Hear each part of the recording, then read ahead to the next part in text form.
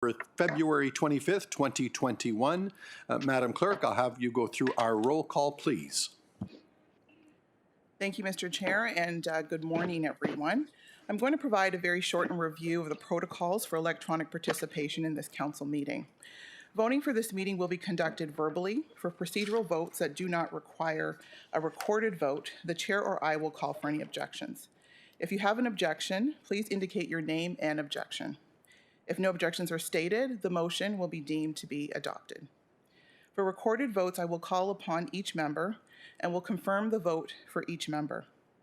If you do not respond when called upon to vote, I will call your name a second time.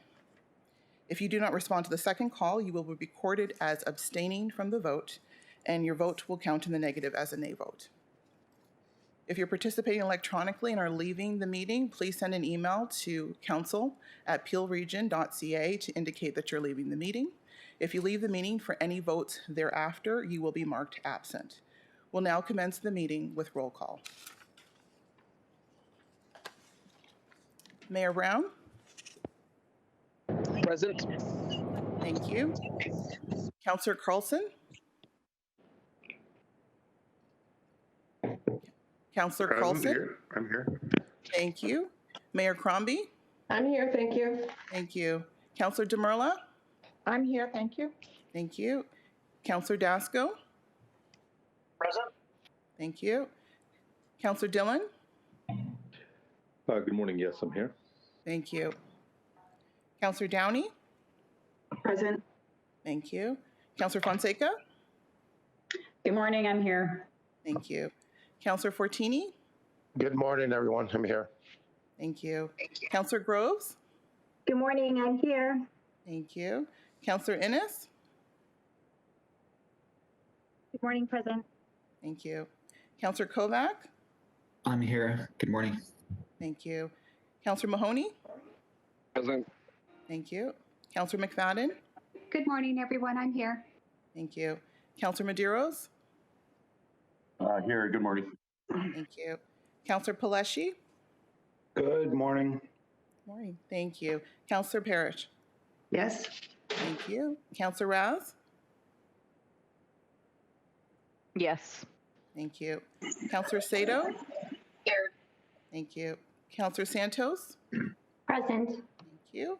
Councillor Sinclair? Present. Thank you. Councillor Starr? Present. Thank you. Mayor Thompson? Present. Good morning. Thank you.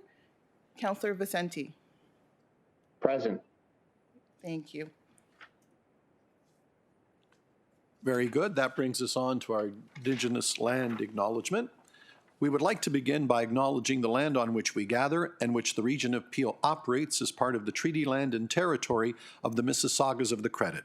For thousands of years, Indigenous peoples inhabited and cared for this land, and in particular, we acknowledge the territory of the Anishinaabe, Huron-Wendat, Haudenosaunee, and Ojibwa Chippewa peoples, the land that is also home to the Métis, and most recently, the territory of the Mississaugas of the Credit, First Nation who are the direct descendants of the Mississaugas of the New Credit.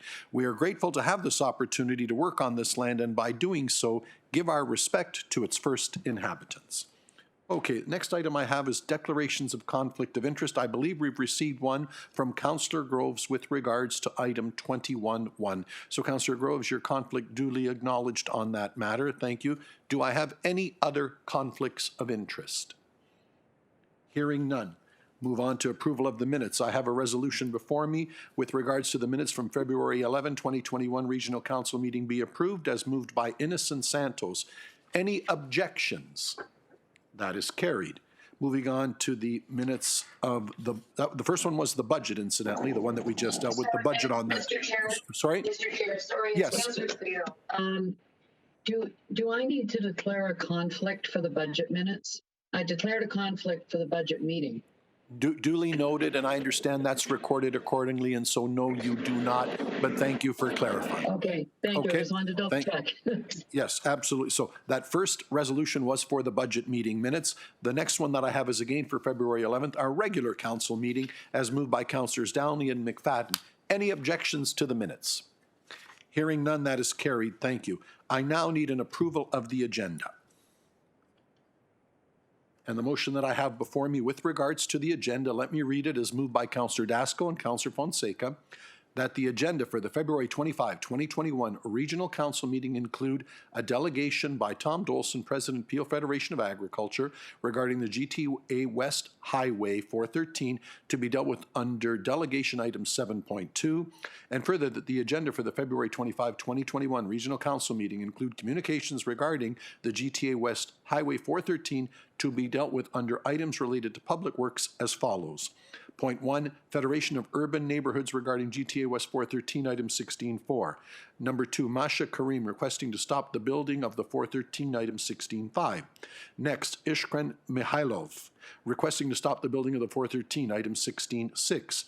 Rahul Mehta regarding the 413 West Highway 413, item 16.7. Next, Rav Singh regarding the GTA West Highway 413, item 16.8. Next, the City of Mississauga regarding the GTA West Highway 413, item 16.9. And Jennifer LaForestier, resident regarding the GTA West Highway and Transmission Corridor, item 1610. And further, that the agenda for the February 25, 2021 Regional Council meeting be approved as amendment. I have a list of speakers to the agenda. Mayor Thompson. Thank you, Mr. Chair. I would like to move that we have those added delegations and the reports. Thank you. Councillor Parrish, did you still have something or you're good? Very good. Thank you. So, thank you. We have the motion before us. Are there any objectors to the amended agenda for today? Hearing none, that carries. Oh, sorry? Chair Unica? Yes. Yeah, my apologies. I'd like to, if possible, I'd like to add under health, just a recent media story regarding PPEs and long-term care facilities, and just a brief discussion if that's appropriate. And if so, the council would indulge me. Yeah, certainly think the discussion is appropriate. And the clerk is telling me under 21, would that be the appropriate spot to add it? Very good. Other business councillor inquiries. So forewarned, we'll deal with it then and we'll see what flows from it from there. Is that acceptable, Councillor Medeiros? Yeah, no, I really appreciate it, Chair. Thank you very much. Very good. Thank you. Thanks for bringing it up. Okay, so with that, I've called the vote. Any objections to the agenda as amended? Hearing none. Thank you. So I now go to our consent agenda. First, we jump to COVID. We, of course, have our 8.1 usual update for Dr. Lowe, but we could deal with 8.2 just as a report that's here. Would I have consent for 8.2, which is public release of the Peel Public Health and COVID-19 report? Is there consent? Hearing none, I take that as consent if there are no objectors. Moving on, communication items asking for consent. Item 1, retired General Hillier, Chair, COVID-19 Vaccine Distribution Task Force, an updating letter. On consent? Thank you. 19.2, letter from the Minister Christine Elliott with regards to COVID-19 vaccine distribution, here for receipt. On consent? Thank you. Item 9.3, Kate Manson-Smith, Deputy Minister, Ministry of Municipal Affairs and Housing, a memorandum regarding the termination of declaration of emergency and amendments to orders under the Emergency Management and Civil Protection Act. On consent? Thank you. We then have staff presentations, items related to planning. 12.1 under communications, a letter from Mayor Thompson providing a copy of a letter to the Toronto and Region Conservation Authority regarding the TRCA's voluntary project review of the Greater Toronto Transportation Corridor. Here on consent for receipt. Thank you. On consent. 13, items related to enterprise programs. 13.1, the temporary borrowing report. On consent. Thank you. 13.2, proposed reimbursement of private sanitary sewer connection and disconnection costs associated with a replacement remediation of sanitary sewer at 18 Brookside Drive, City of Mississauga. On consent? Thank you. 13.3, report of the Debt Issuance Committee held on February 11. On consent. Thank you. Communication items. 14.1 from Dominic Cerrone, Project Manager, Canna Properties, email dated February 12 regarding relief of development charges payment for 202 Burnhamthorpe Road East. On consent. Items related to, oh, I'm sorry? Oh, Councillor Parrish. You would like which one? Which one, Carolyn? What would you like held, please? 14.1. To be held. Thank you. Okay. On to 16, communications items. 16.1, a letter from Angela Puvanavathan, Director, Ontario Region Impact Assessment Agency of Canada, regarding a designation request for the proposed GTA West project under Impact Assessment Action. A direction is required on that one. So, Madam Clerk, can I take consent or must we hold that? We can take consent if everybody's satisfied with the correspondence. Please. Councillor Parrish, I hear you. To be held. Thank you. 16.2, letter dated February 22, 2021, through Mayor Thompson, I might add, from the City of Caledon. A copy of a letter to the Prime Minister requesting a federal environmental impact assessment of the Greater Toronto Area West Transportation Corridor. On consent? Hold. To be held as well. Thank you. 16.3. Again, a letter from Mayor Thompson providing a copy of a letter to the Ontario Minister of Transportation requesting a public information centre regarding the Greater Toronto Area's West Multimodal Transportation Corridor. On consent? Thank you. And to our additional list, 16.4, Public Works Communication. Jeff Kettle, President, Federation of Urban Neighborhoods, letter dated February 22, 2021, regarding GTA West Highway 413 and the Bradford Bypass. Just here for receipt. On consent? Thank you. 16.5, Masha Kareem, resident of the City of Mississauga, email dated February 23, 2021, requesting stop the building of the 413. Here for receipt. On consent? Thank you. 16.6, Iskren Mahalov, resident of the City of Mississauga, email dated February 23, requesting to stop the building of Highway 413. On consent? Okay. 16.7, Raul Mehta, resident of Mississauga, email dated February 23, 2021, opposing the Greater Toronto Area West Highway 413. Here for receipt. On consent? 16.8, Public Works Communication, Rav Singh, resident of Mississauga, regarding concerns about Highway 413. On consent?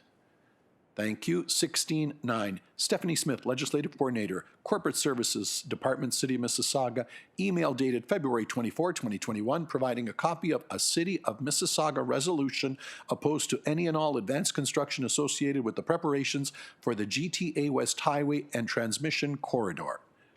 Hold. Asked to be held. Yes, thank you. And 16.6, Public Works Communication, Jennifer Laforestier, resident, regarding the GTA West Highway Corridor. On consent?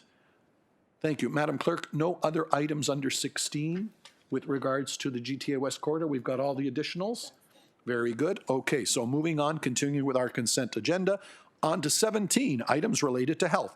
Peel Public Health 2021 Interim Strategic Priorities, 17.1. On consent? Thank you. Communication item 18.1. Marilal Thilapial, founder and president, Thilapial Foundation Canada, letter dated January 20, 2021, requesting a report for a new children and maternity hospital in the region of Peel. Receipt recommended. On consent? Thank you. 19 items related to human services, none. No communications. 21.1, other business. Report from Principals Integrity titled Region of Peel Code of Conduct Complaint against Councillor Groves. The recommendation report is here. Is that on consent? Councillor Parrish is, I can't hear you, but I see you, Carolyn, asking for it to be held. Thank you. That is held on consent.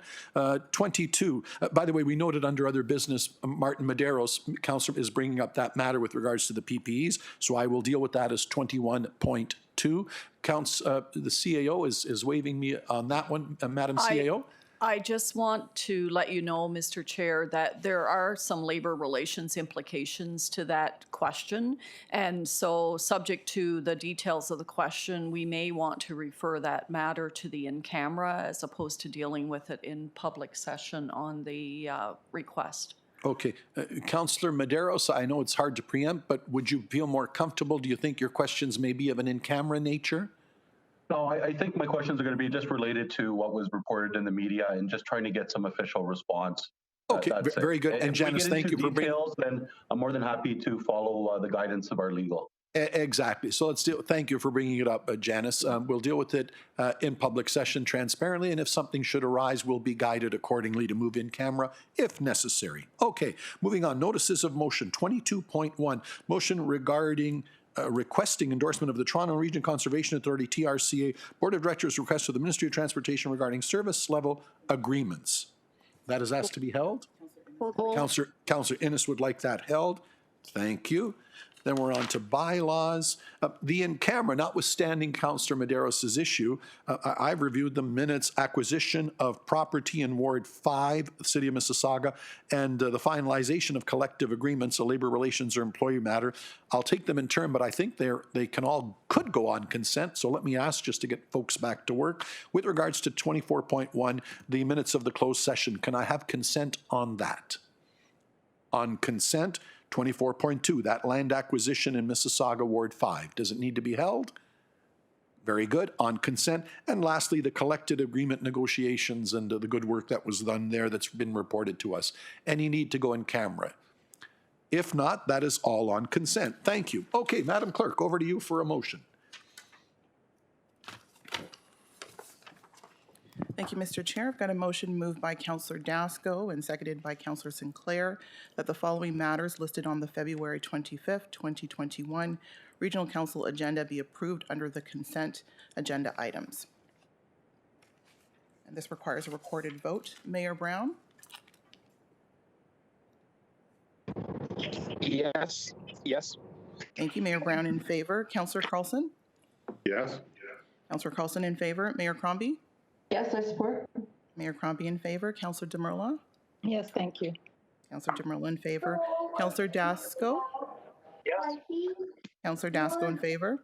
Councillor Dillon? Yes. Councillor Dillon in favor. Councillor Downey? In favor. Councillor Downey in favor. Councillor Fonseca? Yes, in favor. Councillor Fonseca in favor. Councillor Fortini? Yes, in favor. Councillor Fortini in favor. Madam Clerk, I'm just going to interrupt you to remind everybody again, be sure that you're muted if you're otherwise not speaking, because I'm getting a few noises back and forth. So just a reminder, please, to remain muted unless you're speaking. Thank you. Thank you. Councillor Groves? Yes, in favor. Councillor Groves in favor. Councillor Innes? In favor. Councillor Innes in favor. Councillor Kovac? In favor. Councillor Kovac in favor. Councillor Mahoney? Yes. Councillor Mahoney in favor. Councillor McFadden? In favor. Councillor McFadden in favor. Councillor Medeiros? In favor. Councillor Medeiros in favor. Councillor Palashi? In favor. Councillor Palashi in favor. Councillor Parrish? In favor? Councillor Parrish in favor. Councillor Raz? In favor. Councillor Raz in favor. Councillor Sato? Yes. Councillor Sato in favor. Councillor Santos? Yes. Councillor Santos in favor. Councillor Sinclair? In favor. Councillor Sinclair in favor. Councillor Starr? In favor. Councillor Starr in favor. Mayor Thompson? In favor? Mayor Thompson in favor. Councillor Vicente? Yes. Councillor Vicente in favor. And that carries. Thank you. Thank you. And with that, that brings us down to 7 delegations. Our first delegation, 7-1. Pauline Thornham, Co-Chair, Brampton Cycling Advisory Committee regarding active transportation coordination within the region of Peel. Pauline, welcome, and you have 5 minutes for your presentation, please. Thank you. Good morning. My name is Pauline Thornham. I'm the co-chair of Brampton Cycling Advisory Committee. Next slide, please. Region of Peel and all 3 municipalities agree we need to address climate change with urgent actions and multiple strategies to lower carbon emissions. Active transportation significantly benefits the environment and our healthy lifestyles. Next slide, please. If we're going to reach our active transportation targets, we need to be working together. Brampton Cycling Advisory Committee respectfully requests a policy for notification and consultation of upcoming regional road projects so that active transportation plans of Region of Peel and all 3 municipalities can be coordinated and implemented for the benefit of all road users. We have been successfully working with the city on 80 priorities. Next slide, please. Travel in Peel must shift to more active transportation since there will not be room for all the vehicles no matter how many roads we build. Next slide, please. Climate equity must include equity in transportation where all people can get around easily. One example is Steeles Avenue, where workers who may have no alternative cycle on narrow sidewalks to their manufacturing jobs. Next slide, please. For Peel to achieve Vision Zero, safety is prioritized over all the other traditional transportation decisions. Next slide, please. BSAC is requesting that we look for AT opportunities in all regional projects. For example, when Williams Parkway sidewalks are torn up for water mains, let's explore replacing them with multi-use paths instead. Only very confident cyclists legally use Williams. It is illegal in Brampton to cycle on a sidewalk unless the wheelbase is less than 50 centimeters, i.e. a child's bike size. Next slide, please. The following are examples of how the region and municipality can work together. This beautiful active transportation infrastructure aligns with Vision Zero. The signalized cross-ride connects Fletcher's Creek Trail across busy Bavard. BSAC would like to see coordinated winter maintenance, signage corrected, and wayfinding signage added to the trail access points. Next slide, please. With future construction of the bus rapid transit route, this connection could enhance where Esker Lake Trail crosses Queen Street. Just east, a new multi-use path from Queen Street south on Dixie could also be a key connection if the sidewalk on the south side of Queen is converted to multi-use path. In the meantime, the region can work with the city to create wayfinding signage for trail users. Next slide, please. Here's that new multi-use path on Dixie, south from Queen Street. Next slide, please. BSAC does not favor pork chop traffic islands that allow vehicles to slow only minimally at intersections and smoothly turn right without stopping. Vehicles are required to yield to pedestrians and cyclists, but drivers may not see them in time. For this reason, the industry is moving towards replacing pork chops with smart channel right turn lanes that decrease the radius to slow drivers. Pork chop islands also force cyclists to dismount and prevent efficient commuting on paths. Next slide, please. This recently completed intersection at Queen of the Gore has signalized crossrides and crosswalks. Note the good separation between cyclists and pedestrians and the use of green paint clearly marked for cyclists. There is no right turn channel, which makes vehicles slow for right turns, making this the preferred intersection option for safety. Next slide, please. Dixie Road from Steele South to West Creek Boulevard, part of Brampton's signature B-loop, requires a multi-use path for cyclist safety. Next slide, please. The Gore Road is an important AT connection between Caledon and Toronto. Cycle tracks are planned for the south end from Queen to Castlemore, and a multi-use path extends from Castlemore north to the Recreation Centre. Immediately north of the centre, a sidewalk was completed in 2020. Residents in the community at Mayfield should have a multi-use path so they can safely cycle to the rec centre, to school, and to commute to work. Next slide, please. TRCA and City of Brampton are planning a 3.8-kilometre multi-use path in Claireville Conservation Area, which will ultimately connect south to the West Humber Trail. Next slide, please. By engaging the cycling community in the planning phase of projects, taxpayer dollars can be saved. Let's work together across municipal boundaries and across departments to achieve active transportation goals for our environment and the livability of our communities. Thank you.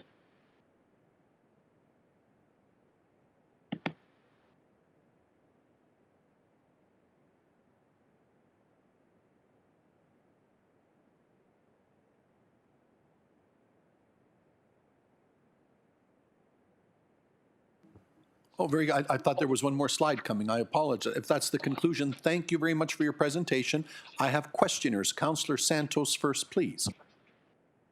Thank you so much, and through you, Mr. Chair, thank you, Pauline, for coming to delegate today on behalf of the Brampton Cycling Advisory Committee, of which I also am a member. Just so my colleagues know, over the past few months, we have been working with BSAC as well as with the city staff in terms of finding ways and opportunities in Brampton through a collaborative approach to identify gaps within the network in Brampton and engaging the actual users of the infrastructure itself. And in speaking with regional staff, as well as Councillor Fonseca, who has her hand up as well, we have identified opportunities and gaps. For example, the Gore Road, where we had missed an opportunity to link Paladin onto that multi-purpose trail that ends up going to Gore Meadows Recreation Center. And then the other piece is with respect to further implementation of these pork chop lanes or slip lanes where they really contradict our Vision Zero goal and prioritize the speed of cars. So I have a question for Pauline. In the collaboration with the staff in Brampton, has that been done in the past, this level of collaboration? Yes, it is. We've been really pleased with the progress that we've made in the last session of our council. It's been fabulous. We're really pleased with the Vauden and Central Park Drive and Howden. All of these different connections that have been made came up during COVID that allowed us to start out with temporary bike lanes so that people that perhaps didn't want to go on public transit could have a way to get to work if they had to go to work. And we've been really pleased with how that's been made permanent, and there are so many other things coming as well. So the recent collaboration with city staff has been able to identify further opportunities for the actual users of the infrastructure and improve the network itself, correct? Yes, it's been fabulous. And so that in addition to the region's goals and various other plans, like the 50% sustainable mode share, Vision Zero, our climate change targets, etc., I think that there is an opportunity based on best practices in Brampton in particular to more closely involve the actual users and cycling community and active transportation community to help the staff at the region identify the opportunities to improve the network itself. And then the other piece I wanted to highlight is that the federal government is also pointing. Councillor Santos, do you have another question for the deputation? I'm only dealing with questions of the delegation now. Okay, no, I mean, I don't have any further questions for the delegation other than has BSAC currently been informed or been contacted by Peel regional staff more recently in opportunities to improve the network? No, there have been a few things that have gone ahead. I mentioned in the presentation the Gore Road sidewalk that was built, and had there been a multi-use path, that would have given access to the people up at the Mayfield Road subdivision. And that would have been a really good example of cooperation and collaboration. Okay, and so I don't have any further questions for the delegation itself, but I'm happy to refer this back to staff for consideration as we move forward with various opportunities in the planning and implementation of infrastructure across the region. Very good, thank you. Thank you. Councillor Fonseca, questions of the delegation. Through you, Mr. Chair, I just wanted to say thank you so much, Pauline, for being here and giving this presentation. Collaboration, coordination, and working together, the region of Peel and local municipalities is absolutely the best approach when considering the very robust master plans around Vision Zero, active mobility, and healthy and active communities. I don't have specific questions, or my specific questions have actually been asked by Councillor Santos, so I will leave it at that right now. But just to Councillor Santos' point, I'm happy to continue in terms offline, Councillor Santos, with you and Brampton Cycling and Mississauga Cycling and the Region of Peel staff to collaborate and coordinate and work further together.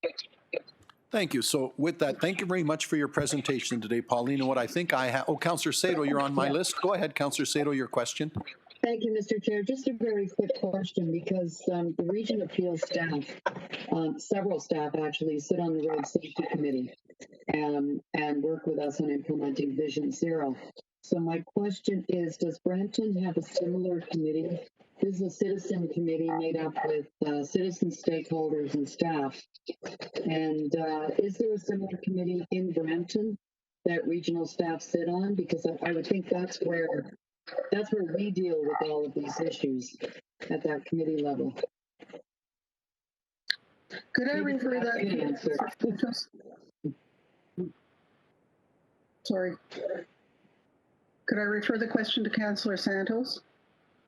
If she can answer, sure, that's a fair question. What is the Brampton contingent? I think we've got our own commissioner first, Andrea Warren, and if Councillor Santos can fill in after that if necessary, great. So let's first go to the commissioner. Commissioner Warren. Yes, good morning. Through you, Mr. Chair. I want to sincerely thank you, Pauline, for being here today. And we are an active and engaged partner. We know that active transportation is key in terms of helping us make the modal shift to more sustainable transportation, and we know that it's needed. We sit together on a number of tables with various committees, each with each local municipality. We are participants on the Mississauga Cycling Advisory Committee, the Brampton Cycling Advisory Committee, and Caledon's Active Transportation Task Force. So certainly we are engaged with our community partners, but I will say that, we want to work together to find ways of improving our engagement and making it more meaningful to the users. And we actually do have some ideas and suggestions. And what we would like to do is to have a conversation in the coming days or week or so following today's council session, just to make sure we have the right contact information on our stakeholder distribution lists. And we do have some thoughts in terms of how we can more purposefully bring to those task force and committees an annual outline, if you will, of the projects that have been completed and the projects to be planned, so that we can get early and active engagement.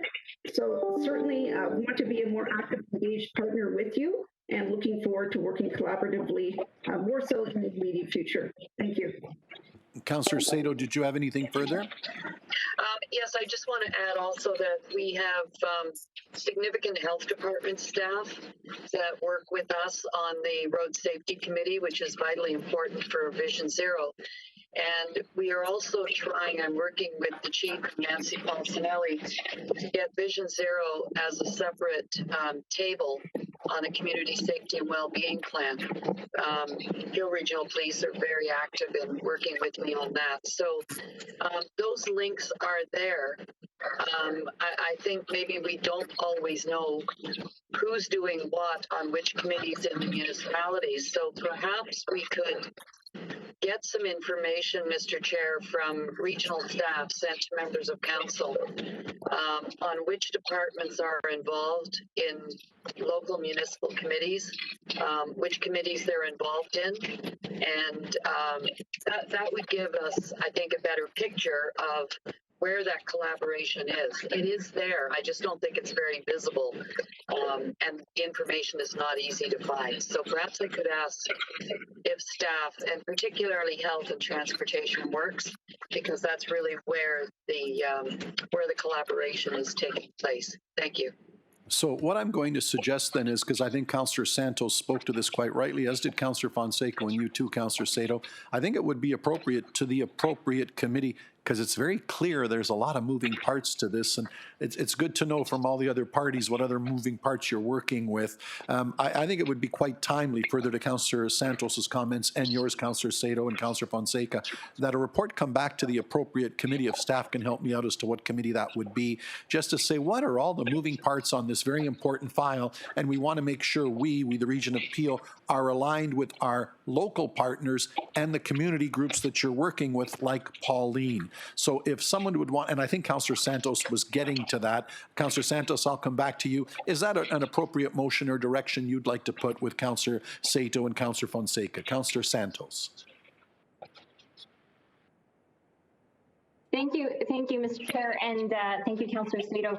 I think that's appropriate. I know that Councillor Fonseca and myself, we are working as well on a motion coming forward at the next regional council. But at the same time, I just wanted to make it very clear that there's always room for improvement in terms of how we engage the community and how we identify those gaps and opportunities that are missing. So for example, when we don't take an integrated approach and come up with all these various wonderful plans, but still end up implementing pork chop lanes that are contrary to Vision Zero, we have a problem with the integration and collaboration in terms of what these plans are and what it translates to the ground. So I'm happy, Mr. Chair, to put forward that particular motion that you have suggested, and I certainly look forward to the motion that Councillor Fonseca and I are bringing forward at the next regional council. Okay, Madam Clerk, how best to deal with that before I carry on with my list? So we are going to deal with it as a motion of referral moved by Councillor Santos, seconded by Councillor Fonseca with the strong support of Councillor Sato. And I guess we're expecting another motion at the next council meeting, but a motion through to staff that we would like a report on all those moving parts. Okay, that's what's before me. Carrying on with my speakers, questioners, Mayor Thompson. Thank you, and it was an excellent report. But if I could ask to have this forwarded to the Goods Movement, because I'm hearing with the shop questions necessary for Goods Movement. Those intersections are extremely dangerous. We cannot have people get complacent crossing those intersections. And I think it's, as far as I'm concerned, when I'm on a bike, I dismount, and because you got to be aware of what's around you. I think it's extremely important. It's about safety. Region Zero is important, but also we have to be aware when it's on regional roads where it's movement, we have to respect those truck stops are there for a reason. But just like cars speeding through, I don't want cyclists speeding through and not be aware of their surroundings. So this is something that I think we need to work together to have open dialogue and work through this. It's just not as easy as it sounds. Thank you so much. Okay, so thank you with that. So with that, very appropriate this go back, because as we said, a lot of moving parts. I'm going to thank Pauline for your presentation, and I have a motion before me from Councillor Santos and Councillor Fonseca to move receipt of the delegation and to also refer the matter back to staff to come back to us with a report that really speaks to all the moving parts and wanting to ensure they are working together and what the plan going forward is. So, Madam Clerk, do I need a vote for that, or can we take... Are there any objections to that motion direction through to staff?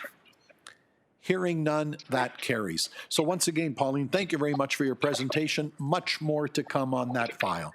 Thank you all. Okay, moving on. Item 7.2, delegations. Tom Dolson, President, Peel Federation of Agriculture, regarding the critical impacts related to the letter from the Impact Assessment Advisory Agency of Canada, listed as item 16.1 on the February 25, 2021 Regional Council agenda, posing to farmers and farm families in the region of Peel. Tom, you've got 5 minutes, please. Good morning. Can you hear me?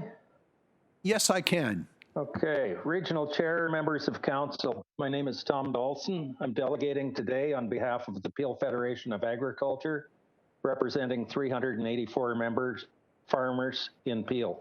I'd like to speak to Communication 16.1. Many of our members find themselves in the path of the GTA West Corridor study area, and they're appalled at the methods used by a delegate to recently influence local councils with misinformation and misrepresentation. On one hand, this delegate appealed to councils for more transparency and public comment, and then on the other hand, she provided no notice of her walk-on delegations and subsequent motions to bolster her cause.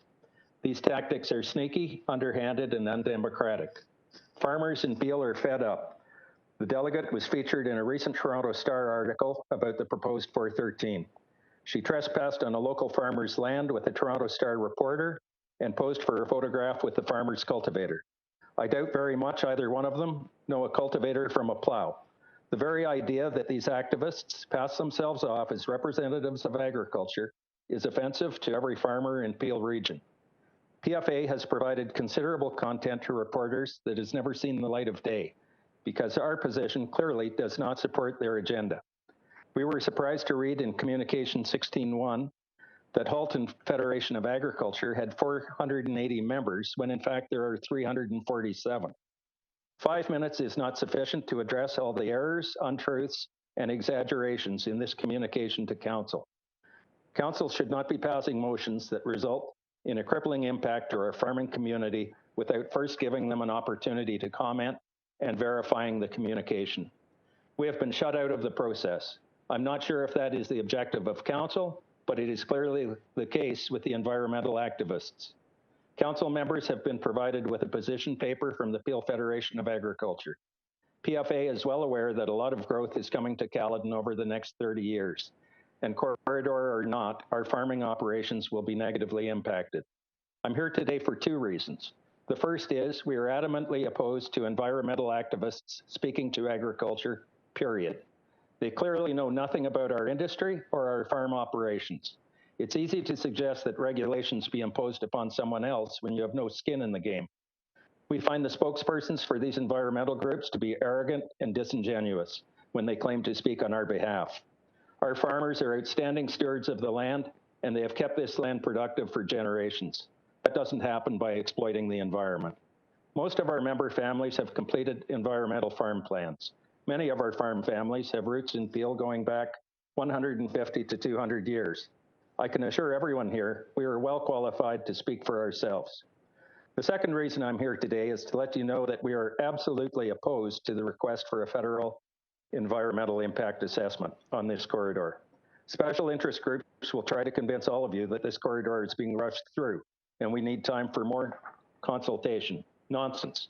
Our farmers have been effectively frozen by the study for this corridor since 2007, when the original process was initiated. We have been to countless meetings at all levels of government and within our own community. Birds, wildlife, plants, and trees have been studied at all times of the year, from early in the morning until early evening. I know this because one of my farms is on Mississauga Road and has the planned corridor going right through the middle of the 100 acres. Have you any idea the impact that a federal EA will have on our farmers in the study area who have already had their lands frozen for 14 years? And do any of you know how many additional years our farms will be frozen with this additional EA? 5, 10, 20 years? This EA will kill agriculture, not just in the White Belt, but in the southern portion of the Green Belt as well. Guaranteed. Farmers with land in this study area have been on life support. Rented lands to the south are now being built upon, and as a result, farm revenues are declining. Those in the path of the corridor can't sell their lands and move to a more rural area where they can increase their land base because nobody wants to buy lands that are frozen. Our farmers can't make capital improvements or expand because banks aren't willing to provide mortgages or loans on farms that have an uncertain value and an uncertain future. With no option to expand or move, there will be no next generation farming anywhere.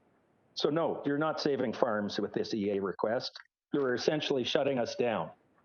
We are running out of time. Please don't be the ones to drive the final nail in the coffin. This decision should not be a political one. Conservative, liberal, we don't care. Our livelihoods are at stake. I appeal to you today to gather all the facts and at the very least, refer this request for a federal EA back to staff. Thank you for allowing me the opportunity to delegate on behalf of the Peel Federation of Agriculture. We look forward to providing a more comprehensive communication for your consideration. Thank you. Thank you for your presentation. And there are questions. Councillor Innocent Groves. Councillor Innes. Thank you. Do you have questions? And Chair, I'm happy to move receipt of the delegation, and I would also ask that my resolution of 22.1 come forward after the delegation, as it is a related item.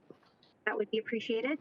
Mr. Jolson, thank you for your presentation today, and thank you to PFA for their continued involvement. As you had mentioned in your presentation, I've seen you at tons, and your organization at tons of community public meetings over what feels like 2 decades, but it's been pretty much since 2007. So thank you for your keen interest and input. I think that it's important for our colleagues around the table to understand a little bit more in depth about the impacts that the waiting has had on the EA process. I know that Mayor Thompson and I have spoken at lengths about the economic drives just to industrial commercial lands that are sat idle while they've been frozen during this process, where we have end users and jobs lined up ready to go. But I don't think that they actually understand the impacts to the agricultural community, and in essence, how not only just the reinvestment to the farm operations that you spoke to, but the fact that it's been well known that since the Greenbelt was established, that these lands would be developed, and it looks like a significant portion of them will be developed. Councillor Innes, I'm going to interrupt you, but come right. But I'm going to come right back to. Do you have a question for because I just want to be clear, and quite rightly, I'm glad you raised it. I'm going to come right back. I just want all my colleagues to know that I think the most appropriate way to deal with the file is. We've heard the delegate. If there are any specific questions, we will deal with them. But then, Councillor Innes, I'm going to come right back to you because I will be then going to the item that you've asked be brought forward, 22.1. And I think we should have this whole discussion about the farm issue, the environmental issue, the 413. So what I'll also be bringing forward at that time is 16.1, 16.2, and 16.9, the letter from Mississauga. So, Councillor Innes, you will have your opportunity, as will anybody else on my list. But for the time being, if we can just ask specific questions of the delegate on their presentation, I will deal with those now. Then, Councillor Innes, I will come right back to you, and we'll deal with every other related item at that time. So would you like to put your question at this time? Mr. Dolson, go ahead, please. Could you explain in greater detail the impacts on your farm assessments, your investment opportunities, and your potential of expanding operations, and also your succession planning in the farm community as a result of this corridor and its potential resolve or moving forward or not moving forward, or the things that we've been hearing in the media. I'm giving you an opportunity to give a little bit more information about that. Well, succession is not going to happen in this area. More than 3/4 of those lands since the Greenbelt came into being, more than 3/4 of the lands in the White Belt have already transitioned to investors and developer ownership. Much of the ownership in the south end of the White Belt much farmland is being taken out of production due to, I call them McMansions, people building estate residential properties, and what I call the equine recreational industry, which a lot of horse farms that produce no food. That's the impact I see currently. Not sure if I'm answering your question. Thank you. Thank you, Mr. Dolson. Thank you. Carrying on with questions of the delegates before we open up the issue to the other motions and correspondence before me. Councillor Groves, your question. Thank you, Mr. Chair. And Tom, thank you for coming forward and speaking on behalf of the Federation. I guess a question that I have, and Mr. Chair, if you will allow me a comment. I hear what you say about the delay or the impact it would have on the agricultural community, but the GTA West Corridor has been around for a long time. It has frozen a lot of lands over the years, and I think we've all had to deal with that. So what would be the harm in having a look? Because I think that there are two sides to this. So what is the harm in just having another look on really what the impacts are going to be? Because you're talking about succession planning, so it's not going to be something that's going. I mean, the agricultural community is going to be there for a long time. So what is the harm in having another look at what the impacts will be? Well, I suppose the harm is it's driving us out of business. I mean, we've been frozen already. It's not just our businesses, it's our homes that are frozen. I think if I came to each one of you councillors and I said, what would you think if I froze your homes and you couldn't sell them or you couldn't get financing on them for a 20-year period and you wanted to help your family out? I think I know what your response would be. It's our businesses, it's our homes. We've got declining revenue. It's driving us out of business, not the next generation, but the current generation. We can't expand. It's crippling. And I hear that, but I could tell you on the flip side of that too, you know, COVID is driving a lot of people out of business, and it's something we have to deal with. So, and I guess the other, I guess a comment, regarding your delegation, and I don't think it, Mr. Chair, through you, that it is appropriate to be mentioning another citizen and whatever happened with this property. I think it's inappropriate. The resident is not here to defend herself. And I think that the issue here that we should be focusing on is the issue at hand, and that is the 413. I think that bringing in another resident and basically attacking her character and her credibility is inappropriate. So those are my comments, and I think that that's something that should be discussed with that resident. I'd like to respond to that through the chair. Absolutely, go ahead. This resident is delegating.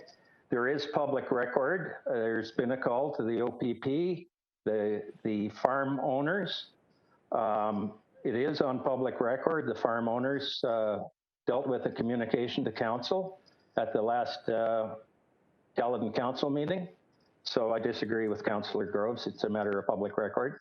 Okay, I'm going to leave it at that. You both had your kick at it, and it's been addressed more on the main file after we've dealt with the delegation. Carrying on with questions of the delegate, Mayor Thompson. Thank you, Mr. Dawson, for delegating today. I think you were talking about your farm directly being, you know, caught in the GTA corridor. There's neighboring farms next door that are caught as well and not able to obtain building permits. Can you tell me just how many farms we're really talking about? They can't even replace a deck because the province won't give clearance for this until the studies are done. What studies do you think, in your opinion, are missing that we need to study this further? Can you expand on that, please? I think we've completed a lot of the studies. With us, it's timing, Mr. Mayor. We feel this has been studied to death. Some of these farms would like to continue to move forward. Currently, they haven't been able to pull a building permit, and they haven't been able to do that for 14 years. We need to move forward. We're not advocating for or against the corridor. We're advocating make a decision and make it in haste. We needed this done. It's been studied to death. We need to move forward with our farming practices. Okay, thank you. Councillor Sato. Thank you, Mr. Chair, and thank you for your deputation. I guess I'm a little familiar with the impact that highways have on farmers and landowners, as the 407 that went down through the Ninth Line lands that were previously in my ward actually cut farms in half and left remnants on the other side of the 407 that couldn't even be accessed. So working with that group, I know how great that impact can be. But I'm a little confused, and if you could bear with me and just clarify. If the 403 goes through, is it the intent of all of the farmers in the Federation that they would continue to farm, or would they be generally selling their land for development that would naturally occur as a result of the 403? Okay, I think you mean the 413. 413, yeah, sorry, 413.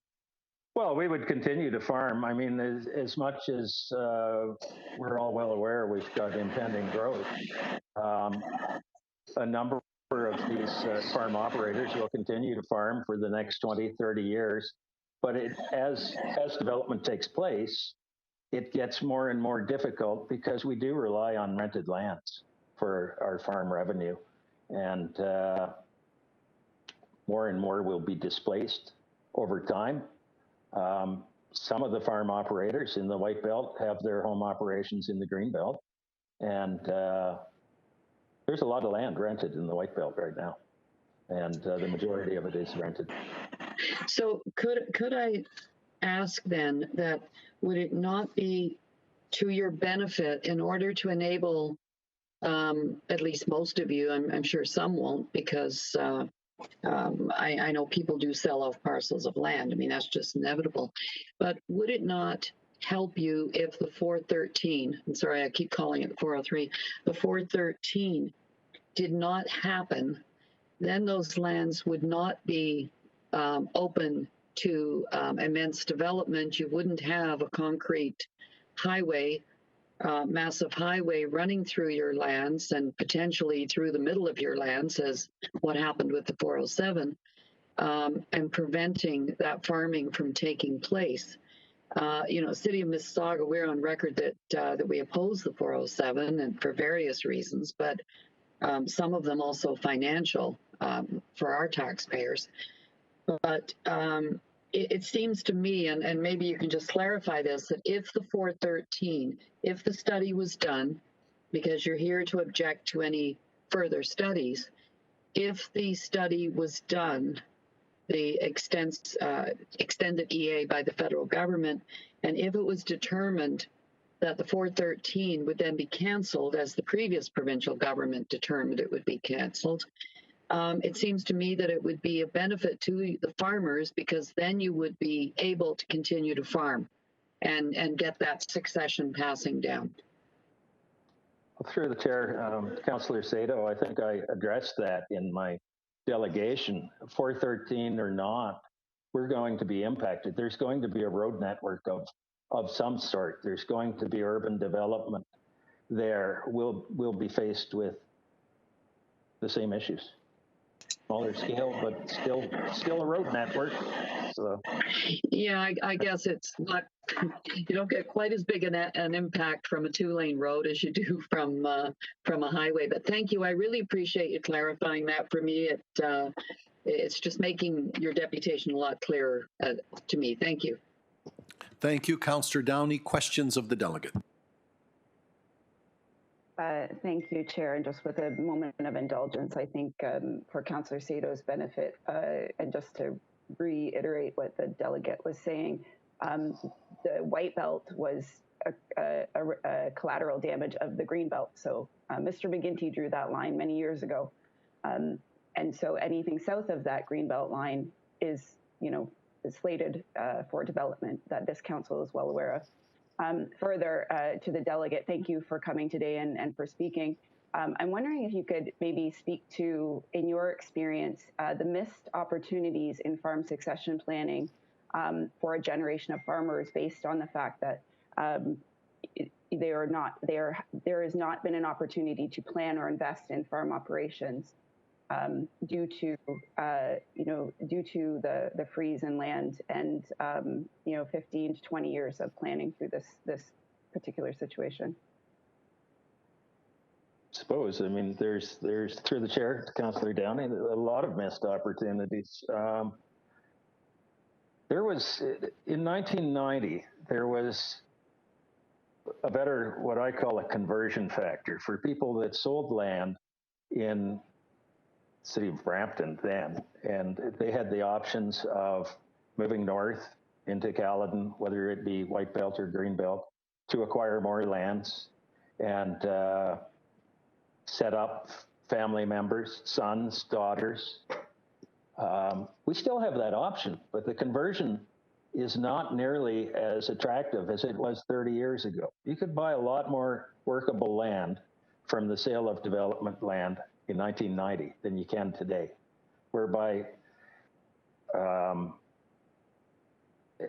we're far more restricted from our ability, even if we move out of the area, with the costs into the greenbelt and the acquisition of farmland properties by other investors. It makes it very, very difficult to set up that next generation.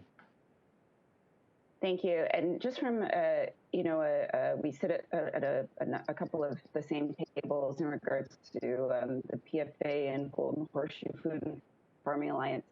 Could you maybe expand production in Ontario and what still contributes to that, or what Caledon contributes I missed the to first part of that. broader.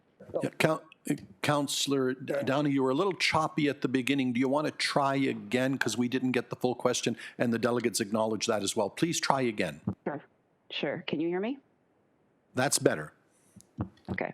Mr. Dolson, could you maybe expand on some of the conversations that we have around the Golden Horseshoe Food and Farming Table in regards to food production, the food value chain, and what Peel actually contributes to that, or what Caledon contributes to that? A lot of the arguments in social media, that I've seen as of late, speaks in a narrative that suggests, that Caledon is feeding the country. And I think that it's important to kind of note where we are in the agricultural sector and what our contributions actually are, and in relation to the rest of the province, and how that works together in the network. Yes, through the chair. I think we need to make a decision or a distinction that I don't think the general public understand. There's specialty cropping areas,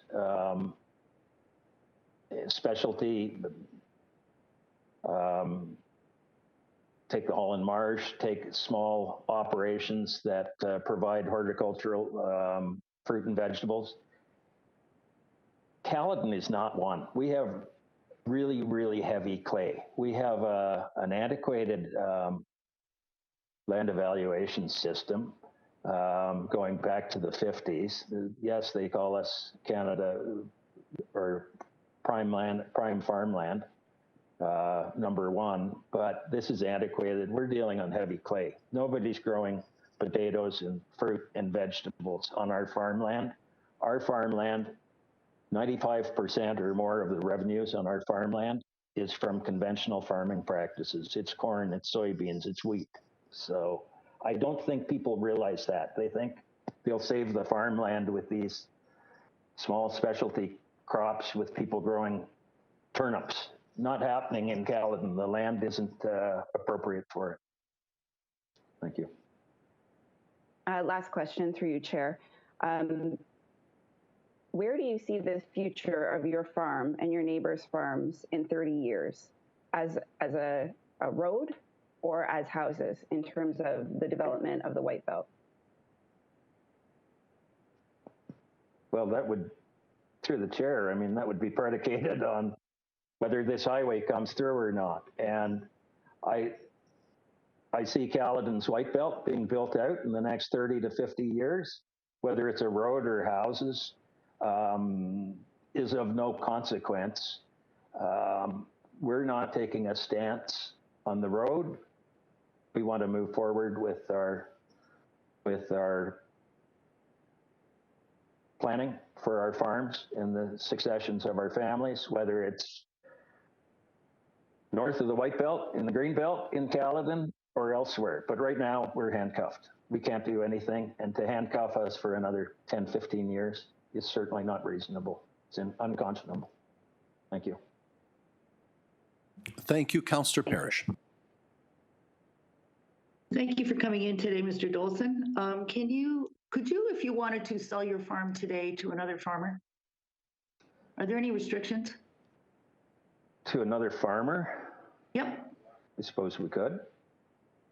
Is that a yes? There's nothing to prevent us from selling to another farmer.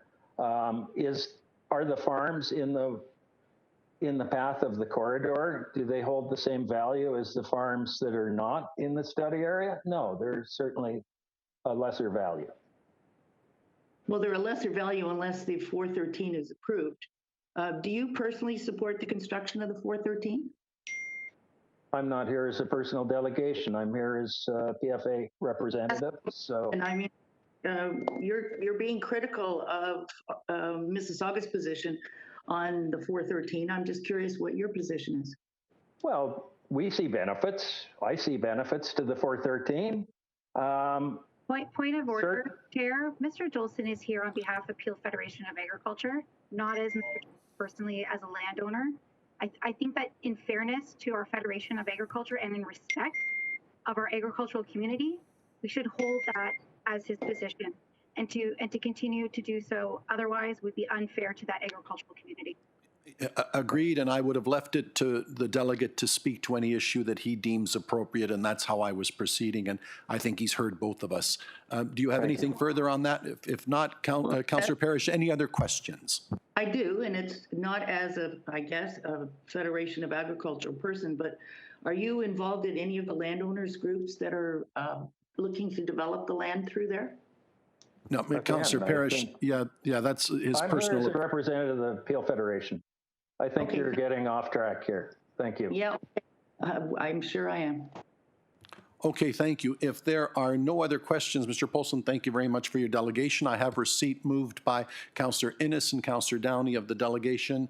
Any opposed? That is carried. Okay, now Councillor Innes, I'm coming to you as promised as a related matter. What is before the chair now is your motion 22.1, and I'm also dealing with everything else as promised. 16.1, the letter from Angela Punavanathan. 16.2, the letter from Mayor Thompson. 16.9, the letter from the City of Mississauga with regards to their motion from yesterday. So Councillor Innes, first to you, and then I will carry on with my list of speakers. On a point of order, Mr. Chair. Yeah, Councillor Parrish, your point of order.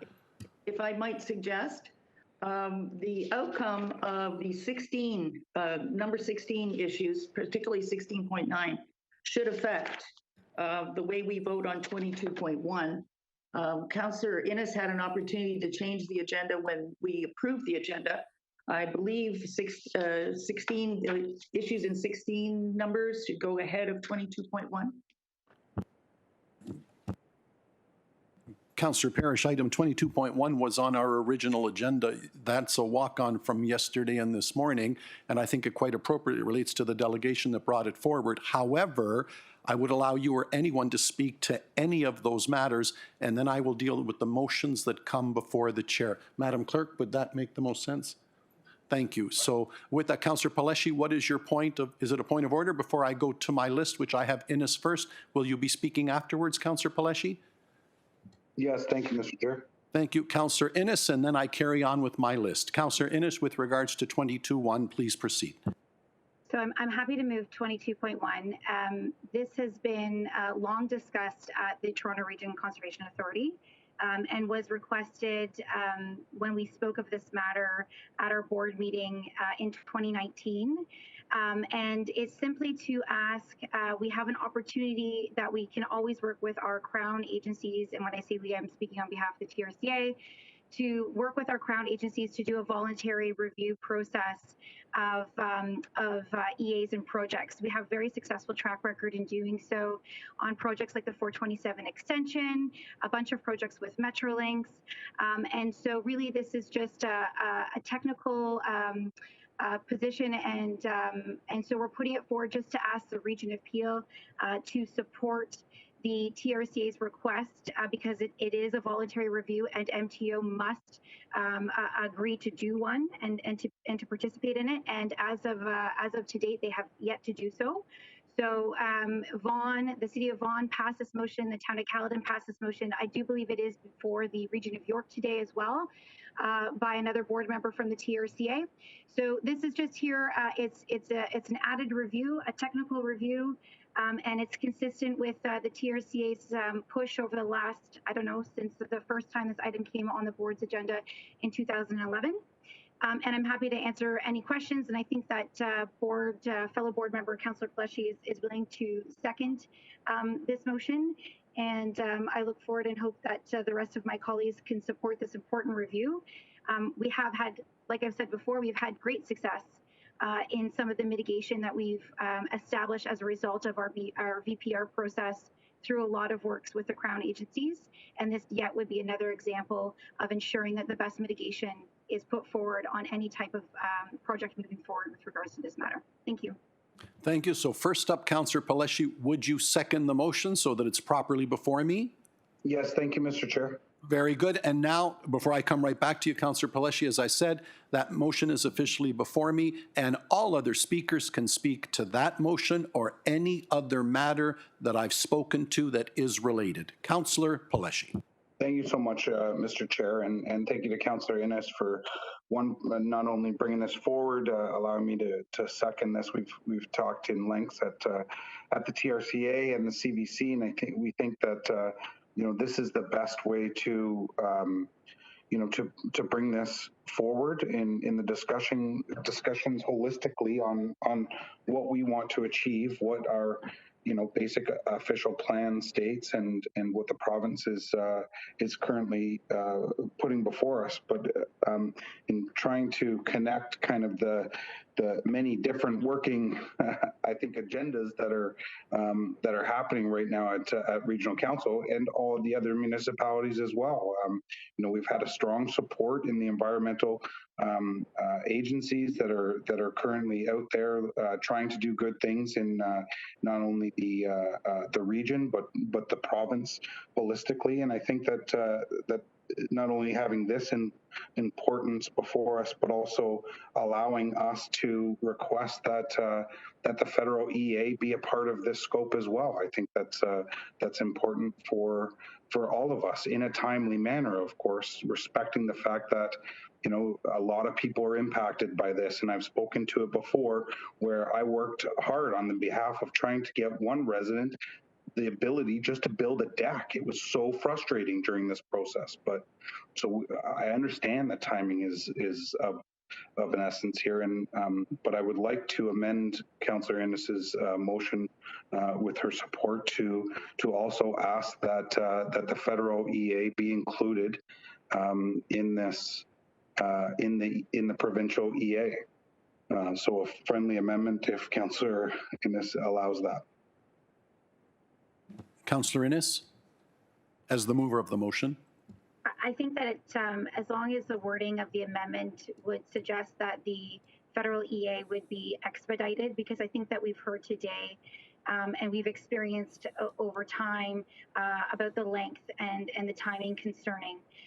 So I'm happy to add that. I should note for my colleagues that typically on federal EAs within the TRCA's jurisdiction, we are their technical advisor. So it will be the TRCA potentially that would be conducting this review. So it goes hand in hand with the VPR report, because it is something that a service that we already provide with Minister Wilkins' office and the federal government. So if the wording is as such that it would be an expedited, and I think that it is a priority for all of our partner municipalities for not just the reasons that we heard from our agricultural community today in regards to the holdup and what it has cost to that agricultural community. The fact that we've lost end users and employment lands, the fact that it's part of a significant portion of our official plans, both in Brampton, Caledon, and the region of Peel. I think for all of those reasons above, as long as it's an expedited EA, I would be happy to have that as the amendment. Okay, thank you. So before I go to my next speakers, the motion before the floor, duly moved and seconded as amendment, is as presented, including an expedited federal EA. Wording to follow, and I need to see the wording before we get to the vote, just so everyone is clear. Carrying on with my list, Councillor Parrish. To move referral, please. This is exactly opposite to what we're going to try and do in 16.9. It is opposite to an EA conducted by the federal government, and it's precipitous if our motion fails. And by the way, the federal government has already responded. They want remarks back from all the municipalities by March the 3rd, which is a week from now. So I think putting this off for a week isn't going to do it any harm. So I move referral. Okay, I can still take speakers to the referral. I just want to be clear, Councillor Parrish, and then it's your intention to put motion 16.9 back on the floor at some point. It is right immediately okay. After. Very good, Madam Clerk. I just want to be sure, and this is the time to be discussing it. I wanted to understand the nature of the referral, if the entire matter was going back for a staff report, or if it's just the motion I have before me, but still, and I see you nodding no, Carolyn, and I understand. I just want to make sure I'm proceeding in the most appropriate fashion. So, My only other speaker is Mayor Brown. On the referral, I believe you're allowed to still speak. It's not the deferral. So Carolyn, duly noted, and I'm going to listen to my last speakers and then with the help of everybody in the room, make sure what the most appropriate way of going forward is. I will be taking the vote on the referral, of course. So speaking to the motion and its referral, and then carrying on with the agenda, I have Brown, Innes, Sato. Mayor Brown. I just wanted to say that the federal expedited EA, I don't think is inconsistent with the Boulevard aspirations. As you know, Brampton Council has unanimously adopted our Boulevard proposal, which has been endorsed locally by business leaders, environmentalists. It took a lot of time and a lot of consultation. And I think a federal EA may even help our case with the province. And I get the province is full steam ahead with this highway, but I believe there's an opportunity for us to be at the table and say what we expect from the region appeal. And I think there's a lot of commonality around what we want. We don't want a traditional highway, and we want to have environmental considerations incorporated, and whether it's electric charging stations, whether it's making sure there's a different format as it goes through urban areas. I think the federal EA, if it spoke to some of the data that comes back from the federal EA, may actually strengthen our hand, and so I'll support this motion put forward by Councillor Innes, because I don't think it's inconsistent with Brampton's aspirations for the Boulevard.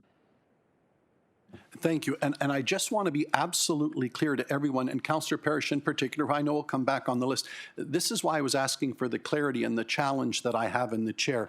When 16.9 is to be dealt with in whatever form, I'm finding it may be contrary to what's on the floor, and I'll explain. 22.1 is amended now, including the federal EA, is what's before me.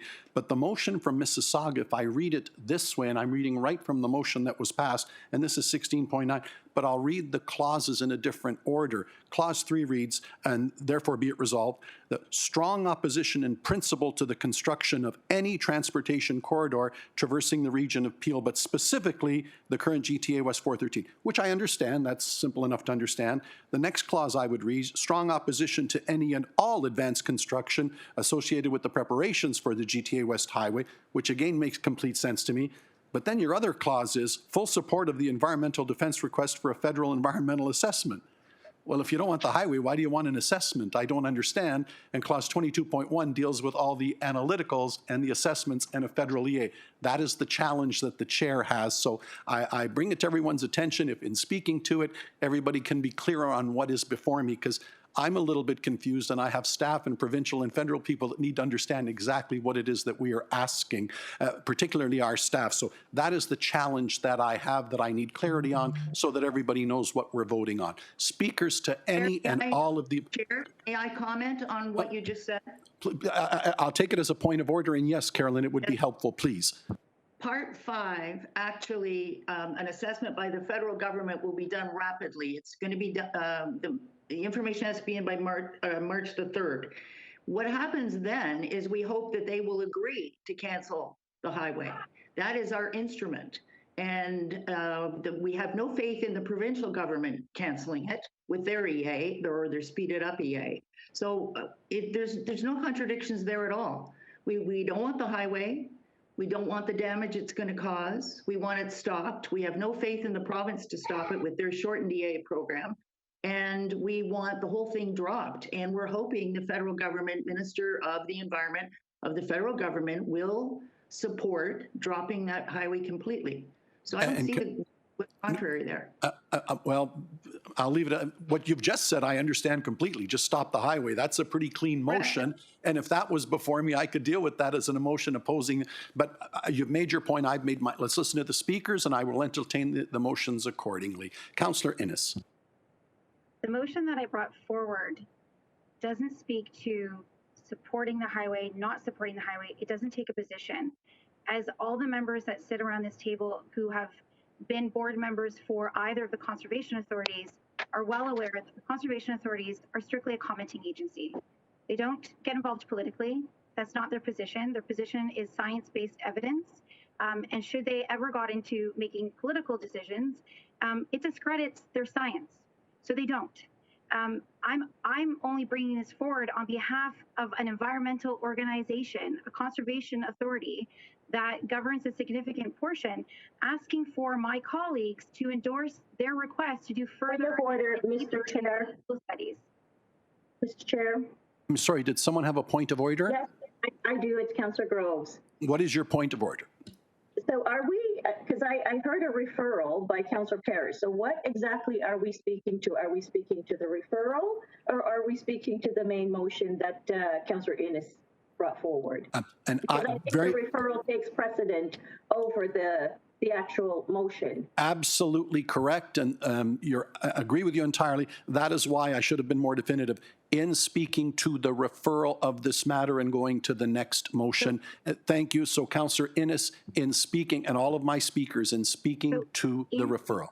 In my point, I don't understand the purpose of deferring this motion or referring it back, when in essence all we're doing is supporting the Conservation Authority's request to do a more detailed review, environmental review of the EA.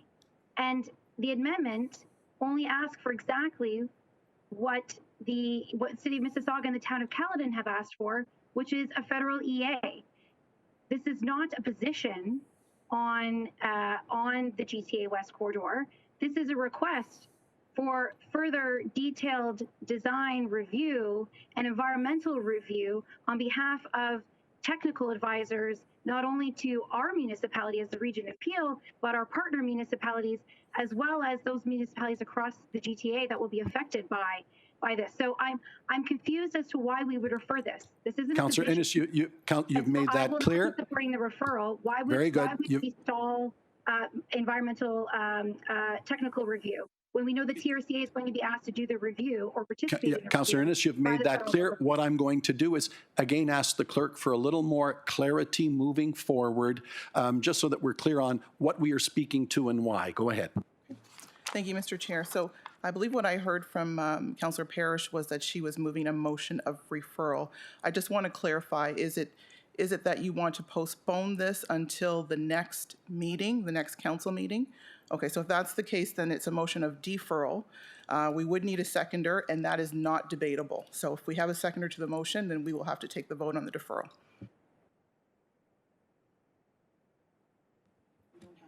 So we don't have it. It's seconding Councillor Parrish's motion. Further. Okay, and thank you. And that was the fine point of the difference between a referral and a deferral, the referral which can be spoken to. It is now a deferral, which is non-debatable, that this matter come back to the next council, this being 22.1. Madam Clerk, over to you for the vote. Okay. So ordinarily, I would ask if there are any objections. If there are objections, then I will call names so we can properly record the vote. Are there any objections to the deferral? Yes. Okay, all right, so we'll call the names. Yes, recorded vote. Mayor Brown, please. Against. And Mayor Brown is opposed. Councillor Carlson. In favor. Councillor Carlson in favor. And I'm sorry, I'm getting a bit of feedback. Thank you. Mayor Crombie. I'm in favor. Mayor Crombie in favor. Councillor Jamola. I just don't know what is going on, frankly, so I'm going to abstain. Okay, Councillor Demerla is abstaining. And now just to confirm, Councillor Demerla, if you are abstaining, your vote counts in the negative as a nay vote. Why is that? Why can't I just abstain? That's the way that it works. If you do abstain, then your vote counts in the negative as a nay vote. Well, I'm abstaining, so. Okay, thank you. Councillor Dasco. In favor. Councillor Dasco in favor of deferral. Councillor Dillon. In favor of the deferral. I'm sorry, Councillor Dillon, can you repeat that? Sorry, in favor of the deferral. Councillor Dillon in favor. Thank you. Councillor Downey. Opposed. Councillor Downey opposed. Councillor Fonseca. In favor. Councillor Fonseca in favor. Councillor Fortini. In favor. Councillor Fortini in favor. Councillor Groves. In favor. Councillor Groves in favor. Councillor Innes. Opposed. Councillor Innes opposed. Councillor Kovac. Yeah, I'm in favor. Councillor Kovac in favor. Councillor Mahoney. Yes. Councillor Mahoney in favor. Councillor McFadden. In favor. Councillor McFadden in favor. Councillor Medeiros. In favor. Councillor Medeiros in favor. Councillor Palashi. Opposed. Councillor Palashi opposed. Councillor Parrish. In favor? Councillor Parrish in favor. Councillor Raz. Opposed? Councillor Raz opposed. Councillor Sato. Yes. Councillor Sato in favor. Councillor Santos. Opposed. Councillor Santos opposed. Councillor Sinclair. In favor. Councillor Sinclair in favor. Councillor Starr. In favor. Councillor Starr in favor. Mayor Thompson. Opposed? Mayor Thompson opposed. Councillor Vicente. Yes. Councillor Vicente in favor. And that carries. So The that deferral carries. matter is deferred. That wipes my list. Carrying on as promised, Councillor Parrish, I acknowledge that you wanted to speak to a motion 69. Would you like to put a motion at this time? Yes, I would like to put a motion at this time, and I think Councillor Medeiros is going to second it. There has to be a slight adjustment to it under therefore be it resolved. The Council of the Region of Peel approve the following. It's the only one that I can see that that changes it. Happy to speak to it if I'm allowed to do so right now. Yes, Councillor Parrish, I need a seconder first. And you said Councillor Medeiros, if he can confirm he's seconding the motion. Yes, that's in fact correct, Chair. Thank you. Okay. And Councillor Parrish, what I'm going to do is ask you to speak to the motion, and then I would like some clarity on the part of the clerk and our staff as to what it might entail going forward, if approved, what we need to do here at the region based upon the direction of that motion. So Councillor Parrish, this is your opportunity to speak to the motion. I would like to make a request of you first, Councillor or Chair Yanika. Given that this was a last minute and our office didn't get any of this material till 9:26 this morning coming out of the region, would you indulge me and read the motion out so those who are watching council can understand fully what the motion says? And I think that would be totally appropriate. So can I do that right now, Carolyn? Yes, please. Very good. The motion I have before me, moved by Councillor Parrish, seconded by Councillor Medeiros, reads as follows. Whereas tens of thousands of jobs and billions in agricultural-related economic activity are at risk if the proposed construction of the GTA West Highway 413 is approved, and whereas the Ontario Farming and Good Processing together employ food, and whereas the Ontario Farming and Food Processing together employ 1 million persons and generate $35 billion annually, the Golden Horseshoe being the third largest agricultural producer in North America after California and Chicago.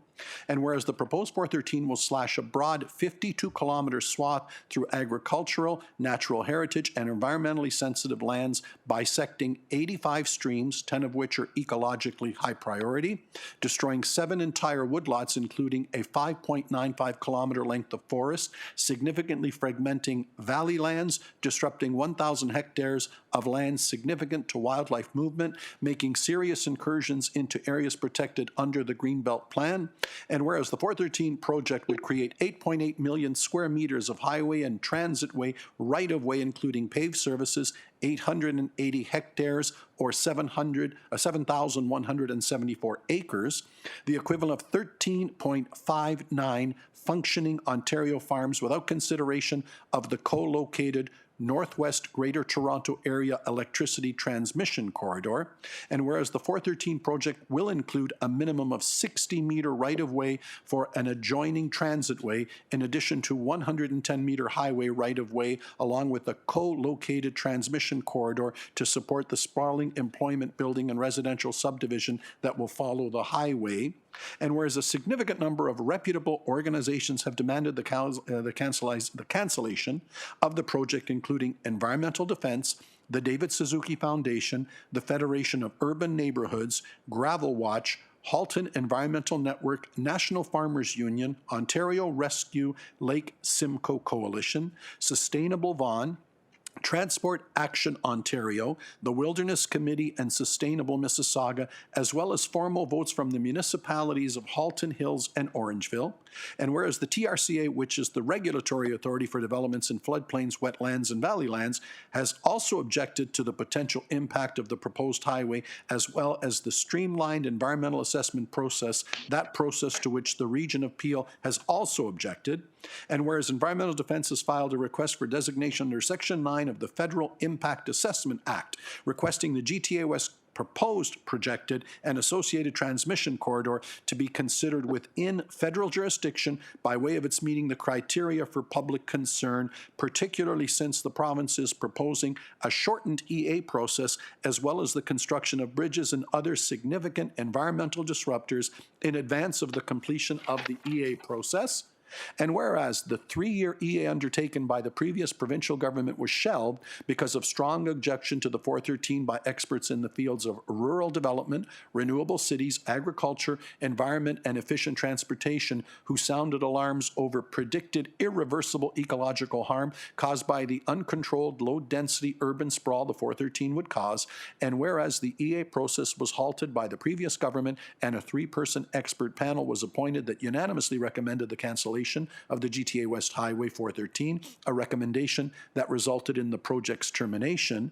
And whereas the Region of Peel is currently undertaking a municipal comprehensive review process which will allocate residential and employment numbers to 2051, as well as areas of concentration for both within the Greenfield development designated for the town of Caledon, a process which has already been affected by the proposed highway.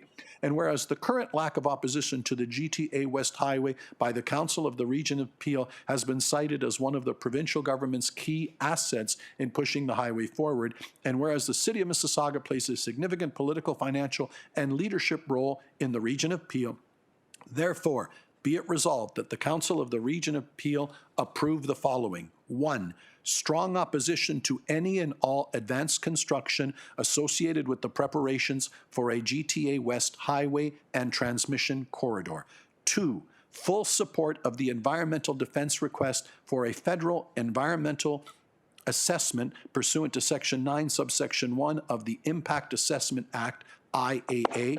3, strong opposition in principle to construction of any transportation corridor traversing the Region of Peel, but specifically the currently proposed GTA West 413 highway and transmission corridor, which will wreak havoc on the environment, encourage residential sprawl, and dependence on the car as a significant means of transportation. 4, the motion be shared with Brampton, Caledon, and Peel councils, the Premier of Ontario, the Minister of Transportation, the Honourable Jonathan Wilkinson, Minister of Environment and Climate Change, Mississauga MPs and MPPs, councils of the regions through which the proposed GTA West Highway will travel, and 5, a response to the federal government request for comment be completed by March 3, 2021, and be sent to the Impact Assessment Agency of Canada.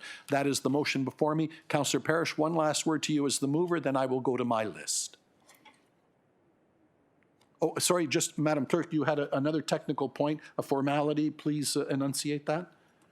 Thank you, Mr. Chair. I think procedurally the best way before we go to debating, before council goes to debating the motion, there have been a number of previous resolutions passed by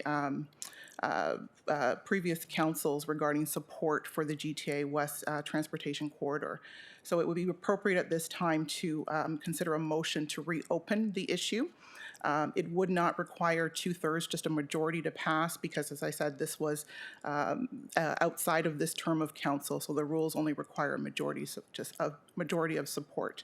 So procedurally, I would recommend that we move the motion to reconsider, and then therefore the Councillor Parrish's motion will be on the floor for debate. And to be clear, 50% plus one, because this is the first time this council is. Can you?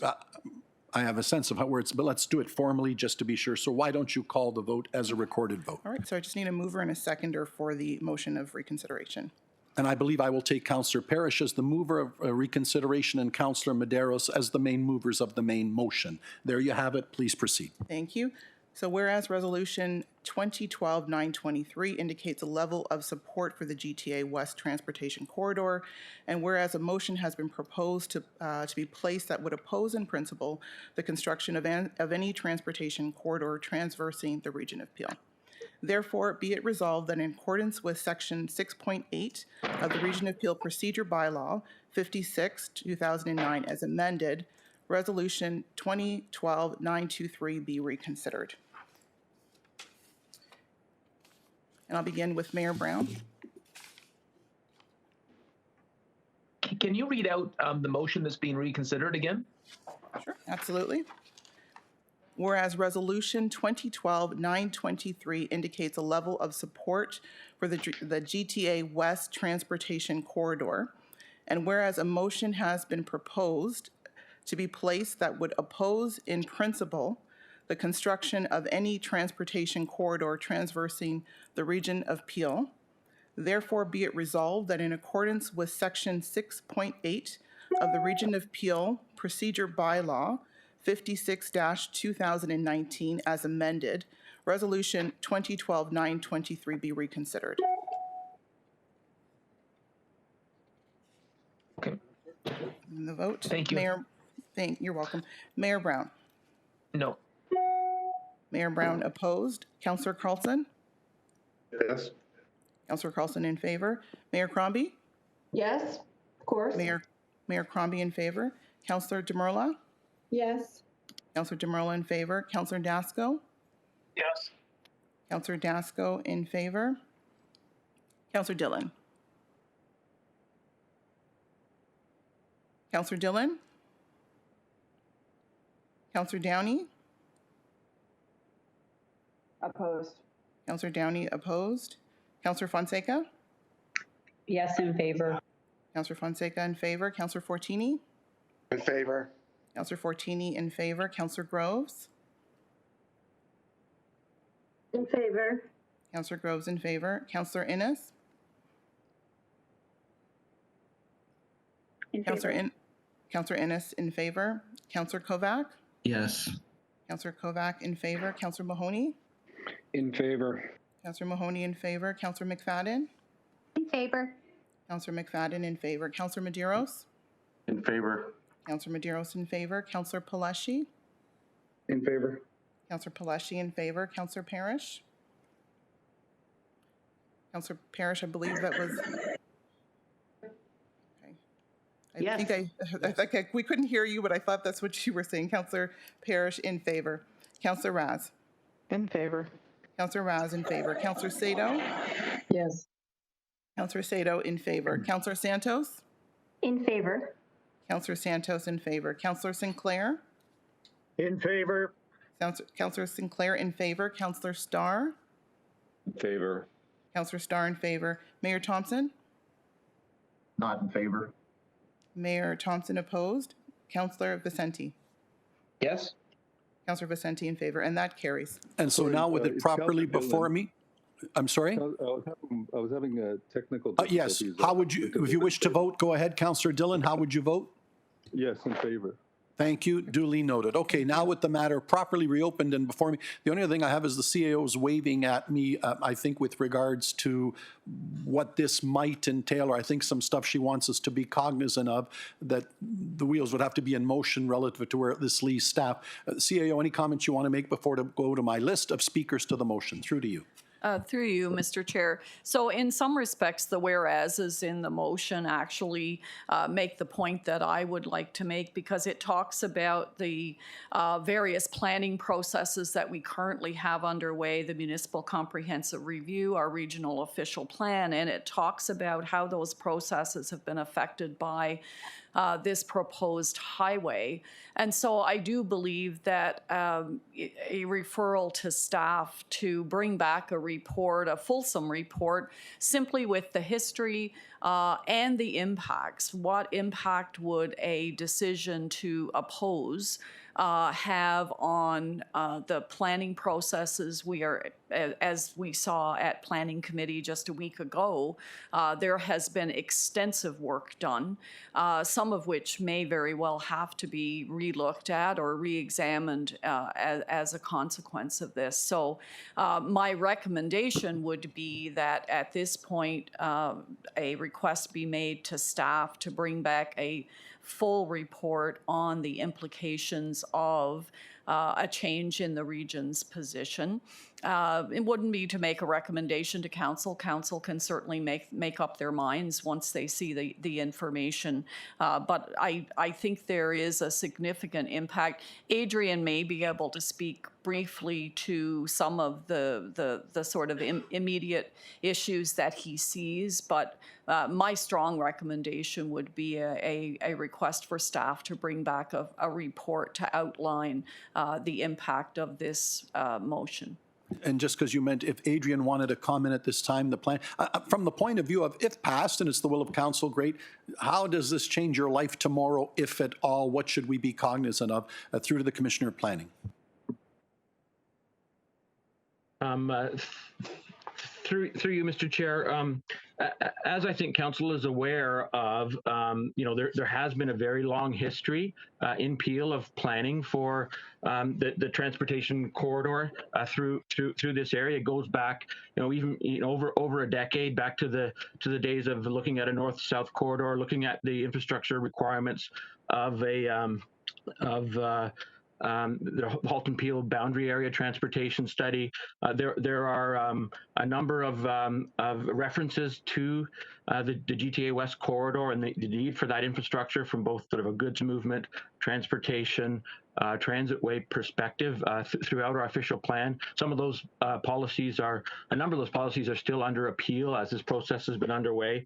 I would say that the process has also really affected beyond the processes that are underway now to look at 2051 planning, it has affected what's been going on with even for planning for 2031. There's been uncertainty around the corridor and the infrastructure and the location of the corridor in particular, which has affected planning for that. So we'd have to go back and kind of look at that. I think there's two elements that we'd have to think about the implications for our municipal comprehensive review. One is the process that would be in place for the narrowing down on identifying, what needs there would be for transportation corridors to accommodate growth, and then there's also the infrastructure itself, which it seems like is the big issue today around what that infrastructure looks like in terms of a highway form, or if the infrastructure is made up of more sort of regional, local arterial networks, transitways, active transportation corridors, and the like. So all that we would have to sort of look at what it means for our timelines and Point of order. technical work underway. Point of order. Who is the point of order? The mover of the motion. Go ahead, Councillor Parrish. What's your point of order?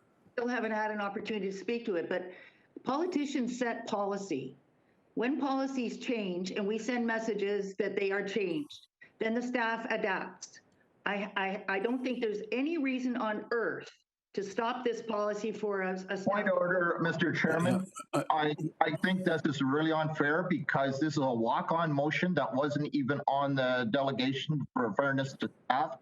I disagree. Councillor Parrish, any further thought? Go ahead. Yes, it was canceled once before, and all the planning for all those years was put on hold. It may be canceled again, but we set the policy here, walk on or not walk on. This is a massive, important decision, and I want the vote to go forward today. Councillor Parrish, and Councillor Parrish, I think, in fairness, from what the CAO has said and what the Planning Commissioner said, I think that gives a flavor of some concerns. I'm going to leave it at that. I acknowledge the point that you're making, Carolyn. Let's get on with it. Here is my list of speakers. Innes, Parrish, Thompson, Palish. Am I still on your list? My list, Councillor Parrish, I had Innes, then you, but as the mover of the motion, I will deal with you first. Please speak to your motion. Yes, thank you very much. What I have before me, you've got the motion, you've got the detail, the work's been done. What you also have to, I'm going to enlighten you with, is the executive summary of the 3 experts that were called in when the last EA was dropped in 2012. And it was stopped in 2015 by an expert panel. Some of the facts there, the travel from the far west to the far east of the proposed highway and the feeders eliminated 1 minute of travel time for the entire Golden Horseshoe. It was 30 seconds across the GTA. The congestion, they've talked about, they gave solutions, congestion, pricing, 407 truck lane with reduced tolls. They encourage compact development, and we have the MCR underway, as the CAO has mentioned. Current consideration of a shortened EA process is just working counter to whatever would have been brought forward by those experts. They talked about social, economic, and policy goals not being met. They provided economic-oriented benefits to not completing the highway. It did not meet any of the tests. Optimizing infrastructure, avoiding key natural heritage and hydrological features. No reasonable alternative was suggested by them. The test for removal of prime agriculture was not met. All our cities, our region, and Canada itself is now talking about climate change. This massively affects climate change, with expected 300,000 trips per day when completed. The alternatives that were suggested are still available, including rail. So I strongly recommend that we take a stand. York backed out yesterday.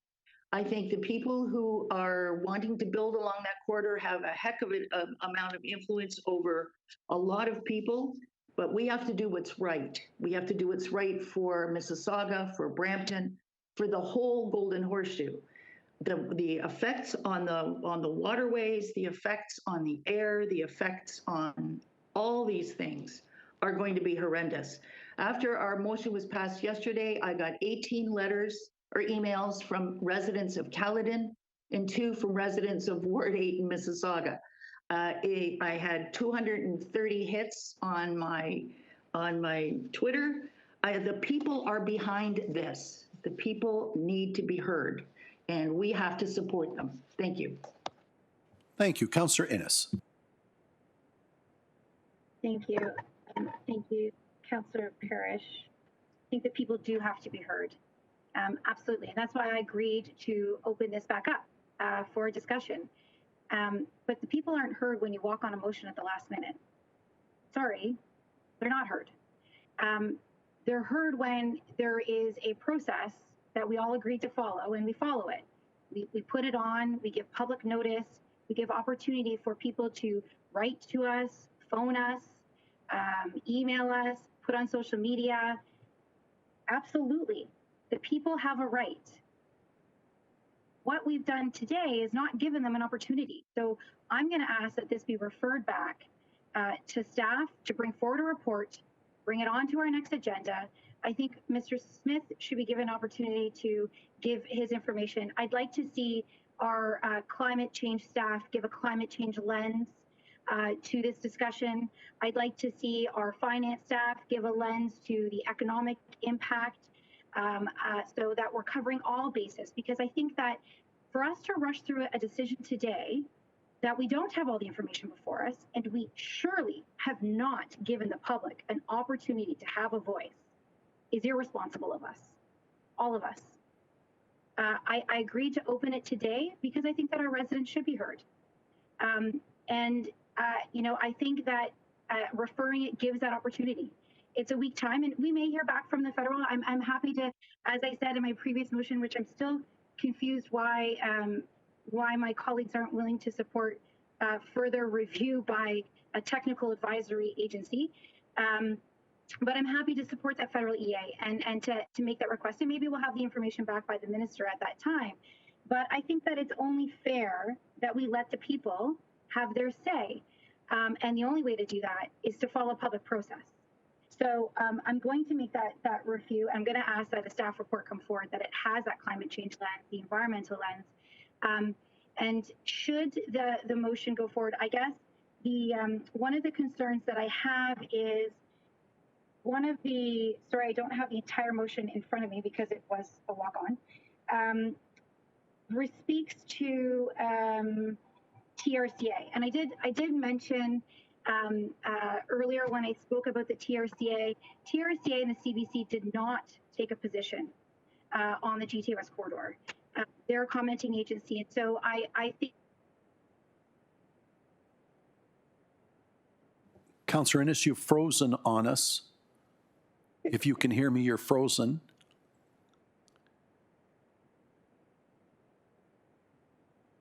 Councillor Innes, I can't hear you.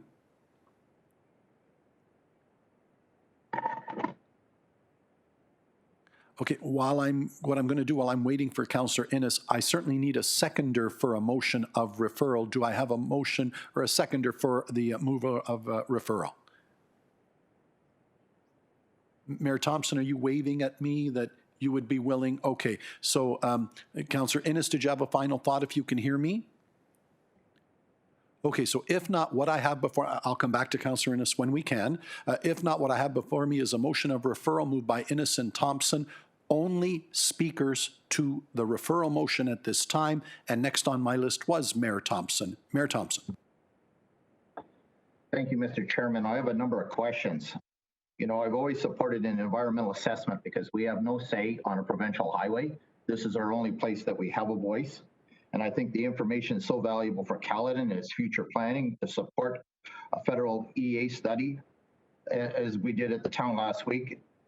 However, I do have some concerns about the motion being brought on without staff that have done a lot of work on this.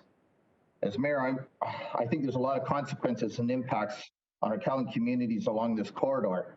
Respecting to Mr. Dawson's representing the farmers in the area, I was going to ask the staff to comment on the delay of the EA, but I think we already heard that earlier.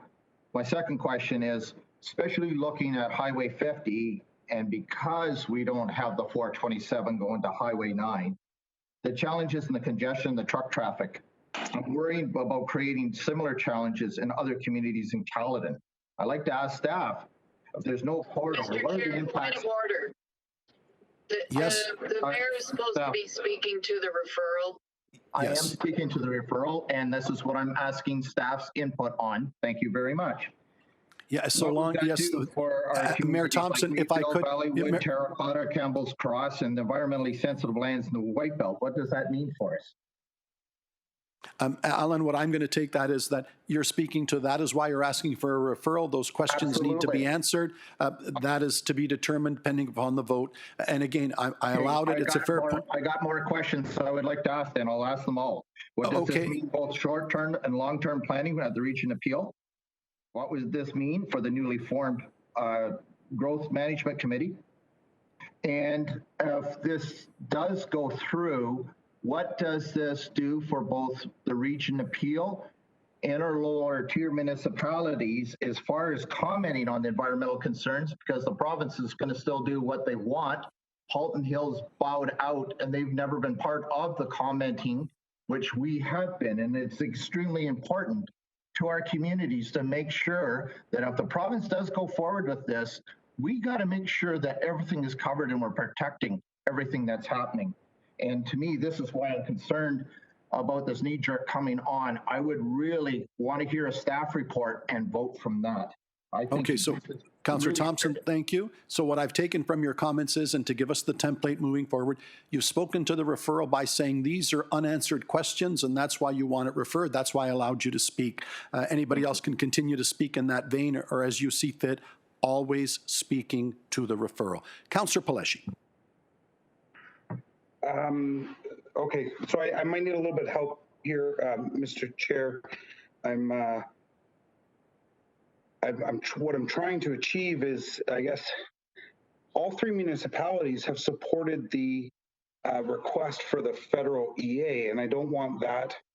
I know we just preferred that, but that's why I then supported reopening it. So I want that to continue. Is there an option that we can Can I ask for the motions to be split? I might be a little bit behind here now because the referral's been put on. But what I'm trying to achieve, if you can help me through this, is refer item number 1 based on the comments from our city manager back to staff for the information to come back. And Councillor Palashi, what I'm going to rule is the only matter I have before me is the referral. For reasons that are your own, you either have to support it or vote against it. If it comes back on the floor, these other questions you raised in speaking to the motion, which is then duly before me, I will certainly try to address then. But all that is before me is, if you're saying this is why you wish it referred or not, please carry on. But I can't start breaking down the motion. It isn't before me until the referral's been dealt with, sir. So I can't split, because the whole thing's been referred, I can't split the items of referral? Correct. The only matter before me is the referral. If it wins or loses, I will come back to you accordingly. Okay, and the clerk staff is nodding. That's the only matter before me. So if you had nothing further, I will just state that. So I do support referring back to staff to have that information back, because that ultimately I need the city of Brampton to comment on what that means for us. We've put a lot of time, money, effort. All of Brampton has supported the Boulevard concept in the corridor. So I would really like to have the City of Brampton staff be able to advise the Brampton Regional Councillors on what this actually means for our official plan, not only at the City of Brampton, but also at the region as well. So that's why I will support the referral back to staff. Thank you for concluding with your specific reasons of why you agree or don't agree and support a referral. Thank you. Along that theme, carrying on, speaking to the referral, Councillor Downey. Thank you. Through you, Chair. Happy to support the referral as suggested through CEO Baker. I think that as Councillor Parrish noted, this is a huge decision. This is a huge piece, and it has great impacts on all of our communities. And I think that it should not be taken lightly in any aspects, and any movement to cut it off completely is premature and a zero-sum game as far as I'm concerned. I think that we need a balanced approach. I think that we all represent our communities fairly and from a position of balance and achieving the best possible outcome for our communities. And in doing so, we need to approach this, with that same lens. So, and not in a quick and rash way. So I too would support the referral because I would like to hear from staff in a fulsome manner. Thank you. Councillor Sato. Thank you, Mr. Chair. And I'm speaking against the referral. 50% of this regional council has passed a motion to oppose the 413. And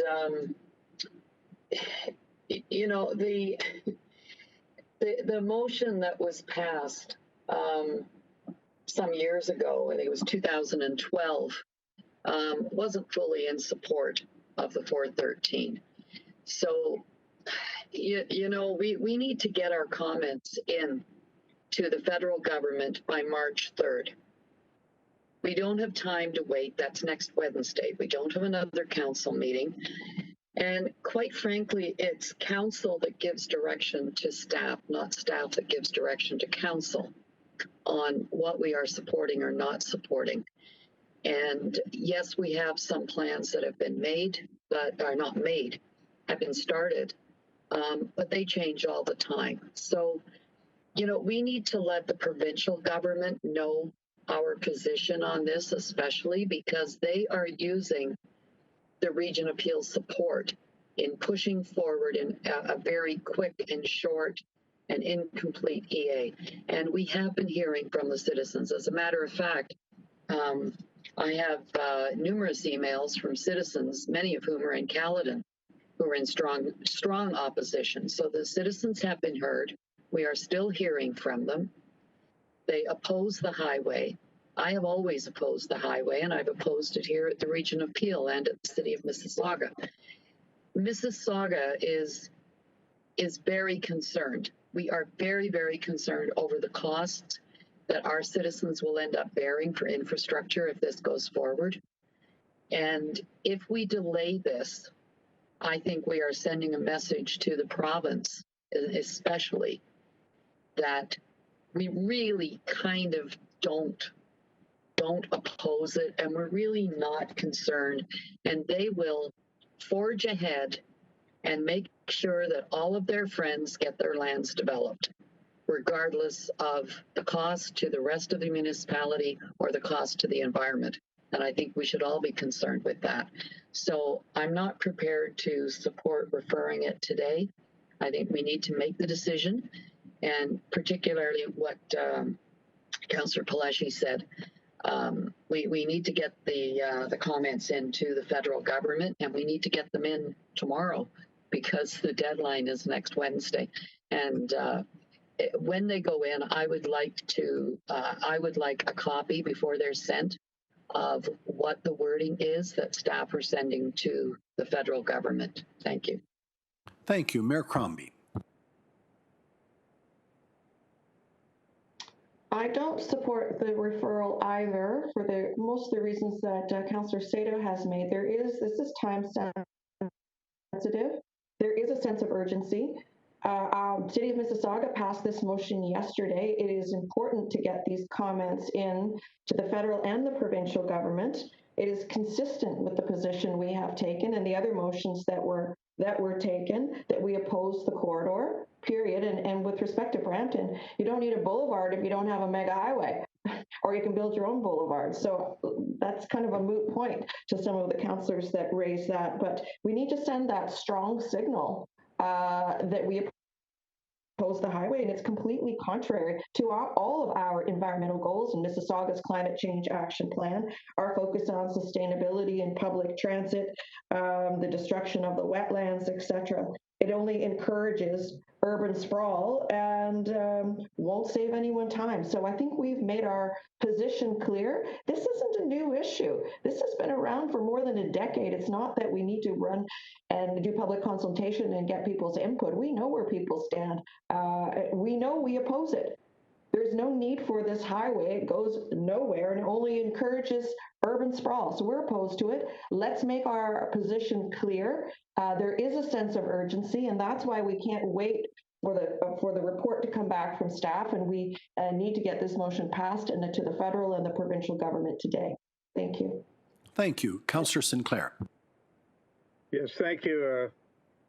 Providing some reasons for referral.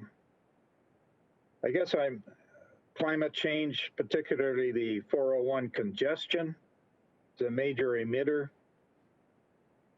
Peel is central to goods movement in Canada, so we need to provide for heavy goods movement somewhere. The electrical supply to Northwest Brampton and South Caledon is still essential. Rapid transit across Peel is essential. And the freezing of farm and businesses for 14 years is unacceptable. Thank you. Thank you. Councillor Santos. Thank you. Through you, Mr. Chair. Just in comment regarding the referral, the motion itself, as was stated earlier, is slightly confusing because it says that we'd like to oppose the highway and the corridor itself, but then further on it asks for an environmental assessment, a federal environmental assessment. And to Mayor Crombie's point, if we oppose the 413, then there's no need for a federal environmental assessment.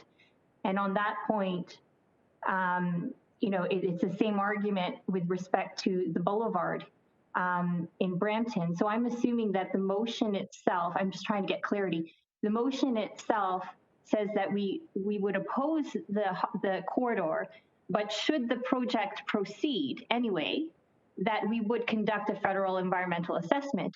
And that same argument could apply for the boulevard. Should the project proceed, Councillor Santos, with respect, I understand exactly where you're coming from. I tried to ask for clarity earlier on in the process, but again, as I said to Councillor Paleshi, you're speaking to the motion itself. That's not before me now. I Right, only it's the need now referral. as to why you would support or not a motion of referral. That's all I can. And then and if it's back on the floor, I'll come back to you as to those points, as I promised Councillor Paleshi. But if you could keep it rather specifically yes, I do or don't, and we'll go from there. Okay, sounds good. So because of that confusion that I have and the lack of clarity in the motion, I will support a referral because it is an important decision. And I also want to make sure that we include clear language on should the project proceed. So yes, I support the referral. Thank you. Councillor Groves. Thank you, Mr. Chair, and I will not be supporting the referral. I have never been a supporter of the 413. My community has never supported the 413, and most recently, we've been inundated with emails from our residents all over Caledon, not in support of the 413. So I don't trust the provincial government because a lot of the decisions that they've been making lately, it seems to be rushing without any consideration for the average citizen. The consideration seems to be given, and I've said this many times, to the wealthy folks and not the average citizen. So I'm going to listen to the residents of Caledon that have been writing to us every day, practically sending in emails asking us not to support the 413, and also, of course, my residents in Bolton. We've always taken a position here in Bolton that we do not want this 413. What we do need is the Highway 427, and Mayor Thompson is quite right, and that should be the advocacy here. If we certainly need a north-south route more than we need an east-west route. We've got the 407 that's not even at capacity, so really, my community supports a 427 extension and certainly not another major highway east-west. Thank you. So I will not be supporting it. Thank you. Councillor Vicente. Thank you, Mr. Chair. I will not be supporting referral. I was going to speak to the main motion, but I'll hold until after we get through this portion. Thank you. Thank you. Mayor Thompson. The reason why I think we should support the referral is I think there's a lot of misinformation here. I've heard from Councillor Sato that it's rushed, and yet Mayor Crombie also said that it's been length, and she's quite correct. It's been, since it's been a 12, 13-year exercise. The EA was done once. It's actually 2 EAs being done. The question is I really think we need to protect our community. We're only a commenting agency. We're not the decision maker, and I think it's very important that we be at the table to make sure we protect our communities. Thank you. Thank you. Councillor Innes.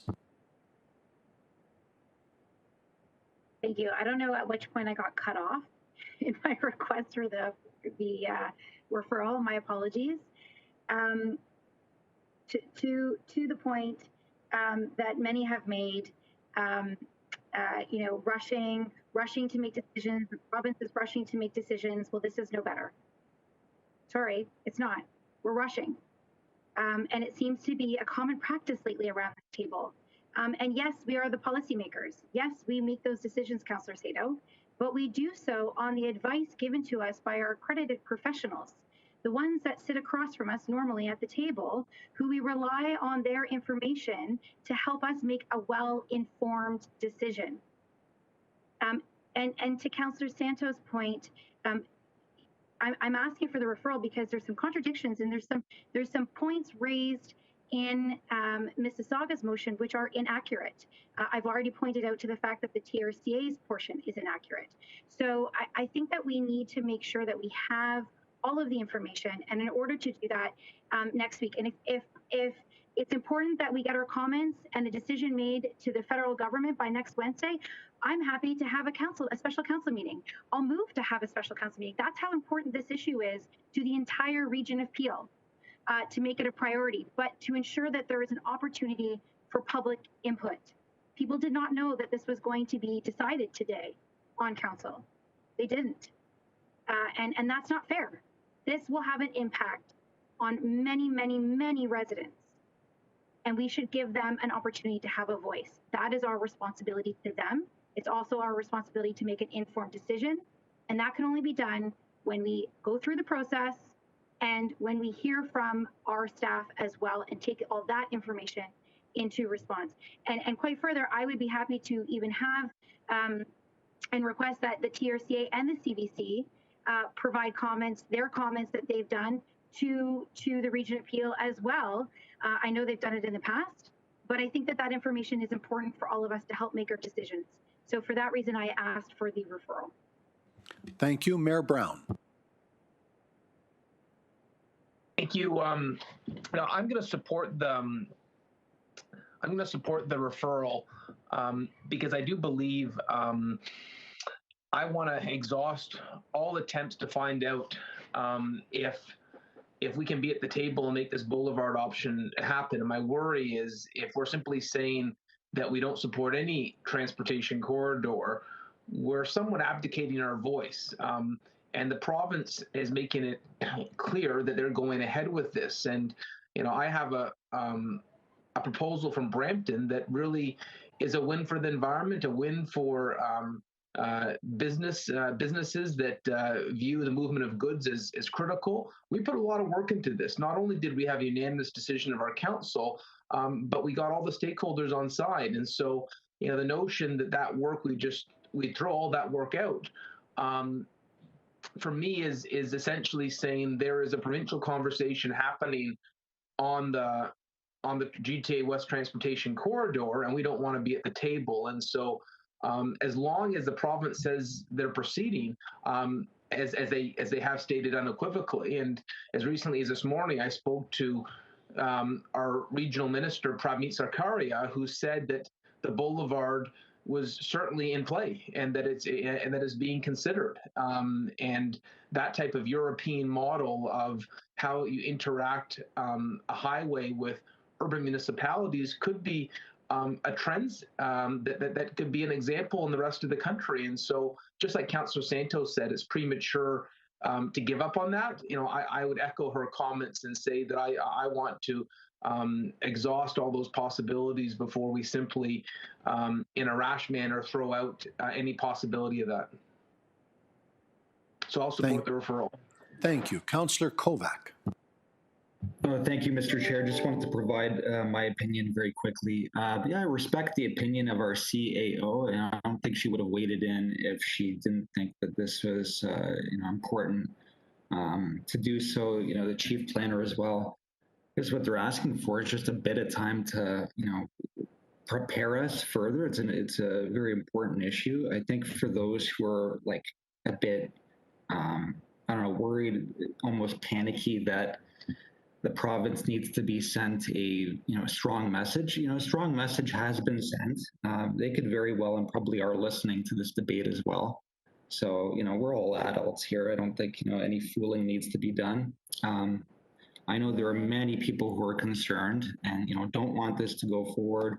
They've written in, but we do tend, I think that's on all issues where there are people who are not supportive of something. You hear more from them than you do from people who maybe would support it. So that can, to a degree, slant the argument. And I'm not saying that's what's happening here. I'm just saying that that can happen. I guess I would just say that I would support referral. Thank you. Thank you. Councillor Downey.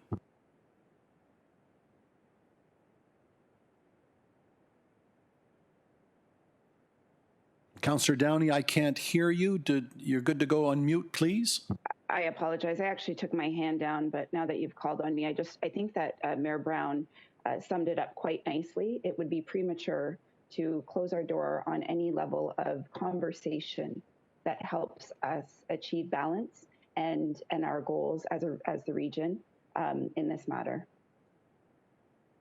Thank you. That exhausts my list. Madam Clerk, the recorded vote for a referral to you. I have a question, sorry. One last quick question. Go ahead, Councillor Demerla.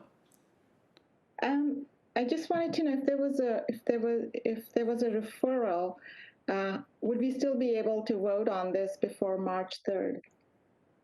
how would that work? And the answer is no, because certainly we don't have a session then, but maybe the CAO can speak to that. So I've been consulting with Director Smith, who would lead this. So we would need 2 weeks to pull together the report. So our proposal would be to come back on March 11th. The response that's required by March 3rd, the letter that's been sent, we can respond to that. For the most part, they are asking for what are the region's requirements, bylaw requirements for environmental reviews, et cetera. Those are technical questions that we can respond to. We're happy to share the response with council before it goes out, but they really are technical answers. We're not being asked to voice an opinion one way or the other on the corridor itself, but really to talk about what I consider to be process issues. So I think we can still respond to the March 3rd deadline to the letter without compromising council's ability to deal with the issue. And I think it's still, but we would be asking for 2 weeks to bring back a report, and that the issue would come back onto the agenda on March 11th. Councillor DeMerla, you still have the floor. Thank you. So what I'm hearing is that if we were to vote for a referral, that we would still have the opportunity to vote against the highway, but just at a later date, and that the province's March 3rd deadline is not for council's position. I just want clarification if that's true. That is correct, as far as I'm aware. Yes, the CAO and the commissioner are telling us, yes, that is correct. Mayor Crombie. It's also a point of clarification. It's with respect to the Brampton Boulevard.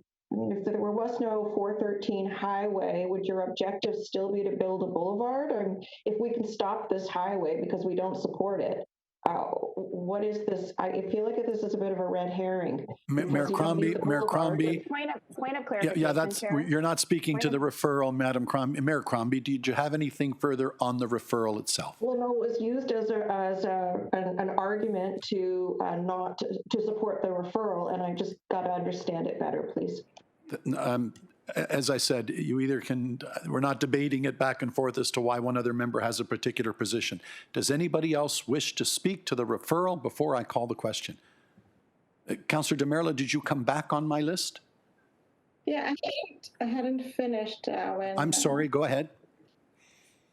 Thank you. So just one more time, I want to just get confirmation from the CAO that the March 3rd deadline is not about council's resolutions, and if we did resolutions after March 3rd, they would still carry weight with the province, and all we would be doing then is having staff's report to understand the impact on the new highway, I suppose. Through to the CAO? That is correct, yes, through you, Mr. Chair. Thank you. Again, that exhausts my list. Madam Clerk, over to you for the recorded vote on the request for a referral. Thank you, Mr. Chair. And I'll begin with Mayor Brown. Yes. Mayor Brown in favor. Councillor Carlson? No. Councillor Carlson opposed. Mayor Crombie? No, I don't support it. Mayor Crombie opposed. Councillor DeMerla? Yes. Councillor DeMerla in favor. Councillor Dasco? Against. Councillor Dasco opposed. Councillor Dillon? Not in favor. Councillor Dillon opposed. Councillor Downey? In favor. Councillor Downey in favor. Councillor Fonseca? No. Councillor Fonseca opposed. Councillor Fortini? No. Councillor Fortini opposed. Councillor Groves? Opposed. Councillor Groves opposed. Councillor Innes? In favor. Councillor Innes in favor. Councillor Kovac? Yes. Councillor Kovac in favor. Councillor Mahoney? No. Councillor Mahoney opposed. Councillor McFadden? Yes. Councillor McFadden in favor. Councillor Medeiros? No. Councillor Medeiros opposed. Councillor Paleshi? Yes. Councillor Paleshi in favor. Councillor Parrish? No. Councillor Parrish opposed. Councillor Raz? Yes. Counselor Raz in favor. Counselor Sato? No. Counselor Sato opposed. Counselor Santos? Yes. Counselor Santos in favor. Counselor Sinclair? In favor? Counselor Sinclair in favor. Counselor Starr? Counselor Starr? Yes. Counselor Starr in favor. Mayor Thompson? In favor? Mayor Thompson in favor. Counselor Vicente? Sorry, Counselor Vicente, could you please repeat your vote? That's a no. Counselor Vicente opposed.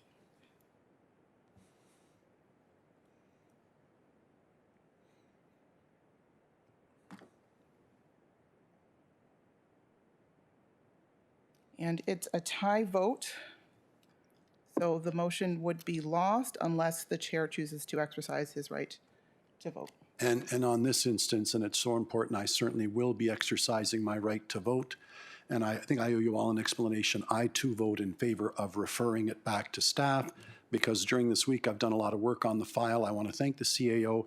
She scratched the surface of all the moving parts that would come into play if this were to pass and all the work that would have to come to a halt and just the tremendous challenges and problems this could create for us imminently and in the longer term. And all I'm saying is I want to make sure staff have a chance to present that to you. And when you are cognizant of them, I welcome whatever vote you may come forward with. But as chair and CEO, I think you need to have that information because I think it's vital to your decision. So for the first time ever, I think I'm breaking a tie and it's to vote with the staff and let's do the homework and have it back for 2 weeks' time. Madam Clerk, can you declare the vote, please? Thank you, Mr. Chair. So that carries, the referral carries. Thank you. Thank you. So that matter is dealt with then. Both matters then have been referred to, and it'll be the meeting next up where that'll be. Mr. Chair. Mr. Yes. Chair, sorry for interrupting, but point of order. Because we can't see the screen, could the clerk please provide us with a list of the support and the opposition to the referral, please? My numbers didn't tally to the same as hers, so I just wanted to confirm if we could get that, if they could put it up on the screen, perhaps. Thank you. Very good. Please do. Yeah, Councillor Sato, we're just going to read it out. Is that okay? Okay. Yes, go ahead, okay. just to be clear. All right, so I'll begin with those in favor. Mayor Brown, Councillor Demerla, Councillor Downey, Councillor Innes, Councillor Kovac, Councillor McFadden, Councillor Paleshi, Councillor Raz, Councillor Santos, Councillor Sinclair, Councillor Starr, Mayor Thompson, and then the chair, Chair Unica. Those opposed, we've got Councillor Carlson, Mayor Crombie, Councillor Dasco, Councillor Dillon, Councillor Fonseca, Councillor Fortini, Councillor Groves, Councillor Mahoney, Councillor Medeiros, Councillor Parrish, Councillor Sato, and Councillor Vicente. Okay, thank you. Okay, with that, we've dealt with that matter. The next matter that I've got before us, and we've dealt with all of the delegates. The only other delegate that we have is we're on to 8 COVID-19 related matters, and Dr. Lowe. Oh, I'm sorry, I should before that. There was correspondence, all the 16 items related to what we just dealt with. So my apologies for getting ahead of myself, Madam Clerk. What appropriate vote do you need to call now? Because motion to receive 16.1, 16.2, 16.9. Can I call a vote for anybody in objection? Hearing none, those are received. My apologies. So my only question was, it's hard to prejudge how long Dr. Lowe might take, but it's a very big issue. Given that it's 10 to 12, why don't I suggest we grab our break now that I think we badly need in this room, and I'm going to have everybody back at 12:20 to hear Dr. Lowe update on the COVID file, with thanks to all. Mr. Chair, what time? Sorry.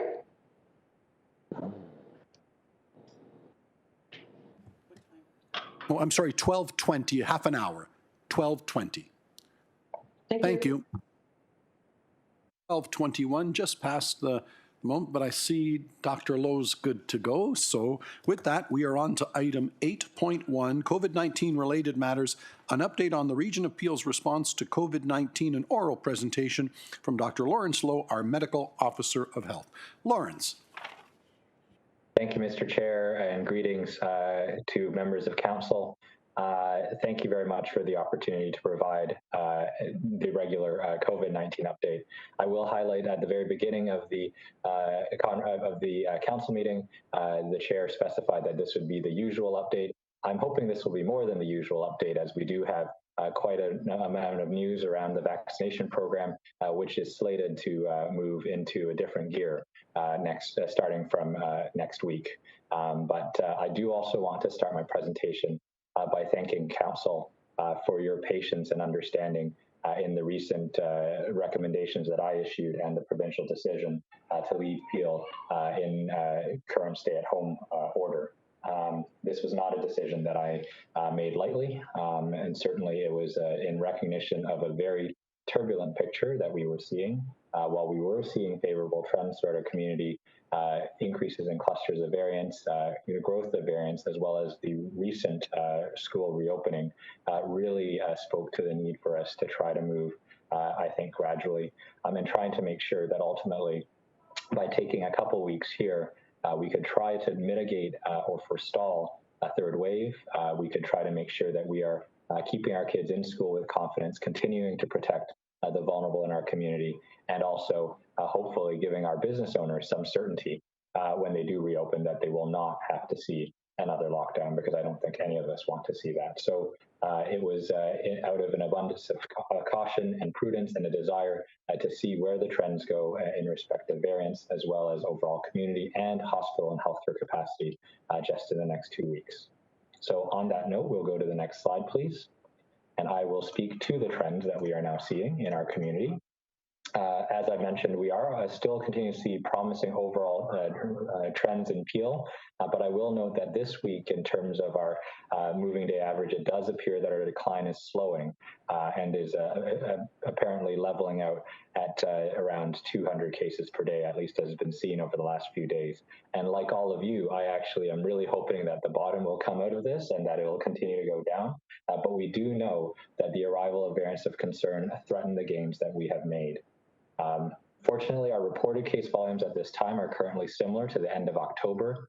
However, we do know at the end of October, where we were still quite open, we did see significant growth over the 3 weeks following, which then led to the initial letter of instruction in the red control zone, which is the bending of the curve that you see in the middle of November there, and then the subsequent shutdown orders and the holiday surge, which you see throughout the graphs that cover all 3 municipalities. Our incidence rate still, as a region as a whole, remains double the red control threshold, and all 3 municipalities still continue to sit well above that threshold. There is a recognition, of course, that that's the threshold for entry into the zone, as the provincial framework does not specify any exit criteria specifically for going back into red. But in general, we use the same principles here in making our recommendations, both in respect of the need to see declining trends and test positivity, but also decreases in delays around testing turnaround as put forward by our provincial partners, our tracing capacity and public health capacity, and certainly our hospital and healthcare capacity, together with vaccine coverage as well as variants, which are other factors that are now being considered in every recommendation that we do issue. I will say, though, we have come a long way in really trying to bring the second wave under control, and our gains thus far have been due to the collective efforts of all of our residents. And it is imperative that we stay the course a little bit longer and making sure that as that vaccine starts to roll in, we really want this to be our last shutdown. We don't ever want to come back here. So we'll go to the next slide, please. So I wanted to talk a bit about variants of concern. As mentioned, the variants of concern continue to be worrisome. We have seen the B117 variant spreading in a number of clusters in our community, and we did have the B1351 variant, which were confirmed in Peel. I will say that those 7 cases are all linked to the one condominium cluster, which I will speak to briefly. At this point in time, there are an additional 384 cases that have screened positive for a possible variant of concern, and these will likely be confirmed in the coming days as the test is particularly specific.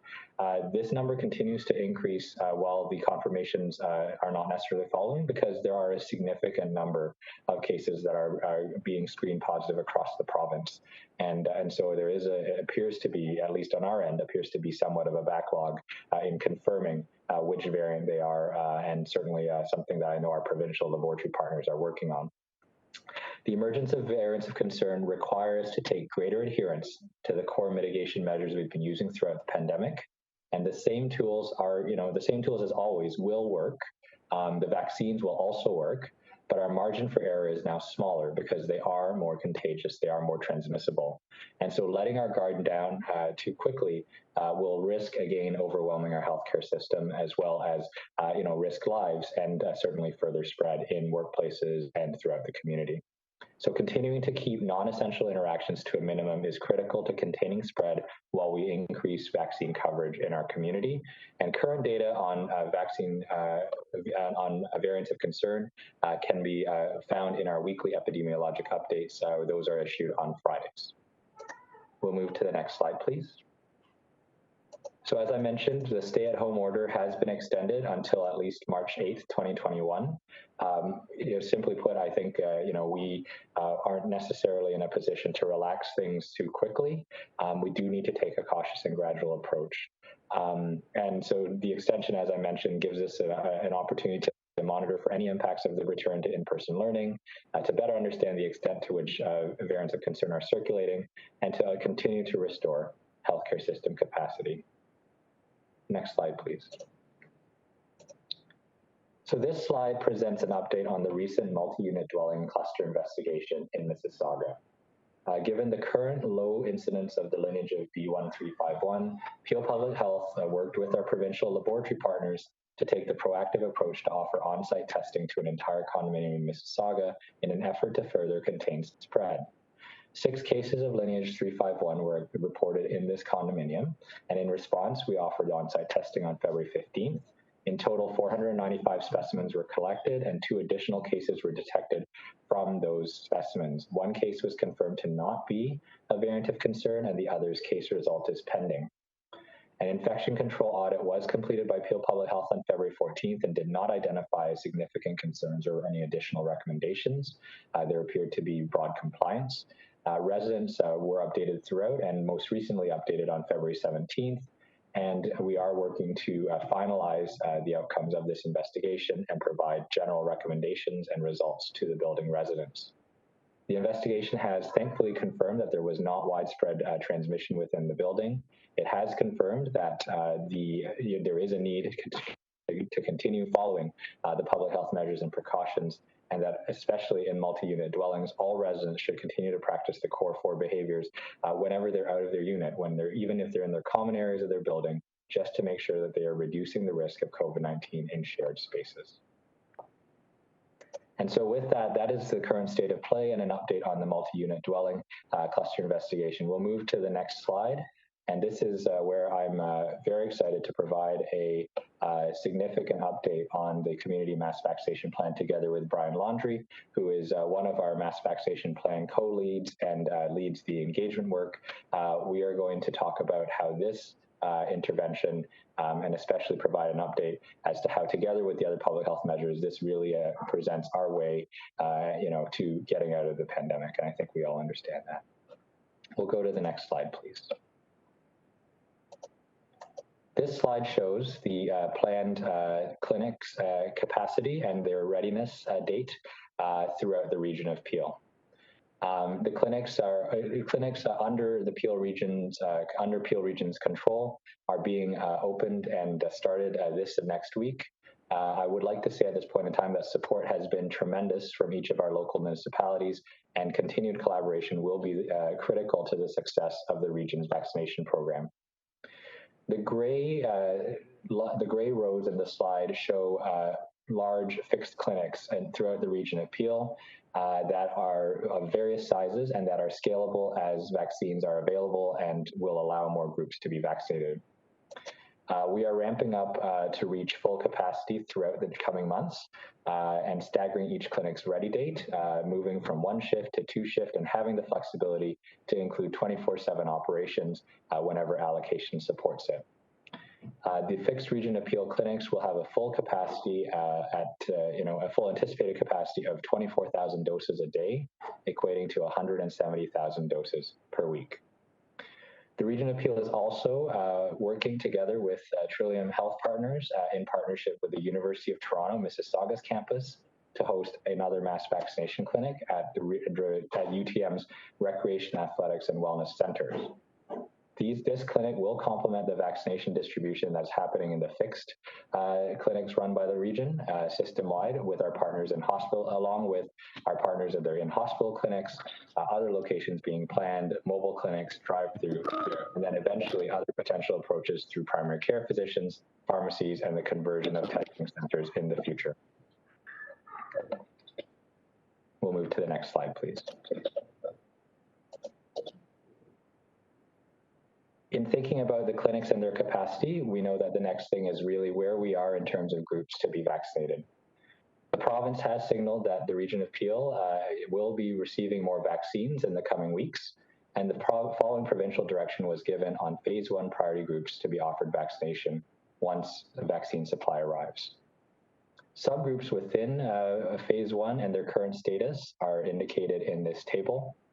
As we all know, the top priority in the initial rollout was long-term care home and high-risk retirement home residents. And at this point in time, we have offered 2 doses to basically the vast majority of residents in our long-term care homes and high-risk retirement homes in the region. Work does continue to ensure vaccines are completed of 2 doses as well as broadly offered to staff and essential caregivers in this subgroup. We're also actively vaccinating alternative level of care patients, which are hospital patients that have a confirmed admission to a long-term care home or retirement home facility. And we have also started to complete vaccination amongst our highest and very high priority healthcare workers and our low-risk retirement homes. Specifically for highest priority healthcare workers, there's substantial completion there. This is essentially hospital and acute care staff, patient-facing, medical first responders, et cetera, and is in progress for additional very high priority groups, which include community physicians, et cetera, that are anticipated to begin in the week of March 1st. Low-risk retirement homes, again, have been largely completed for residents on a 2-dose regimen, but also continue in progress for staff and essential caregivers. I want to draw attention to the next priority group, which has been identified here, which is around seniors 80+, who I know have been waiting for information and certainly remain at risk, given the continuing high transmission rates in our community. And I want to be very clear that as of February 27th, we will be able to offer access to limited appointments for seniors over the age of 80 at our hospital sites. We have been planning for this for some time, and just in the coming days, we are launching the systems with our hospital partners, and more information on how to book and also available appointments will be coming in short order. I ask that people do not visit the hospital until clinics and appointments are confirmed. Like, please do not go to the hospital to line up or wait. More information will be coming in the next days.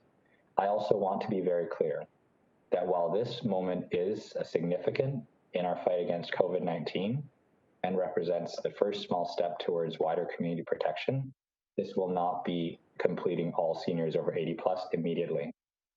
Census data suggests that we have 50,000 or more residents in this age category, and supplies at this time remain critically limited. So I ask for patience as more allocation and vaccine comes and rollout continues in parallel with our completion of healthcare workers, which is a provincial priority that has been directed in order to protect our health system for any potential third wave. But I want to acknowledge today that we are finally in a position to move to protect this population that is greatest risk of severe outcomes from this disease. In addition to the details around the available appointments that will be limited, as I mentioned, and how to book, I will also note that further detail on how to access this vaccine for housebound seniors, as well as for those in congregate settings, will be also issued in the coming days regarding how that will be done. And in addition to that, working with our community and system partners, we will then move on to the other priority groups within phase one. I will highlight as well the importance around our engagement with our Indigenous communities.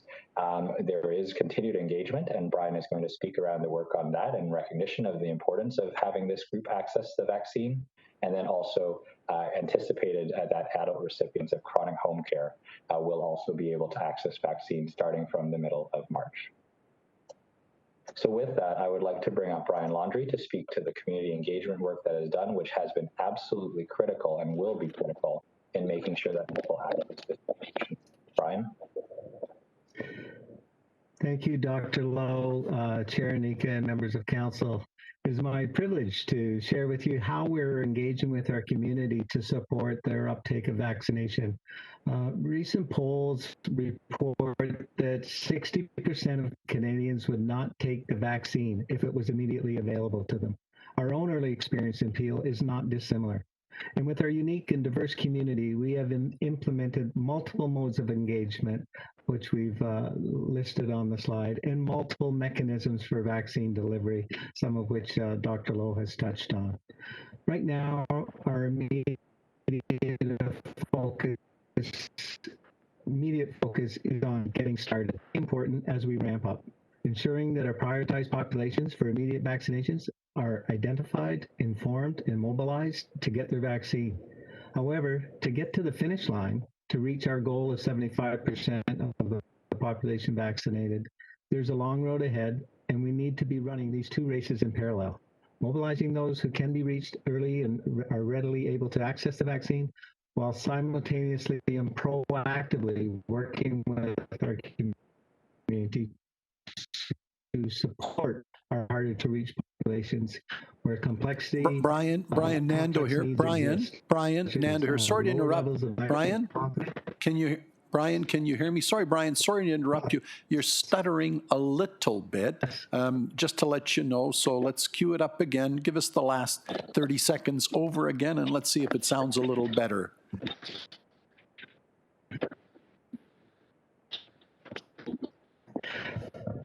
Thank you. I will turn off my video. Maybe that will help. I think it has. Carry on. Shake your head. No better? Yes, go ahead, please. Okay, thank you. And my apologies. Yes, go. Okay.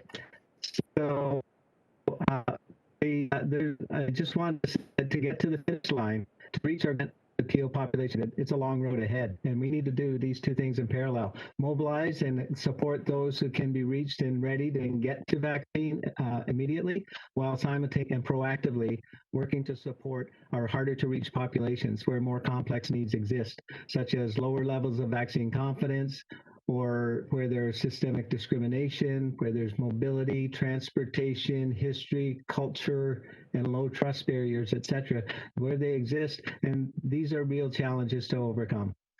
I want to take just a couple minutes to outline more specifically the work of the tables identified on the slide. Key work underway includes targeted and ongoing communication and awareness about vaccines, including myth-busting, expectation setting around rollout, and Dr. Lowe was very clear about trying to set those expectations for the 80+. We have also put teams and structures in place that are working closely with our community groups and leaders, as well as members from the healthcare system and residents. We're focusing effort now on preparing for implementation, as noted, for seniors 80+. We're working with TransHelp to support clients who wish to be transported to clinics, and with Peel Housing Corporation to vaccinate residents of senior buildings.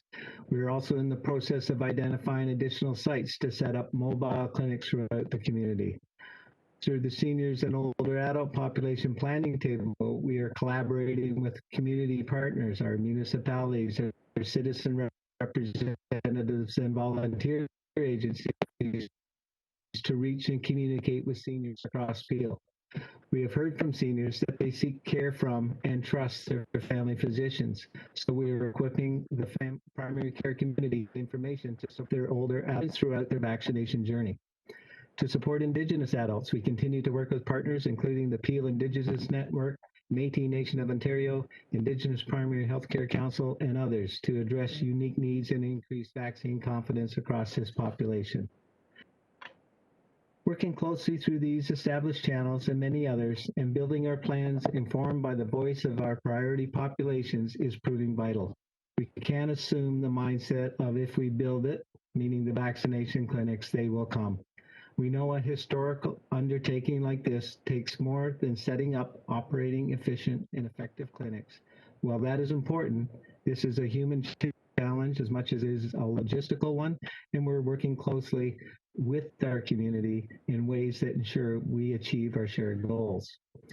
We look forward to updating you on the insights and progress we are making as we move forward together with our partners and our community. Next slide, back to you, Dr. Lowe. Thank you. Thank you, Brian, and thank you for all the work that you're doing, and thank you as well to our community partners who have been very forthcoming and collaborating as we work to engage our public and ensure that they are get vaccinated or getting ready to be vaccinated. So in closing, I want to just highlight a change to the council update process. As you know, I've been providing weekly email updates. What we're going to do is we're actually going to be launching on Friday, March 5th, a dedicated COVID-19 portal for council. This is going to be focusing on updates on key areas of the COVID-19 situation, specifically, around public health measures, but also our key programs like the isolation housing program and the vaccine program. It will have numbers, data, that sort of thing. An email alert will be sent out to notify when there is a new update. With so much info changing, the anticipated update schedule will be twice weekly on Tuesday and Fridays. Of course, if there is a more critical update, there will be an update that will come out of that cycle. And as info needs go up and down, the frequency may change. There will also be content that you can easily share on your social media with residents, key talking points for when you're speaking with residents or with the media. And we are really grateful that you'll be provided with this, because we really rely on collaborating with all of you to promote public health messaging and content in the midst of the pandemic. I'm also hopeful that this will be a way that will support you in answering questions from your constituents and sharing information with them. You will continue to hear from me via email from time to time, but we will try to ensure that emails from my office are reserved for urgent, sensitive, and embargoed information. So we'll move finally to the last slide, and just what I call, this is the slide filled with glimmers of hope. This slide shows the Region Appeal clinic locations, or some of the Region Appeal clinic locations that are already in operation or soon to be launched. Basically at top left and top right, you can see our 7120 Peel, and also in the bottom right there, that's at our 7120 Peel clinic site. On the top center, that's our site at the International Center, and in the bottom left, that is Caledon East. So it's very exciting times, and certainly a small start, a limited start, but a start nonetheless towards moving towards mass community immunization. So thank you very much, Mr. Chair and Council. I'm happy to take any questions you might have. Yes, and there are. Mayor Crombie. Thank you very much. And let me just say, here we go. So Dr. Lowe, on February 22nd, we had hoped to be into gray zone, but unfortunately we are still in lockdown along with Toronto and Parry Sound. And I know that my colleagues on Mississauga Council are very hopeful we move into red on March 9th, and you're going to hear from them, and I hope they reiterate the same thing. So we stayed in lockdown. You told us we needed 7 to 14 days, and then we would see further decline, further positive trends, which we have. May I say that we are 73 cases per 100,000, and we would get closer to spring, the weather would be warm, and we would be closer to red. So we want your assurance to tell us what are those indices you are looking for that we be in red, because the hospitals are stable, the trends are good, and I've got 3 questions. I think I'll tell you each of them, and then you can respond. That'll save time, because I know there are a lot of people asking questions. So Mississauga, we love red. We want to be in red, March 9th. So help us get there. Open us up, please.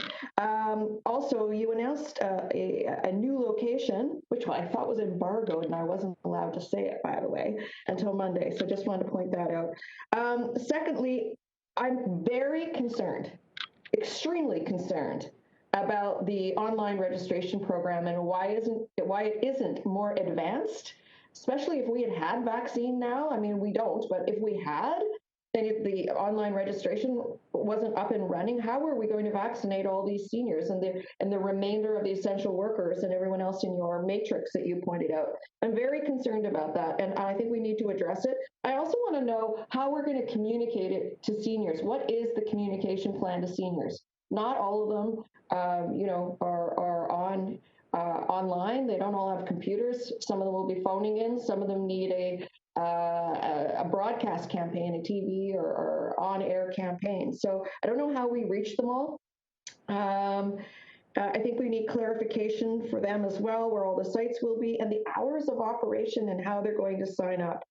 I think that is it. So basically, what will be the criteria for us to move to red zone? My extreme concern that we aren't more advanced when it comes to the online registration system, and will that be postal code based? Thirdly, clarification of where all these sites are and the hours of operation. And then finally, what will be our plan to communicate all of this to seniors? Thank you. Thank you, through the chair to Madam Mayor. As I mentioned in my remarks, there will be further information coming out around the appointments that will be available. I hear your concern around the scheduling system. It's important to remember when I say limited appointments and limited volumes, we are talking limited, like very limited. Probably dozens, hundreds to start. The existing systems that are in place with our hospital partners, they will basically be using their booking infrastructure at this point in time. My understanding is, Trillium has a website that they'll be using. William Osler has, their functionality that's available, and more of those more of that will be coming, as I mentioned, in short order. These will be the processes that are in place until the provincial system comes online on March 15th. And it's important to remember, as I said, in trying to set expectations, there are 50,000 seniors, that are 80 plus out there, but we do not have the supply to cover them, as well as all the healthcare workers that are continuing to be accessed through other means without the need for a scheduling system. So it is about really just trying to be very clear that it is a limited opening, but it is an opening nonetheless, and I'm hopeful. Dr. So just pause right there. Just pause right there, because March 15th is when the online portal will open. It is also the first day that seniors over 80 will be eligible to go get vaccinated, other than very limited capacity at the hospitals. How is it that this system isn't more advanced on February 25th? How is it possible? We knew this was coming. If we'd had vaccines, we'd be vaccinating them now. How is it possible that this online system isn't more advanced? No, that's number one. Number two is my mother, we all know her, Veronica, 85, cannot move. She has accessibility issues, mobility issues. How will people like that get their vaccine? So through the chair to Mayor Crombie, as I mentioned, I think a lot of these details are coming, and they will be released in the coming days ahead of our launch for seniors over 80 with limited appointments on 80 plus. I think in fairness and my desire not to misspeak, I'm going to basically just advise that we will provide that, and certainly will be providing it to all of council. I think today was just an opportunity to really highlight that the decision has recently been taken, and if anything, as I mentioned, we have been planning for this for quite some time, but it is a matter of trying to make sure and recognizing that we move to broader community vaccination, that we don't want to sow confusion, that we don't want to make sure that people are. So I think I'm going to defer to, as I promised, this information coming in the next in a matter of days. I would highlight as well, in respect of the scheduling system, as I mentioned, the groups that were in the top part of the priorities with the limited vaccine that we had at the time were really groups that could be accessed without the need for a scheduling system. Given that public health continues to respond to COVID-19, in addition to running a mass vaccination site, I know that we have been relying on other partners within the regional corporation to look at bringing a scheduling system online. And I don't know, maybe if the Commissioner of Digital and Information Services is in a better position to speak to the work that has been done on that file. But I would ask if he's able to speak to that, perhaps that might be able to answer your question on that regard. And then as for the question of where the region will be as of March 9th. Again, it will depend on where the trends go. I'm certainly hopeful, but I will exercise my best professional judgment and opinion in making whatever recommendations that I do make, with the recognition that we are still largely not immune to what is still a novel coronavirus to many people. So with that, I don't know if Commissioner Baird is able to fill us in on the scheduling system. Lawrence, perhaps the CAO may have a thought on that as well. Janice? Yeah, I think I just wanted to point out that the system that we're waiting for is a provincial system. Our and Sean can speak to it. So we are trying to stand up something that will work in the interim. But I mean, it's not our accountability for the system that you're inquiring about through you, Mr. Chair, to Mayor Crombie. We are all waiting, and I think we heard for the first time this week from the province that it will be available to us on March 15th. So I just wanted to make it clear who's accountable for what, because there are a lot of moving parts here, and I think it's important to understand that.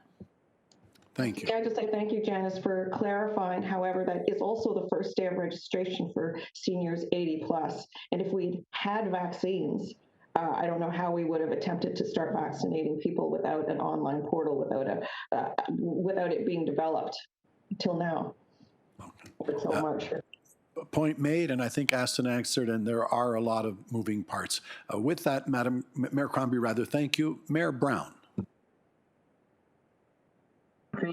Thank you, Chair Inika, and thank you, Dr. Lowe, for your ongoing work.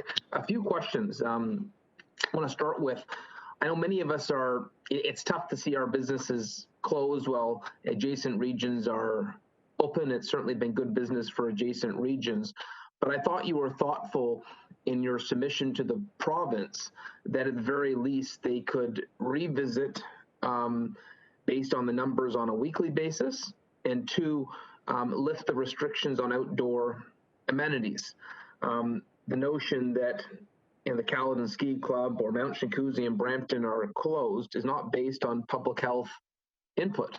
And so, given the fact the province hasn't accepted your input on those matters, is there anything you can do unilaterally is there anything in your powers that would allow you to move those forward? And so I guess the question is, one, on outdoor activities, is there anything we can do or that you can do to have that lifted? And two, in terms of revisiting on a weekly basis, what response? What is your assessment based on 1 week into the additional period? What assessment would you make in terms of looking at the data now? In terms of, has there been a variant spread? Is there any evidence from schools that is causing problems at this point? I know it may be premature, but is there any data that gives you worry at this point? So through the chair to Mayor Brown, thanks for the question. There is, unfortunately, I don't believe any unilateral measure that I can take to reopen. I think that within the provincial regulation and framework, it is ultimately the province's regulation that will supersede in that instance. I think I perhaps would defer to our regional solicitor for his opinion whether there are powers that are available to me, but I don't believe that that's something that I've experienced or understood to be available to me, at least in terms of a reversal as opposed to a closure. In respect of the question around the trends, as I mentioned at the outset, we are, and I want to be very clear, we are still seeing one of the highest rates of transmission in the province of Ontario in the region of Peel. To the extent that I hear certainly the frustration of the business community, I hear the frustration of our community. I think the term that is being highlighted across the medical community and the healthcare community is that it seems that the people who are sick of COVID are being heard more than people that are sick from COVID. And I think think there is, really something to sort of just recall that there are still people who are falling ill. There are still people who are being hospitalized every day. Dozens of people that are coming in. Our hospitals are still transferring patients out and still haven't resumed elective, treatments and surgeries in order to deal with the last bits of the surge. So, to the extent that we know that any reopening, any increase in contact interactions will lead to, more potential spread, this is the reason why I have advocated for us to move cautiously. I know it's not a popular position. I know it puts me in a very difficult position because, I myself have friends and family who are impacted by this. But the reality is that the science is the science, and I would be remiss, I think, in my professional mandate and responsibilities if I didn't really speak to the need for us to really move gradually. So the trends continue to remain favorable. The things that give me pause are the variants continue to, we were at 200 screen positive about 5 days ago. Now we're at, almost 400 screen positive. The impact of those are still to be seen. Certainly it's positive. It's favorable that the school reopening hasn't seemed to have resulted in things, but I am concerned that our decline is slowing. And like I said, I'm hopeful that the bottom will drop out a bit, because that would be something that all of us would want, especially as the weather gets warmer. But especially this close to the vaccine, especially it really almost feels that if we are, depending on what we do, we may very well just hand things back and then result in a third wave and lockdown, which I know none of us actually want to see, myself included. So to the extent that I'm trying to weigh all of the different considerations, the people who are people who are fighting this on both sides of the bed rail in hospital, and also the people in our community who I understand have sacrificed so much to really keep others safe and to save lives in the midst of this disaster. It's certainly a complex problem that I continue to try to make recommendations as professionally and as I can on. I struggle with sort of slicing parts of the GTA apart, and I think it creates problems. I think we'd be naive to think that there's not people going for restaurants in Oakville or in Halton, or from Brampton going over to Vaughan, or in Caledon going up to Orangeville. I think because there's only these two regions remaining, it's really exacerbated that. Mayor Tory was talking on Monday to Mayor Crombie and myself about how they're able to monitor cell phone data to tell when people are moving, and that from Toronto's data, it really showed when there was inconsistency in the GTA, there was mass migration into other areas. Do we have access at Peel Public Health to the same cell phone data that Toronto does? And could you, if you have that, could you share what you've learned from it to Regional Council? So through the chair to Mayor Brown, there is cell phone data that is available through the provincial public health agency, and certainly I can take a look at. I know our team continues to monitor those, but mobility trends are something that have been observed. I know our colleagues in Niagara, for example, one of the reasons they remained in a stricter level of measures was that their read of the data saw that many people from Toronto and Peel were actually coming and actually bringing transmissible variants into that community. So we do have access to that data. I know our team often looks at it. And so to the extent that I'm happy to provide maybe an update to council on what we see around that at a future council meeting, or also perhaps on the council portal, we can explore if that's something that we can put out there. If that will be helpful for messaging, then that's something I'm happy to undertake to look at. Thank you, and it's something I think we should flag with the province. If they're debating on slicing up the GTA in terms of different health protocols, it's difficult when it's when there's real interconnection between all aspects of the GTA. But I don't want to focus on the negative. Yesterday the headline was Dr. Lowe is optimistic about reopening on March 8th. The fact that our front lines are vaccinated. In terms of long-term care, the fact that the hospital capacity is the best that it's been in months. Looking at Osler's healthcare capacity in Brenton, some of the indicators it was better than it was pre-COVID pandemic, and so that's encouraging to finally see the hospital in better shape. And the positivity rate, although it's still higher. Significantly higher than the provincial average. I remember a day when we had a positivity rate that was like 17%, and so the fact that it's down to 7% shows real real progress and in a positive direction. And so looking at all those indicators, as I know the province does, they look at hospitalization, they look at the variance, and they look at the positivity rate, and then also the protection we have for our front line. Just like yesterday, is it fair to say that you have a level of cautious optimism for March 8th? So through the chair to Mayor Brown, I think it would be fair to say that I am hopeful, as many are, that trends will remain favorable, but I would not necessarily lean towards optimism or pessimism. I'm just going to see where the science and the data send me. Okay, well, I would just echo, I think, that the comments that Bonnie made, that I'm hearing from my residents that if that they're ready to reopen as soon as public health feels that it's safe, and that this fragmented approach to the GTA doesn't work well, and particularly, as you said, the science is the science, and there are aspects of this extended lockdown that don't appear based on science. As I go back to outdoor amenities, that them sending us an email saying that as long as we're in lockdown, we can't have outdoor amenities. The entire situation is perplexing, and I know you're doing your best, but I would just echo Mayor Crombie's comments that I'm hopeful we're going to see that reopening on March 8th, because there's only so much our residents can sacrifice before they give up on compliance, and I'm starting to see those indicators that the people are saying, that's it, I'm going to restaurants in Oakville, or I'm going, I'm gonna go play, take my kids to play hockey in Vaughan, or I'm going up to Collingwood for skiing. There's only so much cooperation and collaboration you can have with the public before it starts to wear thin, and I think we're getting very close to that point. And I know, like I said, I know you're doing your best, and we're lucky to have you, especially with your experience in infectious diseases. But I just wanted to underline the sentiments that Mayor Crombie is hearing in Mississauga. I'm certainly hearing as well in Brampton.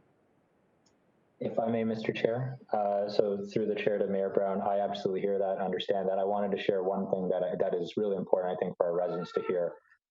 It's a bit of a vicious cycle if people continue to travel to lower transmission areas and engage in higher risk behavior, possibly contracting COVID, because if people contract COVID from higher risk behaviors elsewhere, but they're a resident of Peel, they will ultimately end up in our case count in the long run. So I think that's something that would really drive home to residents.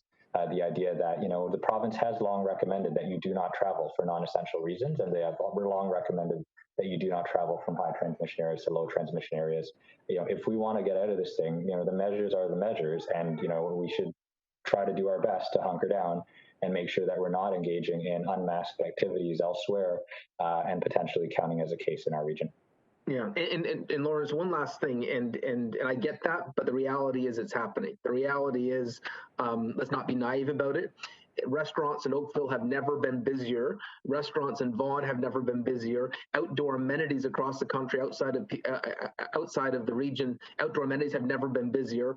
This is great for business elsewhere. But on a separate issue, because we've made this sacrifice, and our businesses have made this sacrifice, for me, it would be incredibly unfair if the vaccine rollout doesn't take that into consideration. And you put something so eloquently on Wednesday at our weekly COVID-19 update. You mentioned that by protecting Toronto and Peel, where there's been a higher incident, it protects the rest of the province. Knowing that there's a greater positivity rate here, to get the problem under control, the way I put it, if there's a fire in Toronto and Peel and you got fire extinguishers, use it here rather than using a fire extinguisher in a part of the province where there is no fire. And so I do think we need to speak with one voice in Peel region, saying that we're not going to accept excuses for why the vaccine rollout isn't expedited here. And if there are available vaccines, there has to be understanding for the regions that have been hotspots. And when there was the initial rollout, and when it came to healthcare, we got some additional vaccines. and that was a good precedent. They recognized that we were on the front lines. I'm worried that that might get forgotten, and so, you know, they've sort of hummed and hawed on that a little bit, and we've had our provincial calls, and so maybe, I don't know, I'll ask you this, would it be helpful if there was a motion from the region of Peel asking for priority to be given to the areas that have been under extended lockdown that are considered provincial hotspots? So through the chair to Mayor Brown, I can't speak to the appropriateness of a motion. Ultimately, that would be to all of you as council to determine whether that is worthy of a broader council discussion. But I'm happy to reiterate my position where, you know, certainly, and I do recognize, you know, I have many colleagues across the province. You know, I think to the extent that we have taken a regional approach in terms of measures, you know, there is a recognition that there has not been the same impacts to health regions across Ontario as you know, as there has been here in Peel, and to the extent that we are highly interconnected as a, you know, a transport and distribution hub to the rest of the province, that many people have business here as well as throughout the Greater Toronto Area. You know, one potential strategy that could be considered is that if you're able to stop the issue here in the Greater Toronto Area and the areas that have seen higher transmission, that helps the overall provincial numbers. That also helps the overall transmission patterns within the province. So, you know, certainly that's the position that I've stated previously. But I think the appropriateness of a motion on that front, I would defer to all of to yourself, Mayor Brown, and certainly to the rest of council as to whether that would be something you would consider debating on the floor. Okay, thank you. Thank you. Just one quick point of clarification, because some people may have heard it and they may have perked up the way I did when I first heard it. Dr. Lowe, some clarity with regards to Mayor Brown's point, because it came up at our conversation with John Tory on Monday, because it was I that asked it, because it's 6:40 Monday morning. He made reference to, and we all know the data exists, the technology exists, where through algorithms, artificial intelligence, and your phone pings, it can determine what I did yesterday and where I went. And I was the one that asked him, we all were concerned, you're doing this in Toronto, great. It sounds a little bit like Big Brother, but that's another debate to be had. But to be very, very clear, we are not doing it in Peel, generating the information ourselves, and nor are we were told from the data they have, figuring out where Bob Smith is going today relative to Kleinberg. It is anonymous. It just checks people's patterns as opposed to individual citizens. So because that debate's never been had, and this is a big public debate about how far into your life Big Brother looks down upon you, though you could argue they're always looking down or upon you, could you please provide clarity on the question that Mayor Brown asked? We as a region do not collect that data, others do, and most assuredly it is not individualized that this is what Peggy Smith did yesterday. Can you just give that clarity now that it's come up? Absolutely, Mr. Chair. So just to be very clear, my understanding at this point in time is we have access to a broad data set on mobility data from the provincial agency, Provincial Public Health Agency, and that is data that is in aggregate. It is not possible to identify a specific individual. It's anonymized in its aggregate, and it's not possible to identify a specific individual out of that data. Thank you very much. Carrying on, Councillor Kovac. Thank you, and through you, Mr. Chair, I didn't want to comment on the vaccination plan, but I did want to touch briefly, very briefly, if I could, on the matter that happened last week, and just thank you personally, publicly here, I guess, Dr. Lowe, for your connectivity and your support. A big thank you to Peel Public Health, Ontario Health, and then specifically for the condominium, Paragon Security and City Towers Property Management Incorporated. This is in reference to Building 385 Prince of Wales Drive, which the media felt the need to cover early last week, and PSCC 894 Chicago Condominiums. Since the very beginning, everything that I've gathered and meeting with, speaking with representatives close to the building and with the building, they've done great work, installing from the very beginning protective glass around the common areas within the building, implementing very early on contactless entry and exit access points for every floor. increasing cleaning and sanitizing all the common areas within the building. And really, even in speaking with residents from within that building, adherence to the rules, no more than 3. And I know that can be very tough. I live in a condo. It can be very tough when you got to go to work and you just got to wait in the queue, and because 3 is not very many. But I really do think people have done a great job wearing a mask and also following the rules. But since the testing was done, I am now aware that there's been continued strong compliance of the elevator occupancy numbers. Signage has been added on every floor and within the elevators, again, sort of suggesting that, keep it to 3 in an elevator, no more. And also, this is interesting, sanitizing stations on every floor next to the garbage chute, just to provide an extra level of comfort for the residents. I want to thank them, all the residents within that building, for their patience and their participation with Peel Public Health and Ontario Health. A great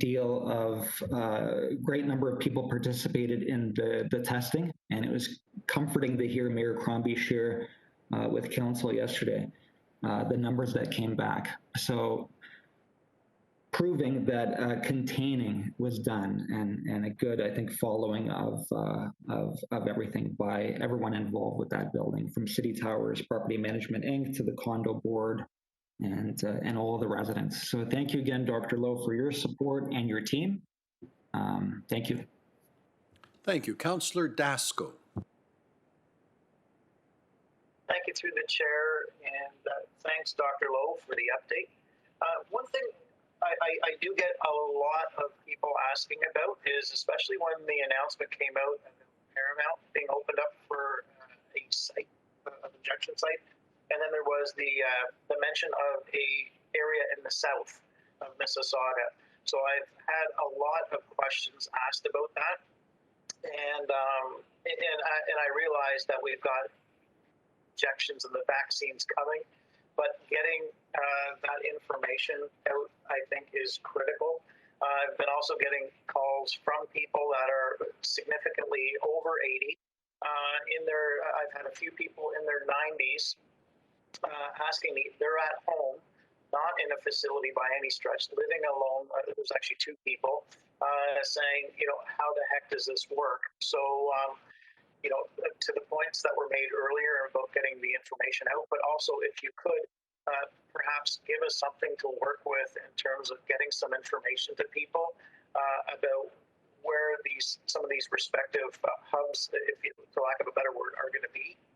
I think that's vital for us to have, to be able to get out into the community, and also with the dates and exactly the mechanisms, like just a one pager of just where, when, and how they will be notified and things of that nature, called to the front of the line. So that would be one. And then my second is, again, not questioning the science by any stretch, but I would also echo, if we can move into the red zone, if the numbers keep on this trajectory that we are right now, because the reality is people are going other places. I've got, I'm sure everybody has got this, where you can see on Facebook and other social media, people out there posting pictures of getting haircuts in Oakville and all this other kind of thing. And, we're out having dinner right now, and up in at various spots, and so people are going. I don't think that they get the message by any stretch, Dr. Lowe, that if they do get COVID, that it's their numbers pop up in Mississauga or whatever. These people, I think they're just getting stir crazy, and people climbing all over each other at a mall now that they're open is I mean, that's for sure. Again, I'm not questioning the science, but that's where we're going to see the methods of contamination. An area like, for example, there's a place called the Cabin down in my neck of the woods, and offers haircuts and kind of sells ties and things like that. Before they were shut down, before you even walked in, they had somebody with a shield and a mask on outside with a little gun taking your temperature and recording your information. And I don't think we're getting that at a lot of other So I just thought I'd put that push on to get things back in the red zone. But the big one though is that communications piece. If you could maybe speak a little bit about that. So through the chair to Councillor Dasco, yes, thank you so much for emphasizing that. And I have really worked with our team. I know that I've asked them and I know that it is being launched bit by bit as we speak around a comprehensive communications plan. I often I continue to follow, because of my training, I follow many social media accounts in the United States. Some of their health departments, a really spectacular one is the DC government's health Twitter, which I'm hoping that we'll be able to emulate here, where they have sort of stock general tweets that really speak to the importance of vaccination and why all these other pieces, those get rotated in and out. But then there's also announcements around which sites are opening, what the hours are, how people can book, all those other pieces. And that's at least one stream that I'm hoping that we can continue to engage in. And then certainly other pieces through more traditional media, as well as how you reach some of those harder to reach populations like seniors. Those are all aspects of the communication plan that is in the process of being rolled out, and we'll hopefully have more details on, as I mentioned, in the coming days once they are finalized. So certainly hear you, and to the extent, like I said, that we can try to engage all of council, where we know you folks have reached, we know that your residents are listening to you. We will aim to equip you through the newly launched council portal with messages and also with links to relevant releases as well as social to make sure that that information can be a continuous conversation with our residents so that they're always kept in the know. Much appreciated. Thank you. Councillor Sato. Thank you, Mr. Chair, and thank you as always, Dr. Lowe, and the entire team for doing such a good job. Just on the issue of shopping outside the region, did you see the media at Vaughan Mills on Monday?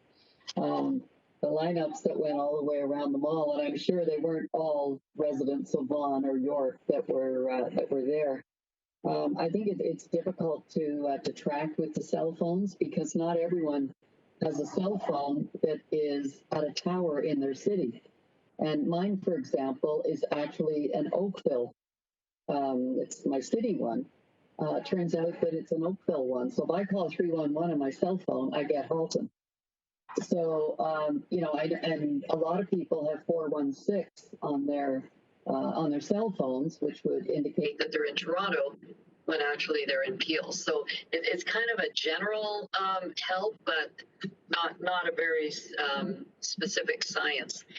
So I do have a very specific question about the vaccinations for the 80 plus. And you might correct me, but I thought I saw on your chart that we would be starting, or there would be starting February 27th at Trillium, which is 2 days away, for the 80 plus. Now, I went to the Trillium website and there is nothing 2 days before. There is nothing on the Trillium website except a link back to the Region of Peel website, which says, watch this site for further updates. So, the same issue that Mayor Crombie raised, that if we're hoping, if those vaccines come in, if we're hoping to start March 15th with the 80 plus at our centers, and the province is not opening the registration until March 15th, March 15th, that day, that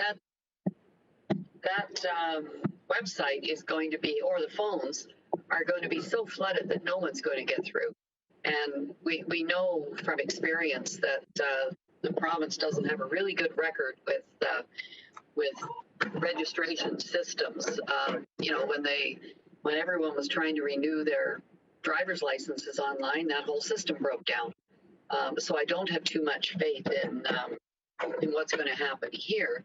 And from experience hearing people throughout the U.S., for example, who were actually trying at midnight and staying on, dialing and online for hours and hours trying to get appointments there. And, we're on for like 4 or 5 hours before they could even get through. So that is a huge concern. But could you or Brian respond to the fact that, sorry, we're getting somebody talking. that we're saying February 27th at Trillium, and there's no information there? I do have other questions, but that one first. We'll start with that. That's fine. And through the chair, thank you, Councillor Sato, for the question.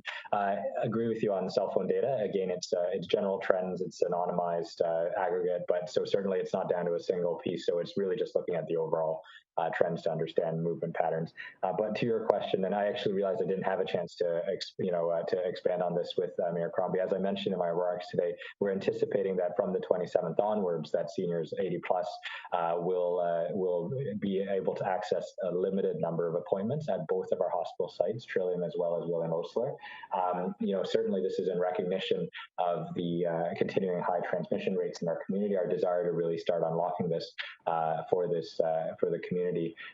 My understanding is that the hospital communications teams and our communication teams are just in the process of finalizing the actual process and also the amount of allocation and schedules that will be available. So when I said in my remarks that this would be up in the short term, in short order, I think it's literally in the final stages at this point in time.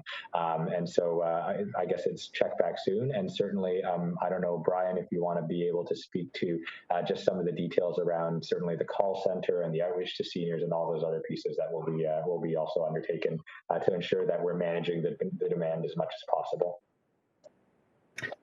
And sorry, but Brian, could you also clarify, they will be calling the hospital to book? That was your intent?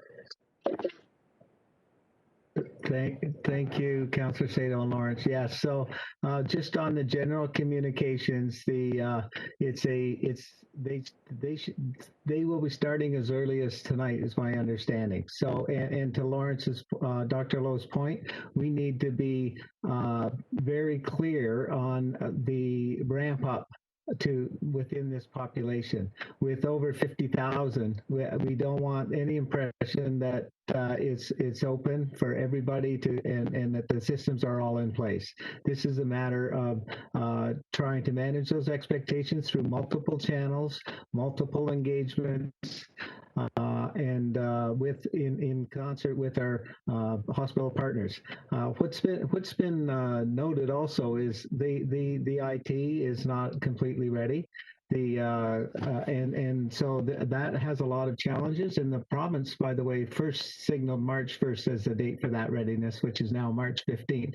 Nevertheless, we all progressed with our own systems in the background, anticipating we may have to rely on our own systems, and both the Peel public health run clinics and the hospital run clinics are developing those. The Trillium site does have online capability for booking, and William Osler is predicting they will be ready to have online booking early next week. But in the meantime, the communication will allow residents to call to William Osler, and they will book them on through a call. So the fact that it's not up yet is just a matter of sequencing and the timing from the announcement, a short while ago. The final stages of the planning with our partners, as Lawrence has suggested, and the fact that it needs to be carefully planned out. And I would add that we have our seniors and congregate setting population planning table for 80 plus has been working on these very issues for a number of weeks, and identifying those harder to reach populations, those that won't be able to access on their own, those that need support, and I covered some of that in my remarks just as an example. But we're continuing to work with those populations and the access issues. So this is a multi-phased, multi-timed approach, and so it probably looks so it will be much more clear starting after later tonight. So can you confirm it will be at both locations of Trillium? Yes. Oh. Mississauga and Credit Valley? So through the chair to Councillor Sato, I believe they are vaccinating and have clinic spots available at both sites, and our hospital partners will be able to confirm and make a final determination. Again, as was mentioned, though, this is the start. It's a very small step, just given the limited supply and the limited appointments are available with the ongoing healthcare worker campaign. But we are certainly starting to hopefully turn that trickle into a much larger river. Okay, thank you for that. So oops. I don't know why I'm getting background noise from my microphone. Anyway, sorry. So with regard to the vaccines, and I've raised this several times as well, the issue that we should be getting a priority on the vaccines. I know that by population, we're already hearing residents in other parts of the province, 75-year-olds are getting their vaccinations. And, my residents are saying, well, I got a friend in Waterloo who got their second one, and they're 74, 75 years old, and I'm 90, and I don't even have my first one. So, with that out there, it's, and I said to them, well, it's because you've got a smaller population. We're able to get to them. We have more people in the higher priority to get down to. But I'm even hearing some of the nursing staff in Niagara region have still not even had their first vaccine. So it's really all over the map across the province. It's kind of a mess, actually, in the organization. And federally, not getting the vaccines as we were supposed to is extremely disappointing. But I think we should be, Mayor Brown, I would hope that you would put a motion forward, because we've been asking Dr. Lowe for weeks to do this. But you're limited in what you can do. So I think we should have a very strong motion from Regional Council. I would certainly support it, Mayor Brown, if you're still on. I don't see him here, but to put a motion forward that and build it out and make that really strong case. And just finally, sorry, just a second. I'm just getting this thing flashing in front of me here. Just finally, with regard to, I'm pleased to hear that you are looking at other ways so that the older population can access those sites, because as I mentioned 2 weeks ago, three buses and over an hour trip to get to Paramount, and even the UTM site that you mentioned today is actually probably even harder for my residents to get to. We do have locations in the northwest part of the city that the city of Mississauga can provide, and I've spoken with our city manager on that. And he suggests that I mention it today. I won't mention the site, but we can provide a location that would serve the northwest part of the city that is close to a bus terminal, has really good access to the site. So I think, and I'm sure there's others around Brampton and Mississauga as well. So I would really ask you to take advantage of that and work with us to provide it. And the mobile, yes, I hope to see more information on that really quickly.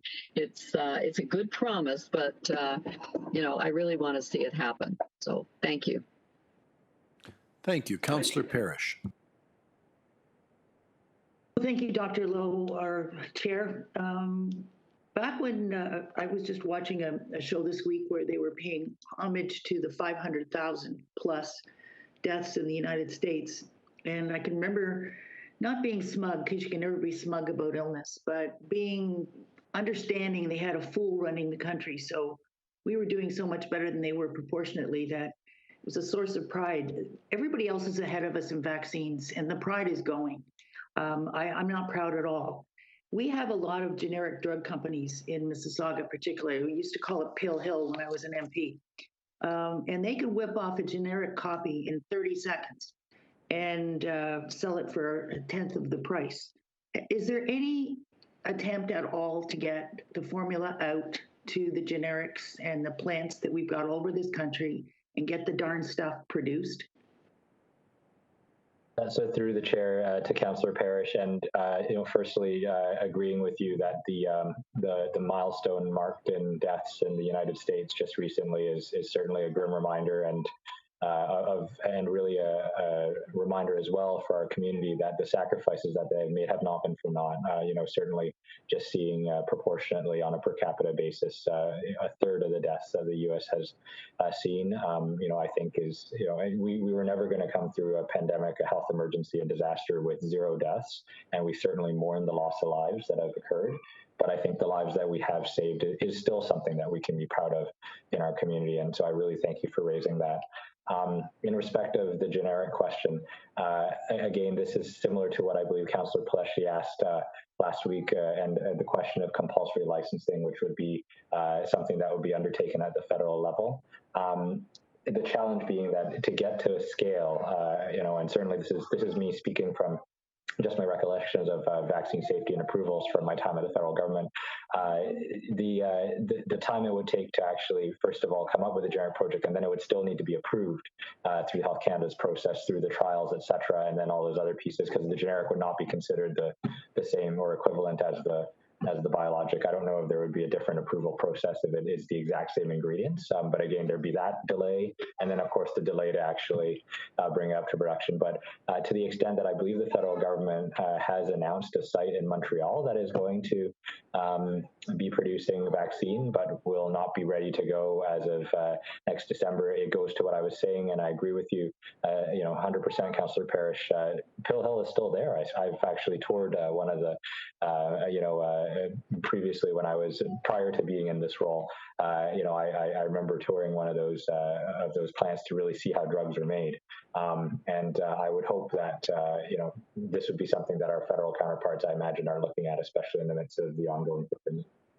Can I make a comment, please? It's Mayor Cron, because I have had this conversation with the Premier and offered up our companies and asked if there was any potential. And we, through our EDO, did some research on who potentially had capacity. And it is kind of limited because they're all in production with their own products, and it would mean retooling their plants. But we do have 2, I don't know if I'm supposed to mention them, that could have the capacity, like the GSK is now Bora, there's Therapure, et cetera. There are a few that could have the production capacity, but they would need billions of dollars in support to get up and running. And then there's the question of the financing as well. So I just want to put it on the record that we have been having those conversations in the background.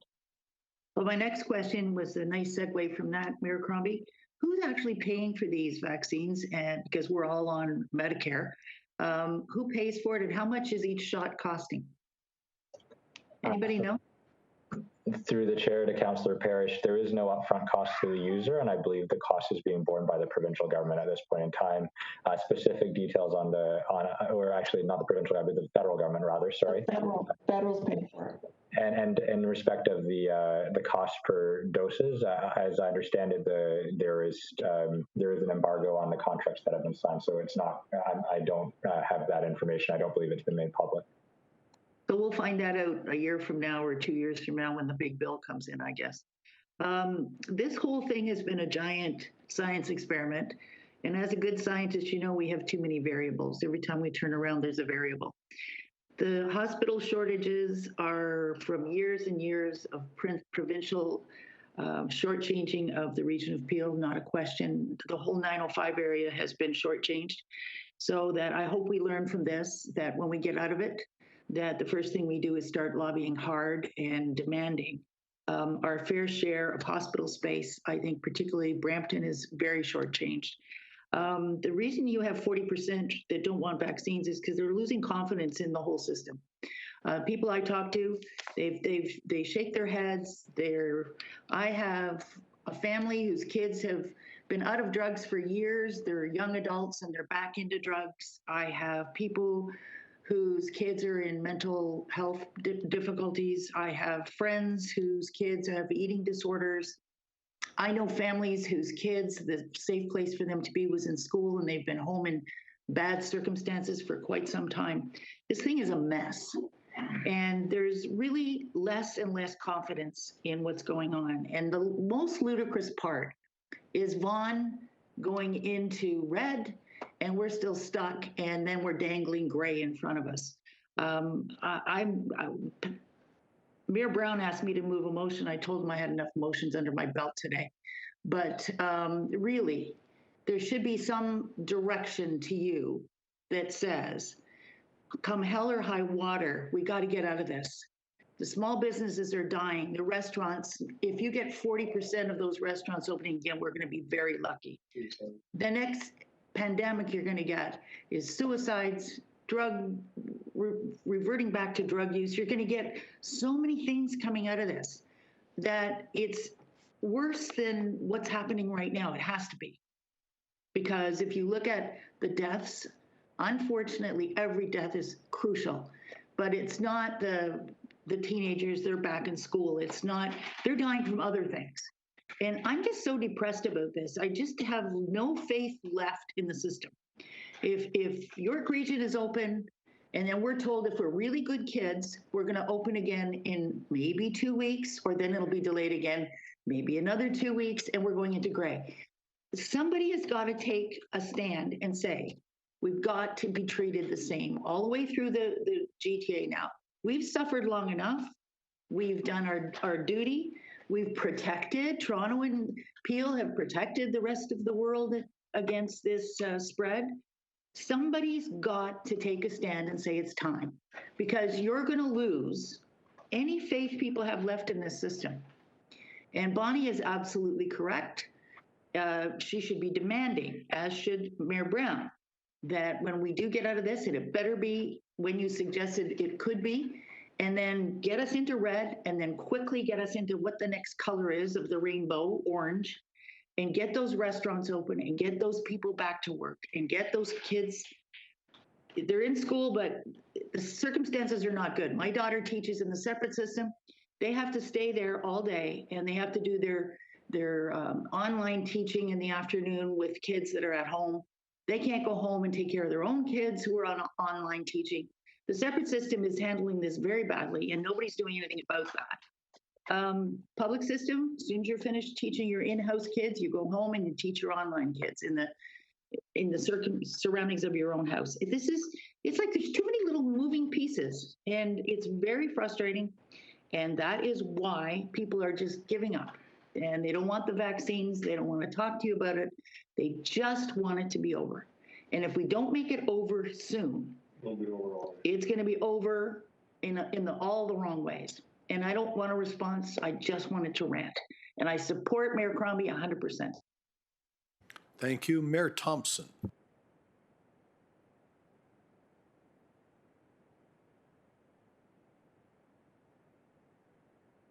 Alan, if you're speaking, I can't hear you. If you put back on mute. First of all, Mayor Brown, I'll definitely second your motion, and I know Mayor Crombie would as well if you want to bring it forward.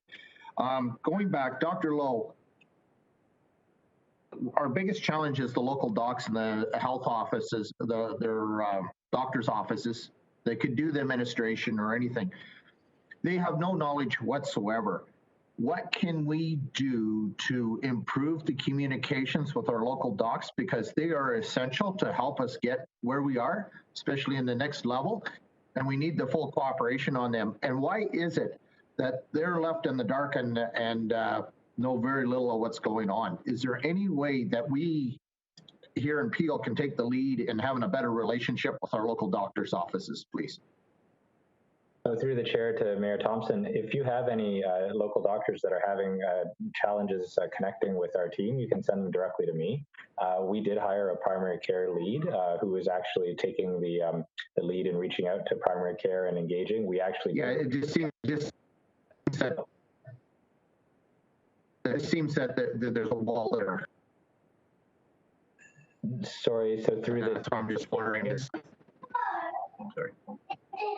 To the chair, I don't know if Mayor Thompson's maybe having connection difficulties. Yeah, Alan, if you could pose the question again, and I again have to remind everybody, if you're not speaking, if you could mute, please. Alan, try again that last question comment.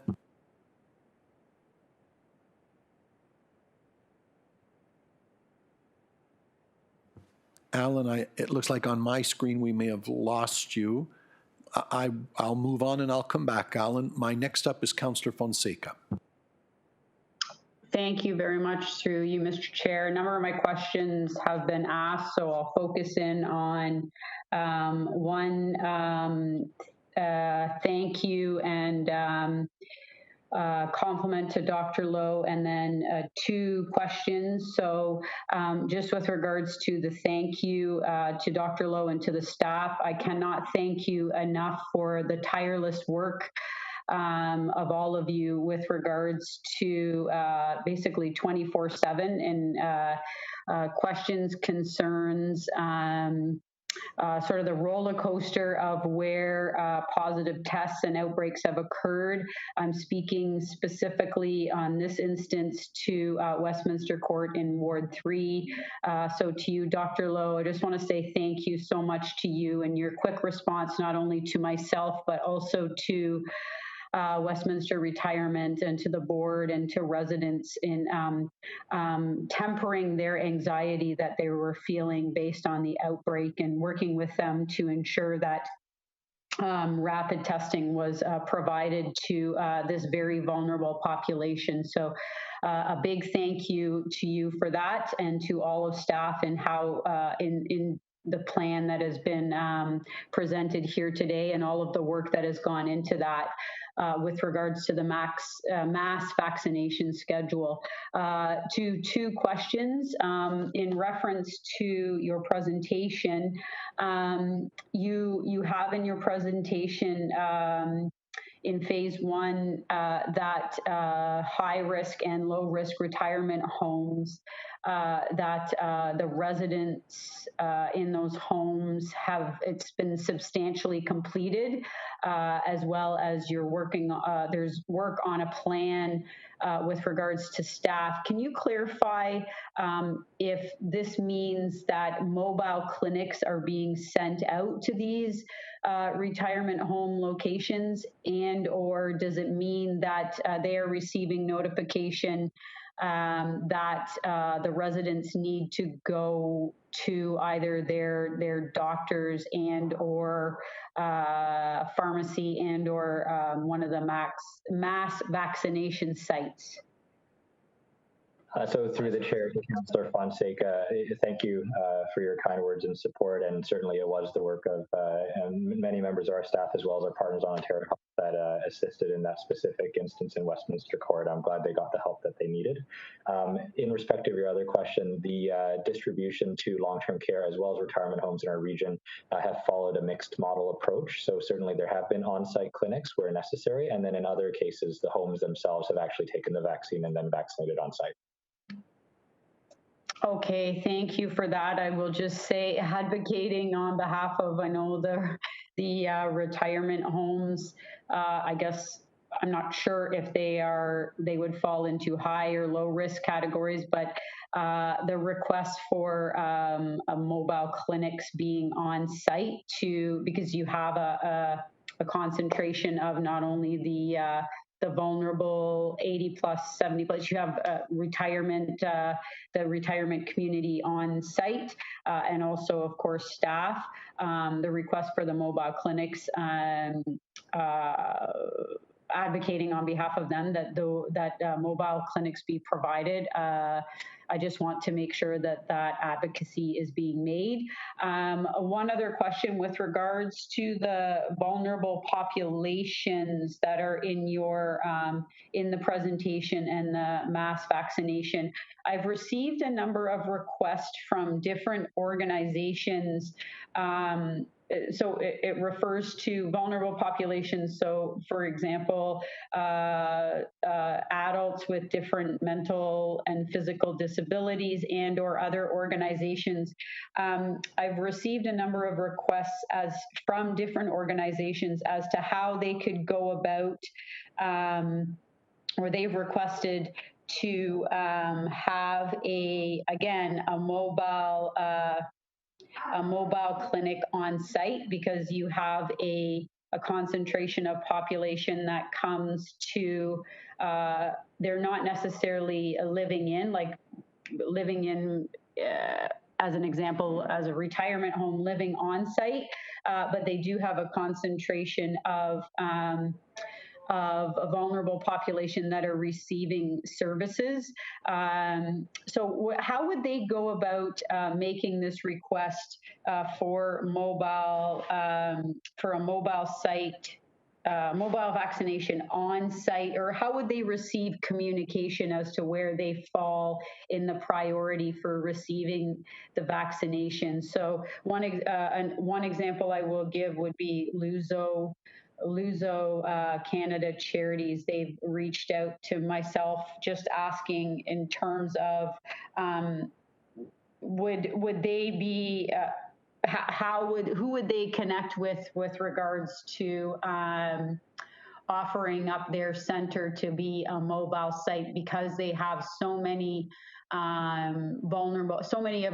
vulnerable population receiving services at their locations on a regular basis. Would they speak? Would they talk? Would they make this request through Peel or through Ontario, or how would that work? So through the chair to Councillor Fonseca, I'm going to ask Brian Laundrie because he is, working with the prioritization list and certainly the actual operations to maybe speak to this specific point. Brian. Thank you.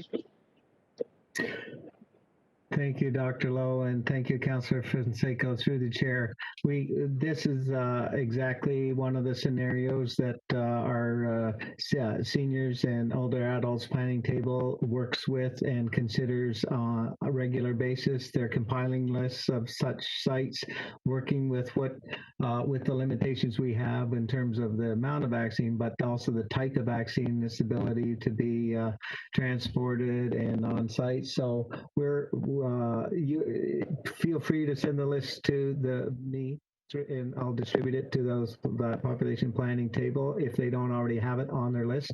And the communications, like I said, have developed are multi-channeled.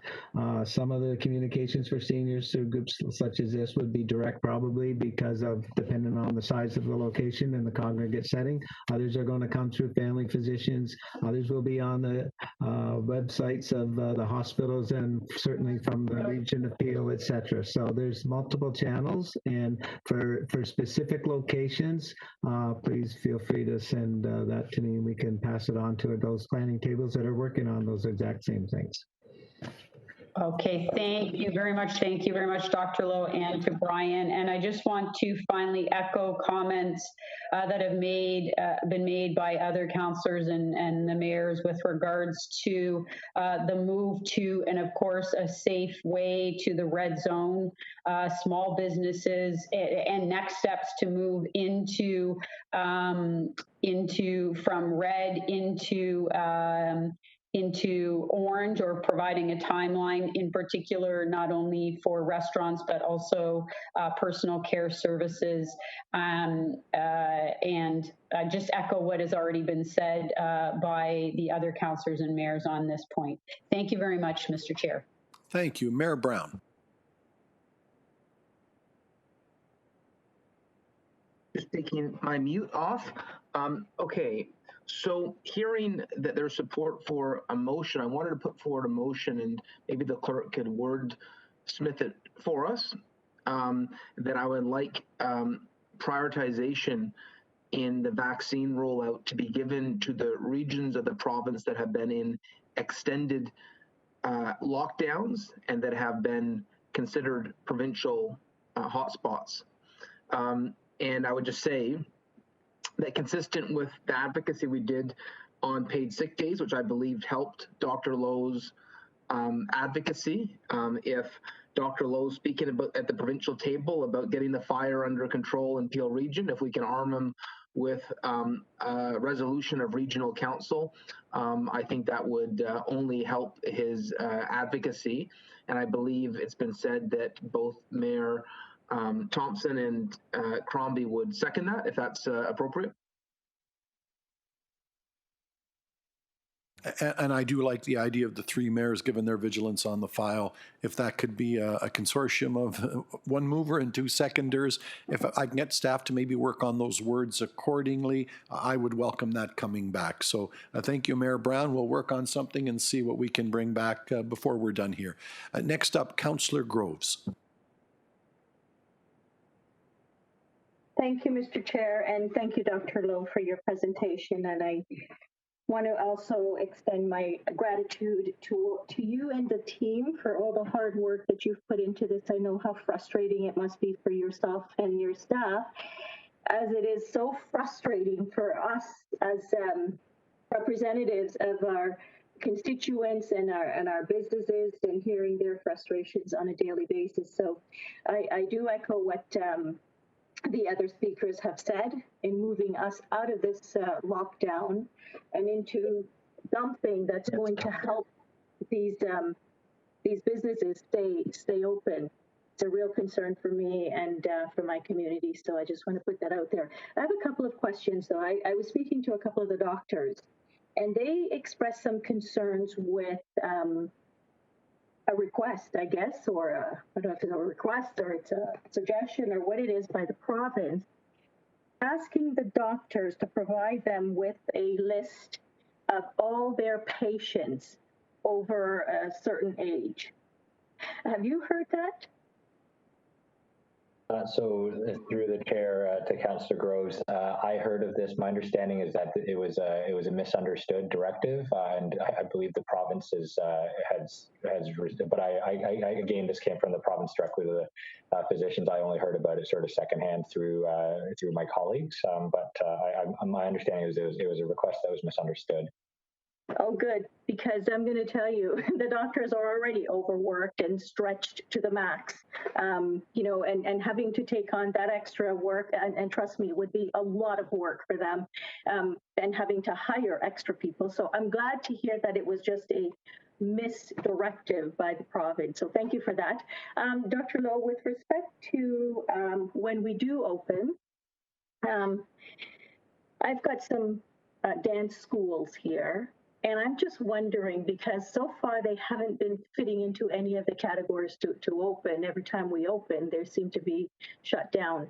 Would they, once we open and get into the red zone, would they fit into the category of schools that would permit them to open, because they are teaching dance? So through the chair to Councillor Groves, and I actually think I'm going to answer the question, Councillor Groves, I may, but now that I've heard it a few times from Council, I think if I could also take a brief moment to just sort of speak about the idea of a timeline to different colors and reopening and all these other pieces and the challenges that are inherent. And certainly I too get the emails from residents who are frustrated, who understand that they are that they're frustrated with the system and all those other pieces. So I'll touch on that briefly after I answer your specific question.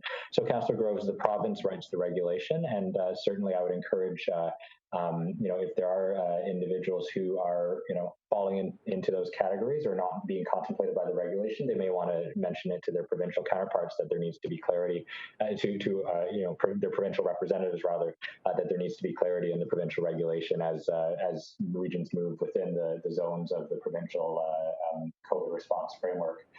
In terms of a timeline and all those other pieces, it's tough to set a timeline, I think there's a recognition that the virus is still in our midst. It is still being transmitted in our community.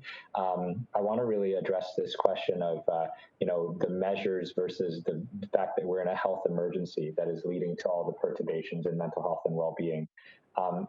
Certainly in thinking around what the United States has experienced, there was an international survey that was completed of adults and their self-reported mental health and wellness during the pandemic.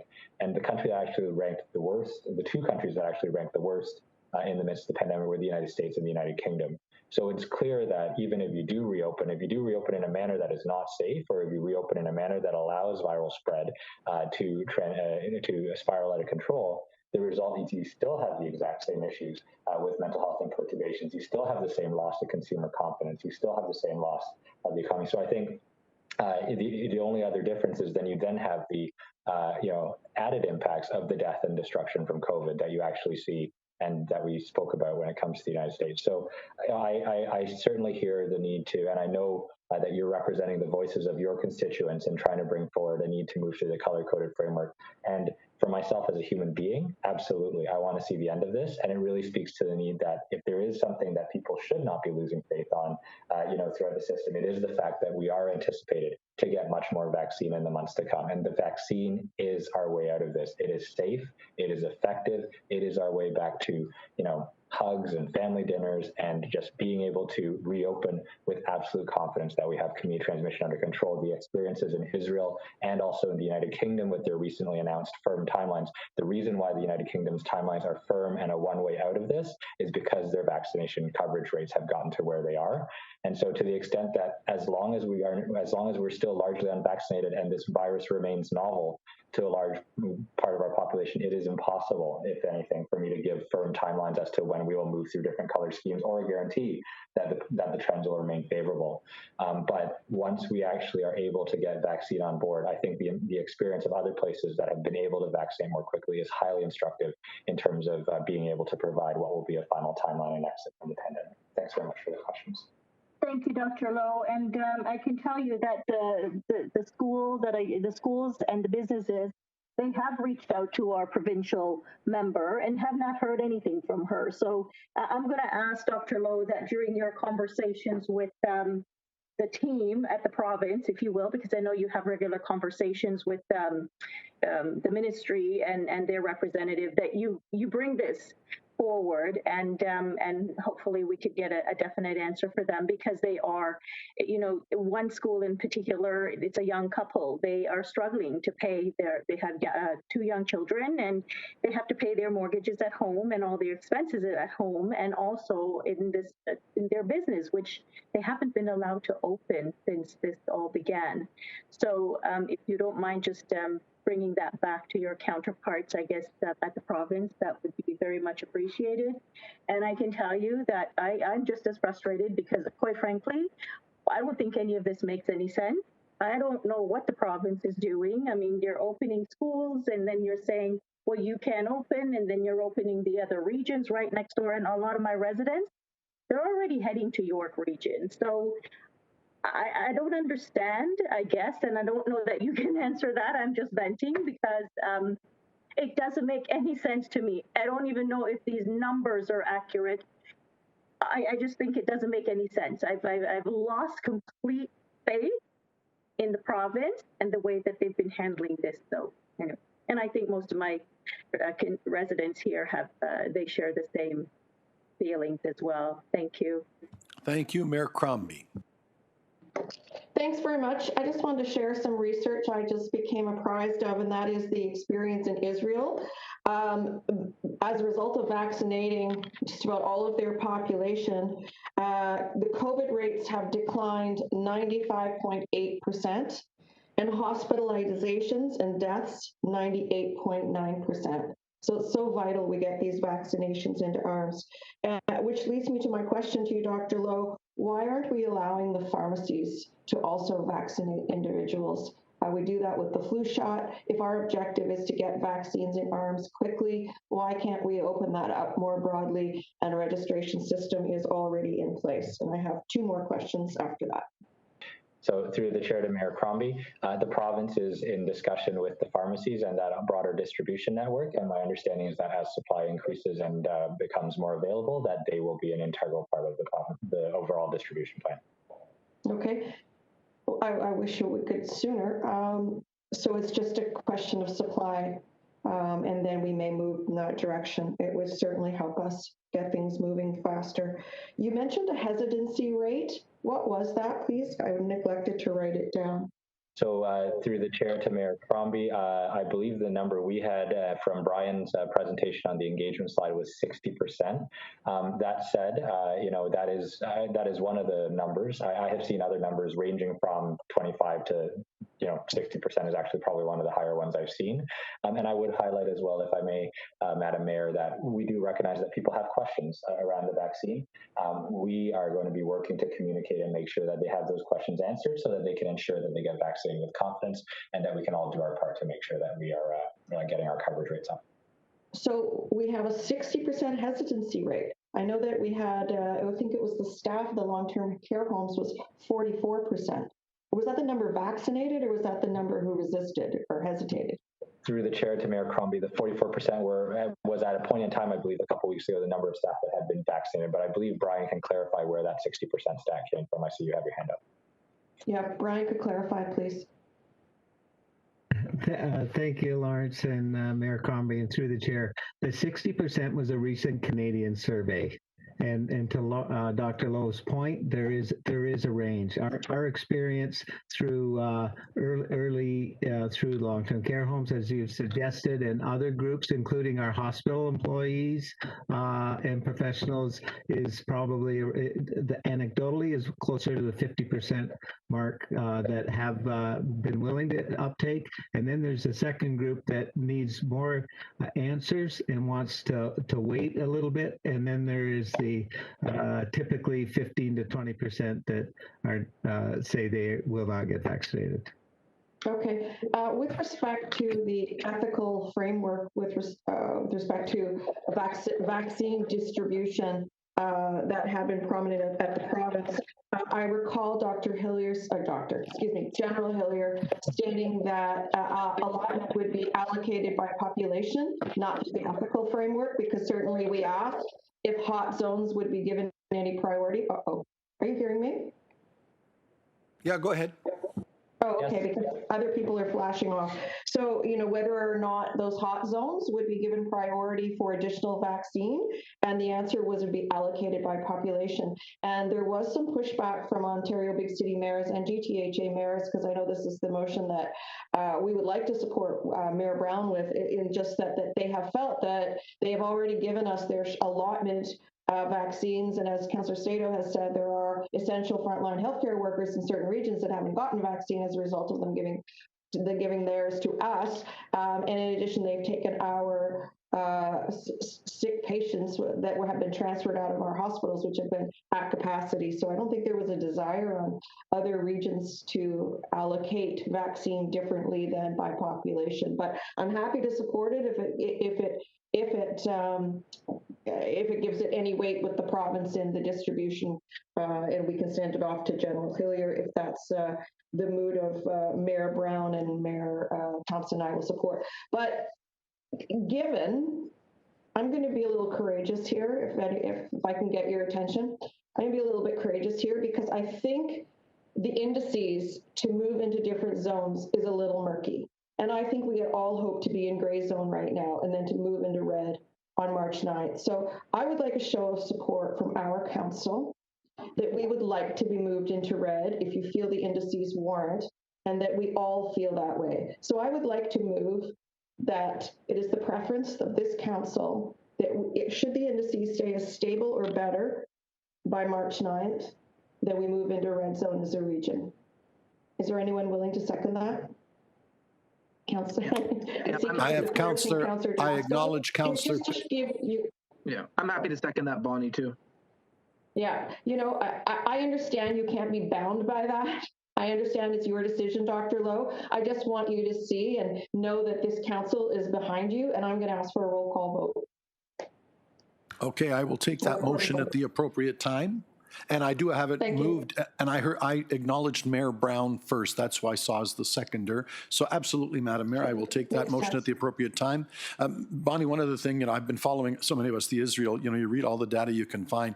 Very interesting situation with Israel. Number one, apparently, they're very lucky that when the plane or the truck shows up, no Israeli is more than 400 miles away from the vaccine. Number two, they have 7 million people. Ontario has 14 million, let alone our whole country. But number three, which is maybe number one, early on, and nobody can tell you definitively, they stepped up and were willing to pay 2 to 3 times the actual cost for the vaccine relative to the market price that the rest of the world wasn't.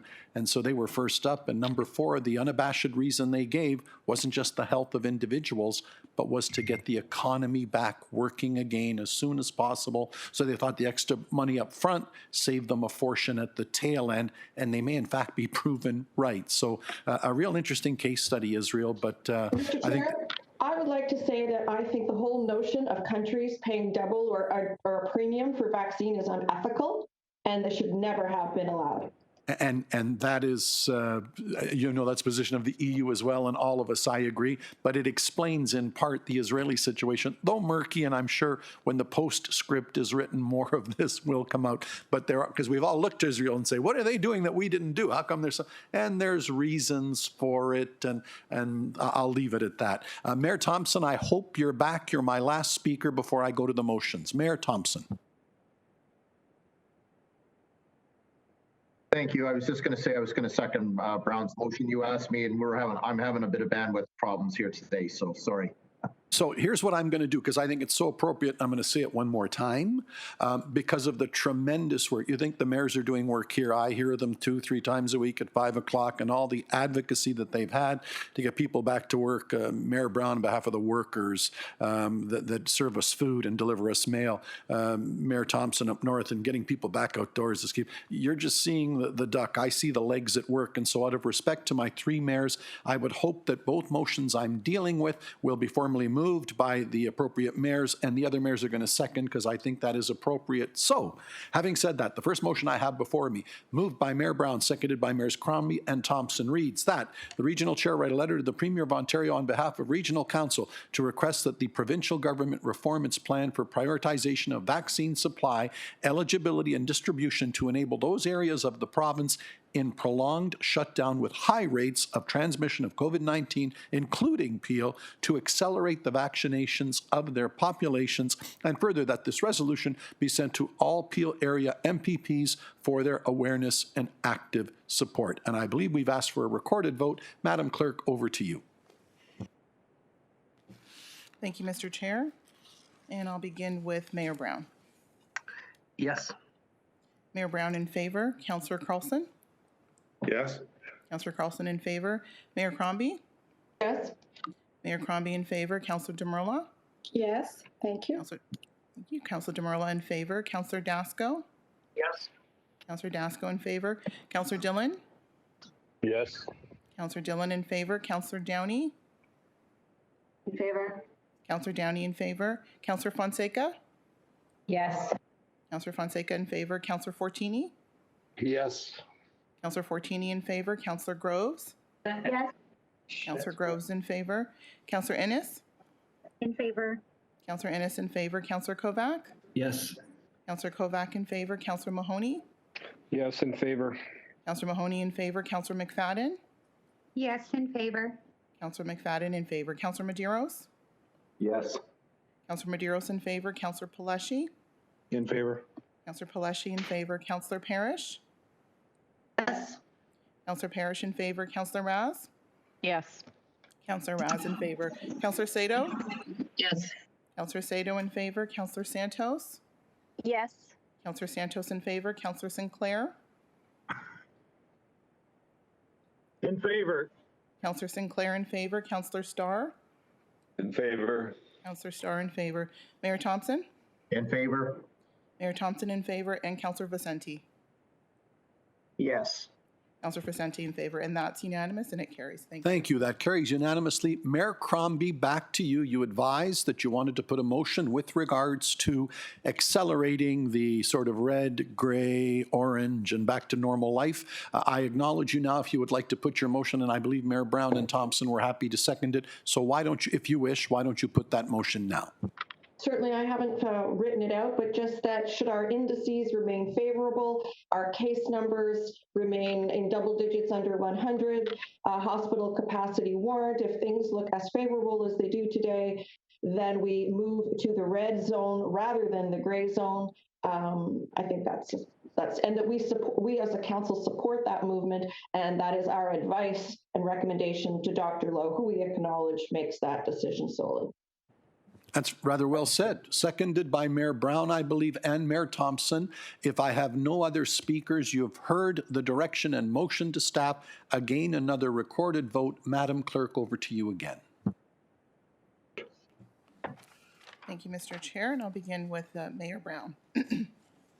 Yes. Mayor Brown in favor. Councillor Carlson? Yes, thank you. Councillor Carlson in favor. Mayor Crombie? Yes. Mayor Crombie in favor. Councillor Demerla? Yes. Councillor Demerla in favor. Councillor Dasco? Yes. Councillor Dasco in favor. Councillor Dillon? Yes. Councillor Dillon in favor. Councillor Downey? In favor. Councillor Downey in favor. Councillor Fonseca? Councillor Fonseca? Councillor Fortini? Yes. Councillor Fortini in favor. Councillor Groves? Yes. Councillor Groves in favor. Councillor Innes? In favor. Councillor Innes in favor. Councillor Kovac. Yes. Councillor Kovac in favor. Councillor Mahoney. Yes, in favor. Councillor Mahoney in favor. Councillor McFadden. Yes, in favor. Councillor McFadden in favor. Councillor Medeiros. Yes. Councillor Medeiros in favor. Councillor Paleshi. Yes. Councillor Paleshi in favor. Councillor Parrish. Yes. Councillor Parrish in favor. Councillor Raz. Yes. Councillor Raz in favor. Councillor Sato. Yes. Councillor Sato in favor. Councillor Santos. Yes. Councillor Santos in favor. Councillor Sinclair. In favor. Councillor Sinclair in favor. Councillor Starr. In favor. Councillor Starr in favor. Mayor Thompson. In favor. In favor. Mayor Thompson in favor. Councillor Vicente. Yes. Councillor Vicente in favor. And I'll just go back to Councillor Fonseca in case she didn't hear the call. Yeah. Madam Councillor- Clerk, it's Chris Fonseca. I'm in favor. I apologize. Oh, Thank you. Thank you. Councillor Fonseca is in favor, and that's unanimous and it carries. Thank you. Thank you. Before I move, Councillor Paleshi, you've come back on my list. We've dealt with the 2 votes. Did you have something, or is it a wayward button push?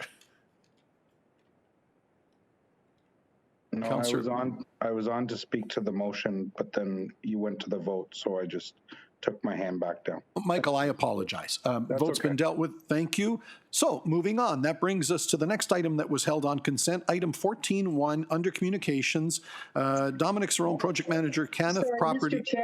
Mr. Chair, could I ask as a point of order just a question? Before we broke for lunch, we didn't, but members of council deferred the motion of Councillor Parrish and Mississauga Council. But we need to get comments in March 3rd on the federal EA issue. They've asked for our comments, and I don't believe we gave any direction to staff on that. I know Councillor Paleshi was going to put a motion, if the referral went through, he was going to put a motion on that. Councillor Sato, let me stop you. That question was asked of the CAO, and in fact, she made the point that normal work through staff and all of the concerns, if somebody can turn off their mics, please, we're getting a lot of reverb, and just if everybody could mute if you're not speaking, but perhaps I'll have the CAO speak to again. But that was addressed, that absolutely whatever we need to be saying by March 3rd will be presented. But the CAO, Janice, if you could repeat that, please. Mr. Chair, there was no direction given by council for comments to be made or what those comments would be.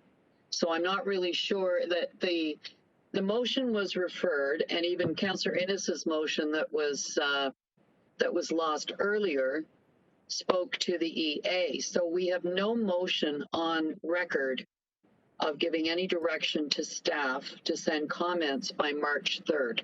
Okay, so would you like to make a motion at this time? No, I think Councillor Paleshi was going to make a motion on that.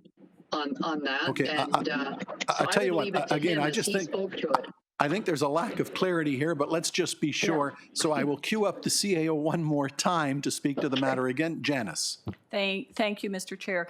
If you read the letter, they are simply asking for some technical and process. So they want copies of the regional policies with respect to some consultation items. So there is nothing in the response that we would be preparing to go back that would in any way point to a council position, and it's certainly anything that, so we are just going to respond to the technical questions that have been asked. It really is a process letter at this point. So, you know, we will, as I mentioned earlier, we're happy, our staff are drafting a response as we speak, and we're happy to share that with council. But we're really just going to be answering the questions that were asked, which are really technical and process questions. Nothing will be referenced by way of any council position. So anything that you do in 2 weeks when the report comes back, nothing will be compromised by virtue of us replying to that letter. The letter is not asking for a regional position. It is really asking process questions. Okay, thank you. I guess the City of Mississauga got a different letter then, because our response from our staff was is incorporating the comments and the position of our council on Wednesday, which was everything that was in the motion, that it was unanimous at Mississauga Council, and those are the comments that were going up to the federal government. So I guess I'm a little confused on that, and I'll see if I can find the letter again, but it looks like maybe we have two different letters, or because we're taking it two different ways. So now I'm totally confused. Maybe Councillor Paleshi can clarify. And he's next on my list, Councillor it. Paleshi. Councillor Paleshi, you're on my list. If you had a thought on that, go ahead. Absolutely, Mr. Chair. And what the intent was for me to break apart the motion, have the one item referred back to staff so we can carry forward with the EA, as in all three municipalities have recently put forward a motion to support the federal EA, but I didn't get to the board first. Somebody got there before me, referred the motion in its totality, so I didn't have that opportunity to separate. I think that's what the issue was. So and perhaps I will try one more time, and then if a motion flows from this, Councillor Paleshi, Councillor, I thought the way that was asked and answered, though, was all those concerns about the environmentals that we strongly insist be done to the nth degree and then some through the normal process. We are making that point very, very clear by March 3rd. The other issues about the future of the transit way, corridor, call it, that's all to come back to us. So, and I'm not going to ask the CAO again. I think that's what she said. All our concerns that relate to an exhaustive environmental we are making that clear. The only thing I can ask for now is someone would like to make a motion we can speak to. Mr. Chair, I will make a motion, or if Councillor Paleshi wants to, I will second it, because that is not what was passed when the motion was referred. So we need to have a motion on related to the federal EA.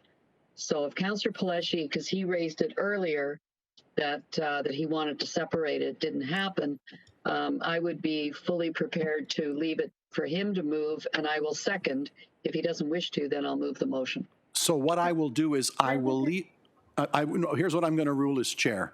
I will leave it to, you've made the point, if you would like to craft a motion of any kind that relates to it, please do so. I'm going to carry on with the agenda. Before I conclude the agenda, I will come back to Councillor Sato or Paleshi and anybody else that would like to speak. And if you would like to make a motion at that time so that we don't hold ourselves up making it now, I'm happy to deal with it if I have a motion on the floor. So more than happy to proceed as such.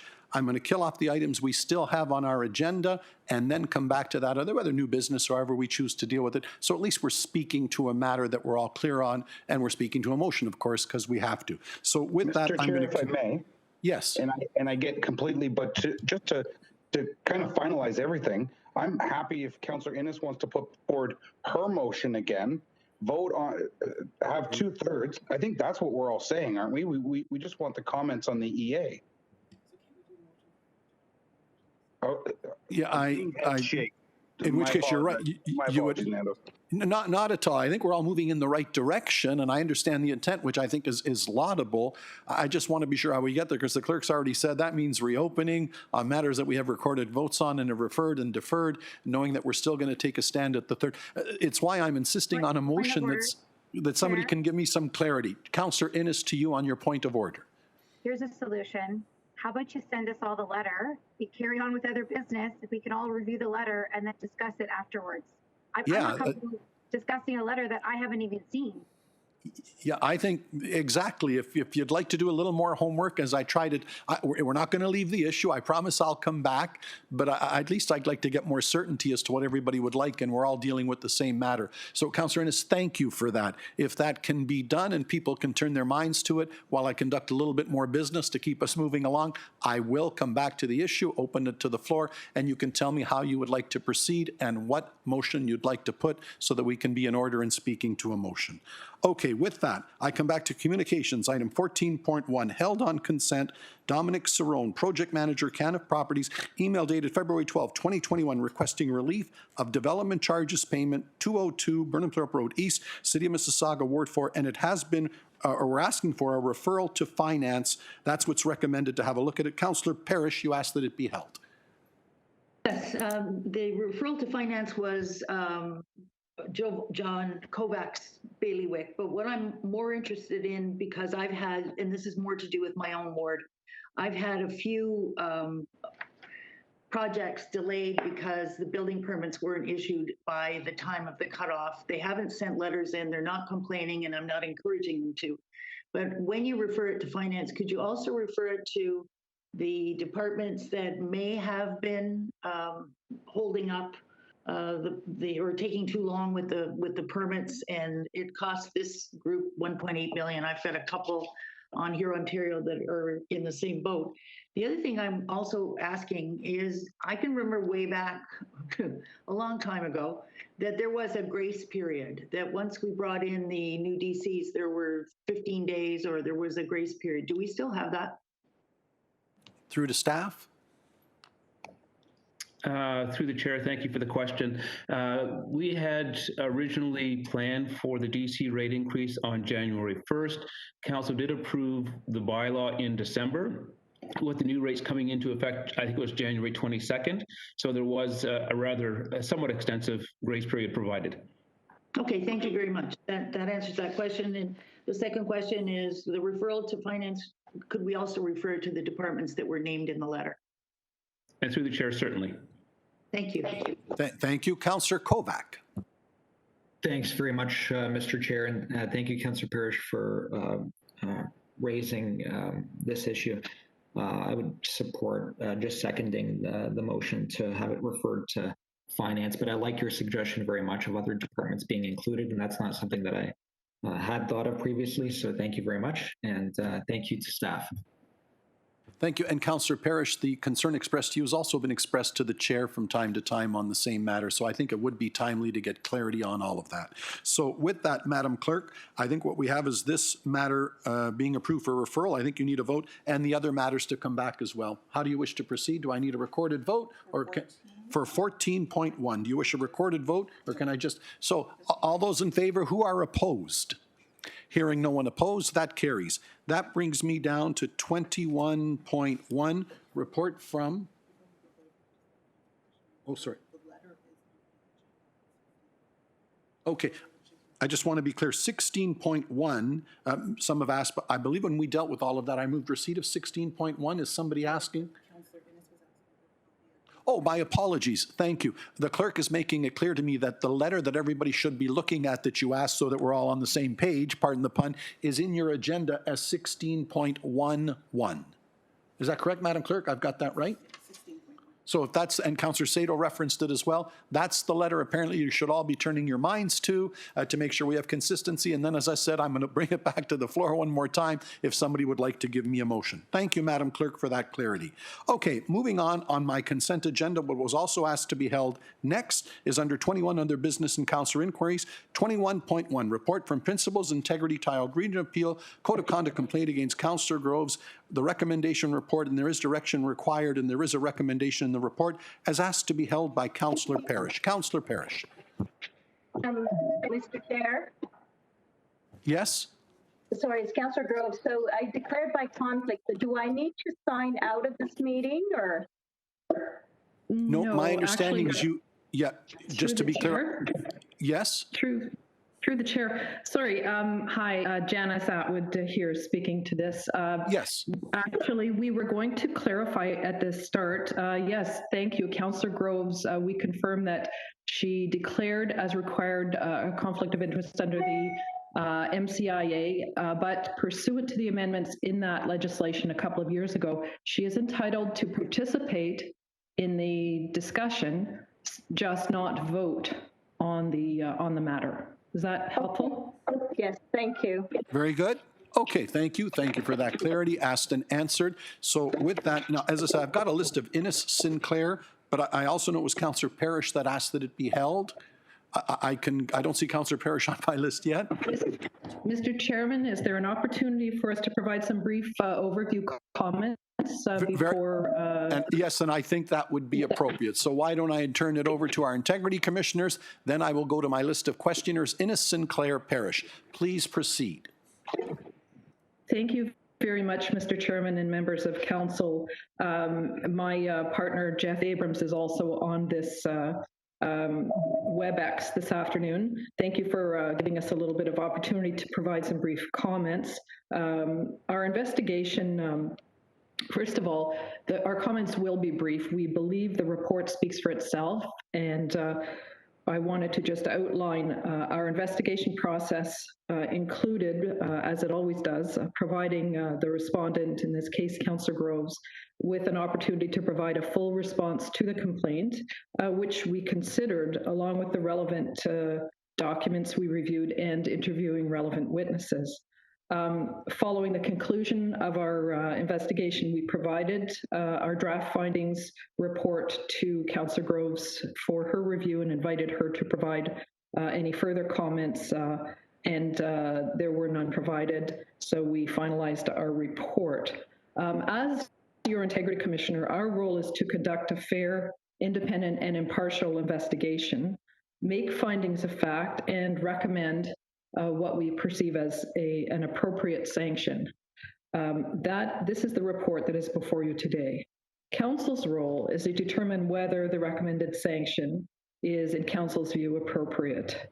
As we often remind our clients, Council's role is not to reinvestigate, to make its own findings, but rather to determine what the appropriate sanctions are in light of the findings brought before it. So on the basis of all of the information that we were provided and have been able to ascertain, simply put, we found Councillor Groves disclosed in-camera information and did so in a manner which publicly criticized some councillor colleagues, but left them unable to respond, hobbled in effect by the rules around disclosure of in-camera information. So unable to correct an impression left publicly, because to do so would constitute an inappropriate disclosure of in-camera council information. In our view, the disclosure was intentional. And in our view, such a disclosure is fundamentally undermining of the trust that council needs to have and that the public needs to have in council. The available sanctions in circumstances of an Integrity Commissioner's recommendation are up to a 90-day suspension of pay. We noted during the course of our investigation that a very similar circumstance arose just 4 years ago involving Councillor Groves at the town of Caledon, and on which the Integrity Commissioner, John Fleming, reported publicly, providing what we think was sage and rather prescient advice. We've cited that in our report from paragraphs 41 to 43. This was a factor at play in our determination of recommending a sanction. In our view, the appropriate sanction is a 30-day suspension of pay. We say this because, as we reference following the findings, paragraphs 59 to 62, there is the expectation that enforcement must have teeth. And this is a quote from the Ombudsman in a much earlier judicial inquiry dating back several years. Although monetary consequences don't have a remedial effect, they can have a deterrent effect. So this is our recommendation report placed before you this afternoon, and we're certainly happy to answer any questions you may have. Thank you, and I have a list. Councillor Parrish. Carolyn, I can't hear you. Councillor Parrish, I still can't hear you. Somebody there's a little gnome in my. There you go. You're good to go. Okay, I'm number 3. I pushed my hand number 3. I think there were 2 ahead of me. Okay, I only acknowledge you because you asked for it to be held, but by all means, because I had Councillor Innes on my list as well. Councillor Innes. Thank you, and thank you for bringing forward the report. I'm not going to speak to the recommended penalty. I will let my colleagues make that determination and go vote with the consensus of my colleagues.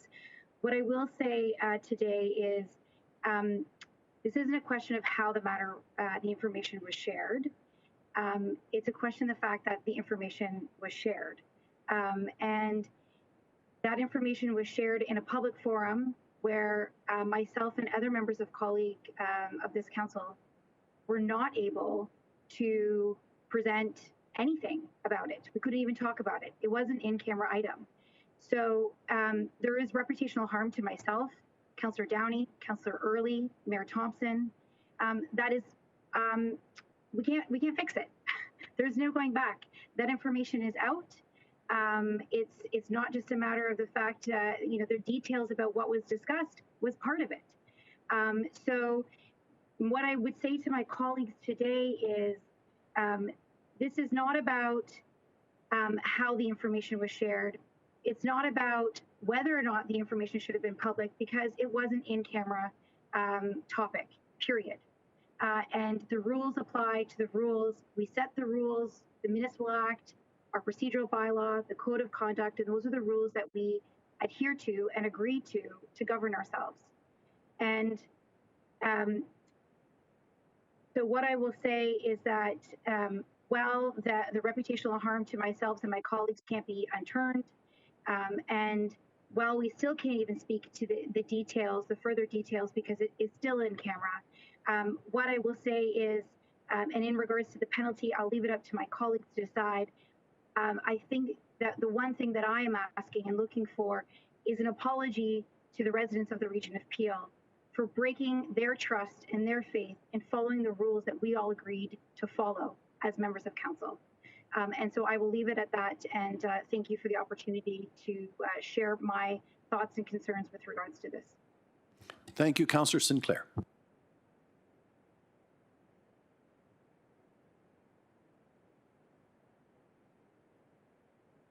Yes, thank you.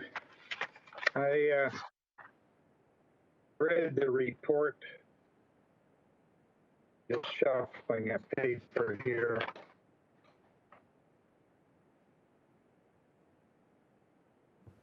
Ian, I can't hear you. You're stuttering in and out. Go ahead, Ian.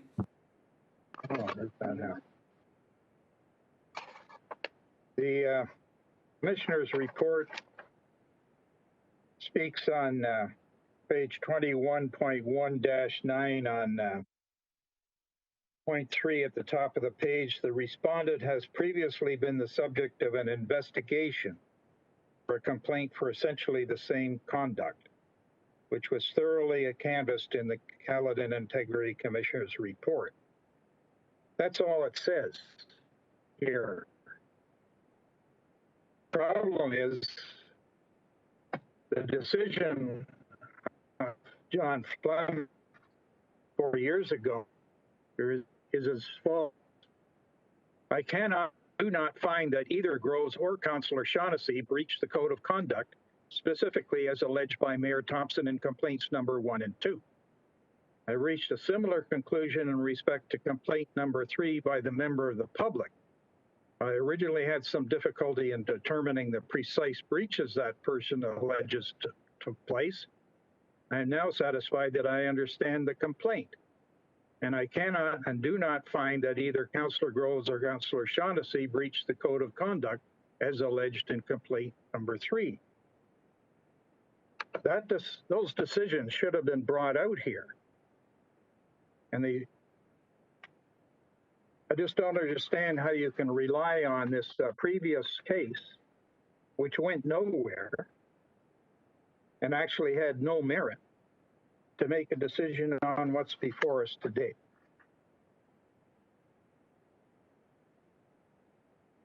On paragraph 40, it states the offer for the donation of this land had been in the subject of much public discussion in Caledon over the years and of controversy in the media. So it's a commonly known issue. Then it goes on, in 2017, the respondent had previously made a public disclosure of confidential information relating to the same proposed land donation when it was considered in camera by Caledon Council. Well, no, Councillor Groves did not disclose that information. Councillor Groves was holding a public meeting for her ward 5 Bolton and raised a number of issues, and then there was open discussion. A resident raised the issue because there had been some murmurs around the village about a donation that was turned down of land. That put Councillor Groves in an awkward situation because, of course, she couldn't discuss it. So it was raised in public at a meeting at which Councillor Groves had conducted. She had no control over the person asking the question. She has no control over what goes on in social media. So I find this report so far extremely biased and inaccurate. You know, there was a mention here of some section 42 in this report. It mentioned some, Councillor Grove acknowledged her error. Well, there was also controversy in the media in Caledon about a warehouse and Caledon providing transit to that warehouse. And Councillor Groves had stipulated a specific dollar number. So, oh my goodness, that's inaccurate was the comments. In reality, it was somewhere between $55,000 a year and $75,000 a year paid to Brampton Transit to run a bus half a kilometer into Caledon to a warehouse. That has nothing to do with what's here before us. You know,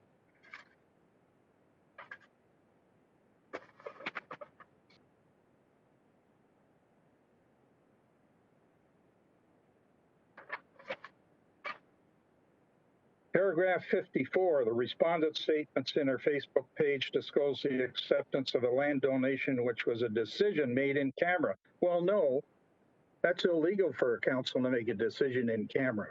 There was direction given in camera and then a vote out in the public.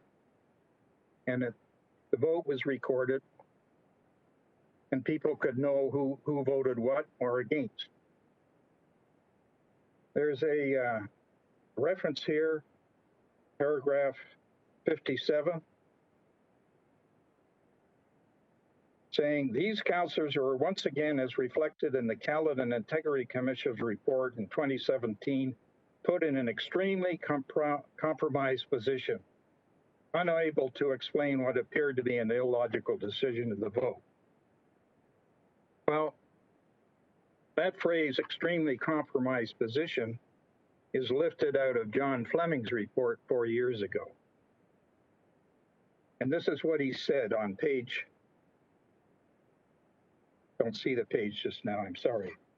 The circumstances here, i.e. the intersection of the 3 different aspects discussed above, i.e. 1, 2, and 3, were complex and led to confusion and misapprehension on the part of the public. Members of council were constrained from explaining the full picture. Public discussion of one aspect of the issue inevitably led to questions about other parts, not in the public domain. That in turn put some members in an extremely compromised position, unable to explain what appeared to be an illogical decision to the vote recorded on October 10th. There's no mention of Councillor Groves here. In fact, what John Fleming was describing is a perfect storm where there are 3 different issues. The matter of the proposed donation, the specific terms and conditions of the donation, but also matters before the Ontario Municipal Board. That would be BREZ. So that's not anything that was divulged by Councillor Groves. That should have been brought out carefully in this report.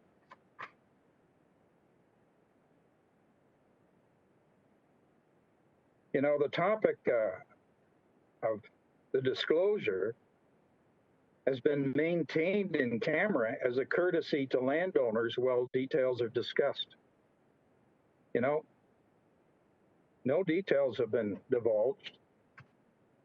And it's a courtesy that we're keeping it in camera, not a requirement of the municipal act. There's been no harm to the region, no dollar loss, no increased costs, no liability from the disclosure. So Councillor Grove's comments in social media expressed a disappointment in negative votes. I really don't think that's much of a slight. So I'm finding the report quite flawed. I don't find the recommendation that are supported by the findings, and they cherry-picked phrases and omitted details. So I certainly can't support the recommendations at all. Thank you, Mr. Chairman. Thank you. Would the integrity commissioners like to respond to anything they think was a question there of clarity? If not, I will move on. Councillor Parrish. Yes, I disagree with the findings.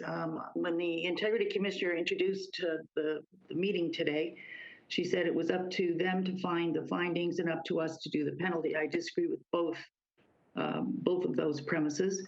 When I got my report this week, I called Annette and I asked her if she had a preliminary interview with the Integrity Commissioners, and she said no. The first contact she had was a draft report that she had to do written responses to. Now, when I was under investigation, I had a lengthy verbal interview in my office with the Integrity Commissioners and was able to, obviously not successfully, put my half of the story forward. So I think a lot of the problems, as Councillor Sinclair has pointed out, is Annette was not given an opportunity to explain all that, and explaining it verbally and commenting on an already written report are two different things. When you look at 26 to 32, it says they chose not to believe Groves. Well, if you look at all this stuff, I believe everything she said here. She readily admitted to publicly posting to Facebook. Her view is that once the resolution is publicly adopted, the issue became public, and the Ombudsman happens to agree with her. In her view, the motion during the in-camera session detailing the direction to staff for the conditions to be negotiated for acceptance of the land was intended to be public information once the vote was taken in public. Not the details, just the fact the vote was taken. And as Councillor Sinclair pointed out, anybody watching council, which I'm sure were riveting, could see the three people that voted against it. They were all Caledon councillors, and obviously there's been a 4-year discussion going on about this donation, so it doesn't take a giant brain to figure out who was voting yes and who was voting no. It said anyone viewing the public meeting would clearly have understood the councillors voted to accept the gift of land and 3 did not. That was her answer. In her view, her statement provided greater transparency to the public, which is part of our code of conduct. The other thing that I find quite fascinating is the code of conduct that she is being harassed under, both the original code and this code. The second code was not in effect. It didn't come into effect till at least a month and a half after the accusation was laid. And the code of conduct in 2017 is one we were operating under, and it has no media references at all. It doesn't tell you what you can post, what you can't post. There was no media references. But the words that kept coming up when I had it sent to me, because you can't get it online anymore: transparency, accountability, transparency, accessibility, accessible, fair. And so I don't know what the effect on the decision was for using both codes. I don't know if that made the penalty stiffer, because as a racist, I had 5 days. She's getting 30 days for actually doing her job. When you look at the Guide for Municipalities, Information and Best Practices, 4th edition from the Ombudsman's Office, it says 12 out of 14 regulations are discretionary, and when in doubt, open a meeting. The minutes are not just legal advice, but extensive debate in this. I had the minutes sent to me. I'm not going to disclose any secrets, but it shows the regional solicitor responded to questions of clarification regarding potential risks and legal considerations. That was proper in camera. But then it said the interim commissioner of corporate services responded to questions of clarification regarding potential donations of the land to other levels of government. That does not belong in camera. The interim chief planner responded to questions of clarification regarding conditions of the offer, future potential uses, etc. That did not belong in camera. And when you read the ombudsman's guideline, it says you go in camera, you get the legal advice, then you come right out of camera once the discussion progresses beyond that. Councillor Innes suggested something, and she made a second suggestion. Councillor Paleshi made a suggestion. The in-camera direction was given as follows. The interim commissioner of public works and regional solicitor be directed to accept the donation of lands at 13344 Humber Station Road, Town of Caledon, on behalf of the region of Peel on the conditions of the donor, with one addition of healthcare facility being an acceptable use. And further, the staff report back to regional council on the acquisition process. When I read this report, it kept talking twice about keeping things under wraps. And I thought to myself, okay, I'm getting old. I don't remember our having a specific discussion or a direction in camera that everything else was kept under wraps. Everything was kept under wraps. I don't remember the term, and I don't remember that being it. So that's why I asked for the in-camera minutes. They weren't there. The staff's been very cooperative with giving me what I need, and apparently they tape record these meetings, the in-cameras, until they do the minutes. They get the essence of the minutes, and then they erase the tapes. So if that's the essence of the minutes, there was nothing there saying you had to keep the fact that we accepted the donation. When you also look through at best practices, 4th edition, it tells you that anything that furthers the business of the municipality has to be transparent. It has to be public. Accepting a donation of land is it's a progressive matter. It's important to the region.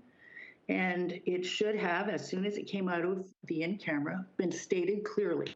That's what we do in Mississauga. And actually, our clerk is a stickler on this. So that's why we are having a workshop on March 18th. We're having the ombudsman there. We're having another expert come in, and they're going to go through the in-camera rules and what you can and can't do and what exceptions there are. The other thing I don't understand, which Councillor Sinclair brought up in quite a bit of detail, whatever went on in Caledon 4 years ago is irrelevant and prejudicial. It was put in there to make us think, man, she's like a chronic repeat offender here, which may have contributed to the 30-day pay. And I'd be interested to hear what exactly made this a 30-day punishment instead of a 5-day punishment. The vote, I guess, was pointed out, was taken publicly. Any messaging in her Facebook thing did not reveal anything that went on in camera. None of the discussions. It was just obviously a vote that was taken in public and should have been taken in public and should have been clarified in public what it was about. That's all that was in there. I can find, that's about, one of the things, in section 65 or paragraph 65, it says part of the job of the integrity commissioners is to provide guidance and education. And when there was some doubt, clearly raised by Annette when she was giving a response to the first report, was that they should have come back to her and said, yes, there is an ombudsman set of regulations. There is a way of looking at this, and maybe we should investigate ourselves to see if what was done in camera there was done appropriately. That would have been an opportunity. Generally speaking, not speaking to the person at the beginning face-to-face, not knowing who else was interviewed. I assume Councillor Innes was extensively interviewed. Taking all that material and putting it into this report, there were comments through here I found to be unprofessional. 32, it might be possible that the respondent assumed that the details of the offer were not confidential. The term under wraps was not professional. Everywhere you go through this, it's got a slight edge to it that what she did was wrong, and the decision was made before the report was completed and given to her for comments. So if it were up to me, given I've been through the process myself and I know how difficult it is, and I have absolutely no agreement with anything that was done in this, I would move we receive the report and we forget about it. Thank you. And again, to principles integrity, remembering you can't push a button and be on my screen. You've also made it very clear this is not to reanalyze, but I always come to you first if you would like to respond as you see fit. I'm getting a wave, so please go ahead. Thank you, Chairman Yaneka. Yes, we would like to take the opportunity to make a few comments. First of all, in terms of our conduct of the investigation, while we did not interview Councillor Groves, and nor did she request an interview, we did provide her with the full complaint, and we received a 4-page submission from her, written response, October 25th, actually. So certainly we considered that. We also did a rather thorough investigation. We canvassed not only the documents, but the relevant witnesses to determine the facts as we found them. I would point out that we referenced both codes because, yes, we were in the process of working through to a new code of conduct at the time. However, just a comment with respect to the meaning of transparency. Certainly, those provisions of the Municipal Act which are discretionary for council to take a matter into closed, that discretion is council's discretion. It is council's discretion to say, under all circumstances except for the MFIPA, personal information about identifiable individuals exception, that it chooses to put matters public, that it chooses not to deal with it in closed, or it will deal with it in closed, but then it wants to daylight it when it goes public. But I would emphasize that that is a council discretion. That is not the discretion of any one individual councillor to decide that they think the matter should be daylighted. It is truly a council discretion, and council can exercise that discretion, but it has to do that mindfully. So in regards to it not being Councillor Grove's discretion to determine that matters were in the public forum, a vote taken publicly, of course, and I'm sure that you this will not be news to you, but when a vote is taken publicly to provide direction with respect to instructions given to staff in closed, those instructions are still closed. The matters that were under instruction, that were under deliberation or discussion in closed remain so, even though the vote to confirm those instructions is done open. So just as a point of edification on that. In terms of the relevance of the decision of the Caledon Integrity Commissioner's recommendation report from 4 years ago, yes, of course, this is not necessarily germane. We found it noteworthy that a very similar set of circumstances had arisen. This isn't a question of saying, oh, that's a precedent, or this is something that we necessarily have to consider, but we did consider it relevant to the degree that it would be an inadvertence or a mistake by the member. So is this something on which the member might have completely not realized that there was a problem under the Code of Conduct to be doing something that might be releasing or disclosing in-camera information? That's the reason for which we reference it. In terms of seeking the advice of the Integrity Commissioner, it might have certainly been an opportunity for the councillor to reach out to get that advice before deciding, oh, I think I want to post this. Having already had a skirting with that issue 4 years earlier, it might have been something that the council member might have thought to do. It didn't happen that way, and as I say, the report is before you. Councillor Parrish, you still have the floor if you had a follow-up question. Again, I can't hear you, Carolyn. I'm sorry, I can't hear you. Sorry. There you go. Go ahead. It keeps closing by itself. Who actually did you interview by phone or as close to it in person as you could? So through the chair, we do not reveal the witnesses that we interview in the course of our investigations. Okay, then when I was faced with an accusation, you emailed me to book an appointment and you said you couldn't begin the investigation until you spoke with me. And if I refused to speak with you, then you would have to do the investigation without it. Why did you not offer that same experience to Councillor Groves? So through the chair, we determine how we are conducting each investigation. And I would say, in fairness, each investigation takes on a little bit of a life of its own. We must apply procedural fairness. We absolutely ensure that we are impartial, independent, and fair in our approach. But as you can appreciate, depending on the nature of the allegations, each investigation tends to take on a little life of its own. So in this particular instance, we proceeded in this manner. Well, I stand by my comments. I think this was a very poorly written report. I think introducing the concept of what went on in Caledon, especially since Councillor Sinclair has pointed out that it was full of errors and misinterpreted. I think it was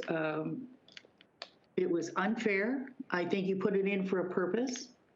Can you tell me what you based your 30 days on, since I, as a racist, got 5 days?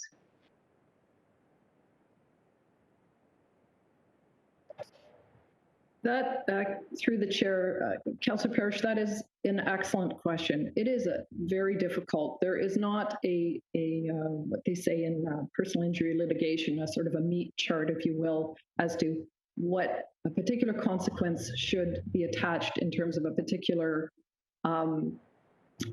transgression. So it is a question of trying to make sense of what is in the legislation. What the consequence available is up to 90 days. If you look at, for example, the decisions that are out there across Ontario from municipal integrity commissioners, they kind of cover the waterfront. You have those that impose a very light sanction, you have those that impose the 90 days, and you have those that sometimes impose 180 or 270 days because they find that there are multiple breaches involved. We try to make sense of this legislative framework, and we try to make it some kind of educational endeavor so that councils can have the benefit of the takeaway, and so that a member of council isn't getting crushed by what may be a poorly thought out course of conduct. So it is basically where we feel it ought to reside. We feel that 30 days is significant enough to say this is problematic. It is one of the cardinal sins of elected officials on local councils and regional councils, and that is the trust of not disclosing confidential information. So that we treat it as one of the cardinal sins. On the other hand, it isn't, we don't want to suggest that it's the most egregious thing ever and therefore warrants a 90-day hammer, if that's helpful. Well, through you, Mr. Chair, I disagree wholeheartedly.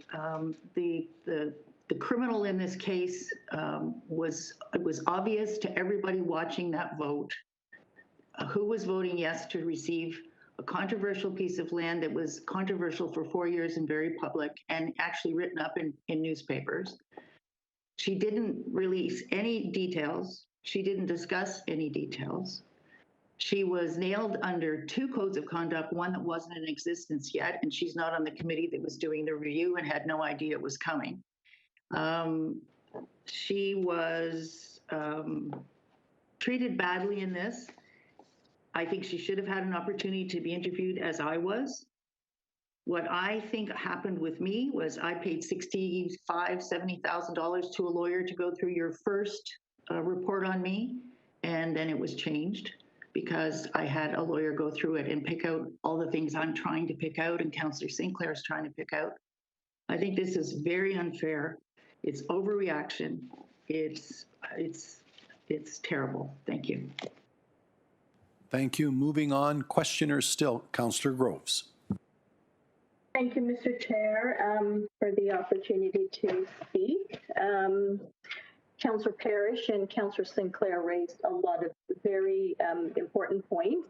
And I'm just going to speak to some of those points that were raised. Firstly, the vote was taken in open session. So in my mind, when a vote is taken in open session, everyone knows how people voted. So when I went and posted it, that I was happy that this was received by Regional Council, that was a vote that was taken in open session. So that's one. And I'm in agreement with the fact that you referenced what happened 4 years ago or whenever it happened with Councillor Shaughnessy and I, and the fact that our IC determined that there was nothing breached at that point, because this issue has been public. It's been on the region's website. The donor has spoken many times to community groups in our community. So it hasn't been a secret. And I think that's why Mr. Fleming decided that there was no breach, because it's been so public. It's been public for the last 10 years. I disagree that I should be requesting an interview. I totally disagree with that. When this happened a few years ago, Mr. Fleming was the one who reached out and asked and suggested an interview. Myself, Councillor Shaughnessy, Mayor Thompson, who filed the complaint. We had an opportunity, and we were interviewed separately and then together, and we had an opportunity to give our side of the story through the interview, as opposed to writing something to the IC. So it wasn't up to me, in my opinion, to ask you to request an interview. That is something that I think that should have been automatic, because when I look at this, it's basically like guilty before proven innocent. The fact that you did reference what happened 4 years ago, yes, you made it certainly prejudiced this, because I think what you were trying to do is make me look like a repeat offender, and which was certainly not the case. So I have a real problem with the report. I think Councillor Parrish and Councillor Sinclair, they summed it up quite well. In terms of reputational harm, well, you know, if you follow the politics in Caledon, you will see that all kinds of reputational harm has been done to me by colleagues and their friends. And one, for example, is the reputational harm on the regional composition vote. I was called Benedict Arnold. I was said to be brought up for treason and all this other stuff. So I think that this report, I think your investigation is quite biased. I think it's unfair that you didn't allow me the opportunity to speak with you personally. You went out, you interviewed others, and now you say, well, you can't tell us who you interviewed. Well, in a court of law, I think when witnesses are called, it's public, it's open. You know who those witnesses are. And so I don't know who you've spoken with. You've given those folks an opportunity to speak and to speak in person, but you did not afford me the same opportunity. So I am disappointed with this report. I'm disappointed in the way you've conducted this investigation. I think that the way you've conducted the investigation is completely unfair. It's biased, and again, it is guilty before proven innocent. So, and again, when I disclosed the vote, when I said, oh, the council voted in favor, that was done in open session, because as previously alluded by the two previous speakers, you cannot take a vote in camera. It's illegal to do that. So the vote that was taken in open session, whoever was watching the meeting, they heard, they saw, and that's all I did. And I never disclosed the conversation that went on in camera. I said for some unknown reason. I didn't state why. I didn't say this is what the counselors said. Not at all. So again, really disappointed in your investigation. I think it's very unfair, very biased, and very prejudicial. Thank you. Thank you. And going forward, I've got a list of another 6. I'll just remind our integrity commissioners that at the end of every speaker, I think the easiest way is for me to look over to you on my screen. If I see your hand up, there you go. I'll give you a chance to respond. Please go ahead. Thank you, Mr. Chairman. The only thing I want to note is that we absolutely, there was no bias. And I would note that we provided our preliminary draft findings to Councillor Groves on December 18th. So that in addition to her full written response of October 25th. So. Mr. Chair, if I may respond. Yes. I understand that, Ms. Atwood, that you did provide that, but my point is, you interviewed others, you've given others to have a face-to-face or Zoom or whatever it is that you did, but you've given others an opportunity to respond verbally. Sometimes a written response doesn't really capture the essence of everything. So that, for me, it is completely biased in my opinion, and it is unfair because I was not given the same opportunity. Response? Yes, Mr. Chairman, thank you. Just by way of clarification, largely in this particular matter, our investigation was aimed at interviews of relevant region staff to make some determinations around what was and was not in-camera information, just for clarification purposes. Okay. Thank you, Mr. Chair. Thank you. Moving on, Mayor Thompson. Thank you, and it's unfortunate we're here because the integrity commissioners have a purpose and a place to do things. We're all held to a higher standard, and there's expectations that we have. And there are 2 things that concern me about Councillor Groves' actions. They relate to fairness and trust. Councillor Groves has time and time again gone on social media to air her disagreements with fellow councillors. She's called her fellow councillors names on the social media like donkey, and has suggested that they're not honest. Then when she receives a respectful and private email to request to stop the disparaging remarks of her colleagues on council, she plays the bully card. It makes me question who the real bully is. Social media is a tool for us to promote and support community, not as a political weapon, certainly not to talk about confidential and closed session issues. When Councillor Groves went social on this issue, she knew the rest of her colleagues would not cross the line. That only gave her the only voice of the perspective that isn't fair to anyone, least of all the public that would only hear one side. Her actions have not changed. Her mean attitude toward council still happens. And if you look on her social media follows this past week, you'll see. Again, I had to send another email. Trust is earned and not freely given for me. And I hate to hesitate to trust that Councillor Groves doesn't honor the oath of confidential matters in the future. And I'm going to tell you, even when those comments she made weren't factual either. And with due respect to Councillor Sinclair, he's only got one side of the story, and that's what happened previous was previous. All I was trying to do was shut down something that was happening. I think as far as penalty, I'm going to leave that for council to decide. I don't think should be my role. But I got to say, all of us have a certain standard. I don't hear any regret or being sorry if I made something wrong. I'm sorry about that, and let's move forward. I'm a forgiving person, but I've seen nothing of her actions that have changed on that. Mean attitude just hasn't changed. So thank you for doing the report, and I'll leave it at that. Thank you, Councillor Raz. Thank you very much, Mr. Chair. Interesting discussion today. I guess I have no personal skin in the game from a Caledon perspective. I have no interest in getting into the unpleasant minutia of Caledon politics. It can be somewhat ugly at times. But at the end of the day, we have our integrity commissioners here who do provide what opinion and unbiased advice.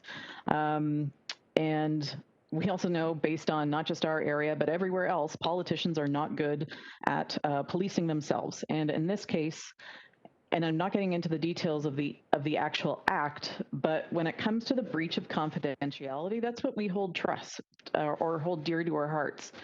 And I absolutely agree with the assessment in the report that it fundamentally undermines the trust required for councils to function properly. And if we don't have that, I think it's a very, very slippery slope to go into a realm where our councils will no longer be functioning properly. So with that, I do believe that it was an act. I did see it on social media at the time and was taken aback by it. So I would, Mr. Chair, move and accept the Principal's Integrity Report as is. Thank you very much. Thank you. And just to be clear, at the appropriate time, Councillor Parrish was first to move a motion of receipt only. I was going to ask for a seconder for that. That was the first one before me. And if that were to fail, I will come to Councillor Raz in your motion on the assumption that if I get there, I need a seconder as well. Moving on with my list, Councillor Paleshi. Mr. Chair, I'm happy to second Councillor Parrish's motion. Very good. Mr. Chair, 14A. Okay, I've got a seconder for Councillor Parrish's motion that I received first, and the other one is still pending if I get a seconder at the appropriate time. Councillor Paleshi, you are next to speak. Call the question. I'm sorry, you've asked to call the question? Yes, Mr. Chair. Very good. That's undebatable. Over to the clerk. I have a motion to call the question. Is somebody going to second the motion to call the question? Councillor Sado, I need to hear it, please. I see some hands waving, but No, is anybody willing to second the motion put forward by Councillor Downey is willing to second that. So that is officially before me, Madam Clerk, a motion to call the question. Okay. Thank you, Mr. Chair. This is the motion to call the question. It will require a 2/3 vote, and I'll begin with Mayor Brown. Point of order. Who is asking the point of order? Councillor Vicente. Please proceed. We are calling the question on which motion for clarity? The motion for receipt. Yeah, the motion for receipt. In other words, what I think we're saying, we're ending the debate. Let's deal with the motions that may flow from it. That's how. So if the motion wins that we've called the question and the debate is over, I'm going to take the first motion before me. Okay. Carry on, Madam Clerk. All right. Thank you. And I believe Mayor Brown, your vote again, please. I think Mayor Brown had to leave for a few minutes. Okay, thank you. Councillor Carlson? No. Mayor Crombie? No, I don't want to call the vote. Councillor Demerla? Councillor Demerla? Councillor Dasco? Councillor Dasco? No. No, thank you. Councillor Dasco is opposed.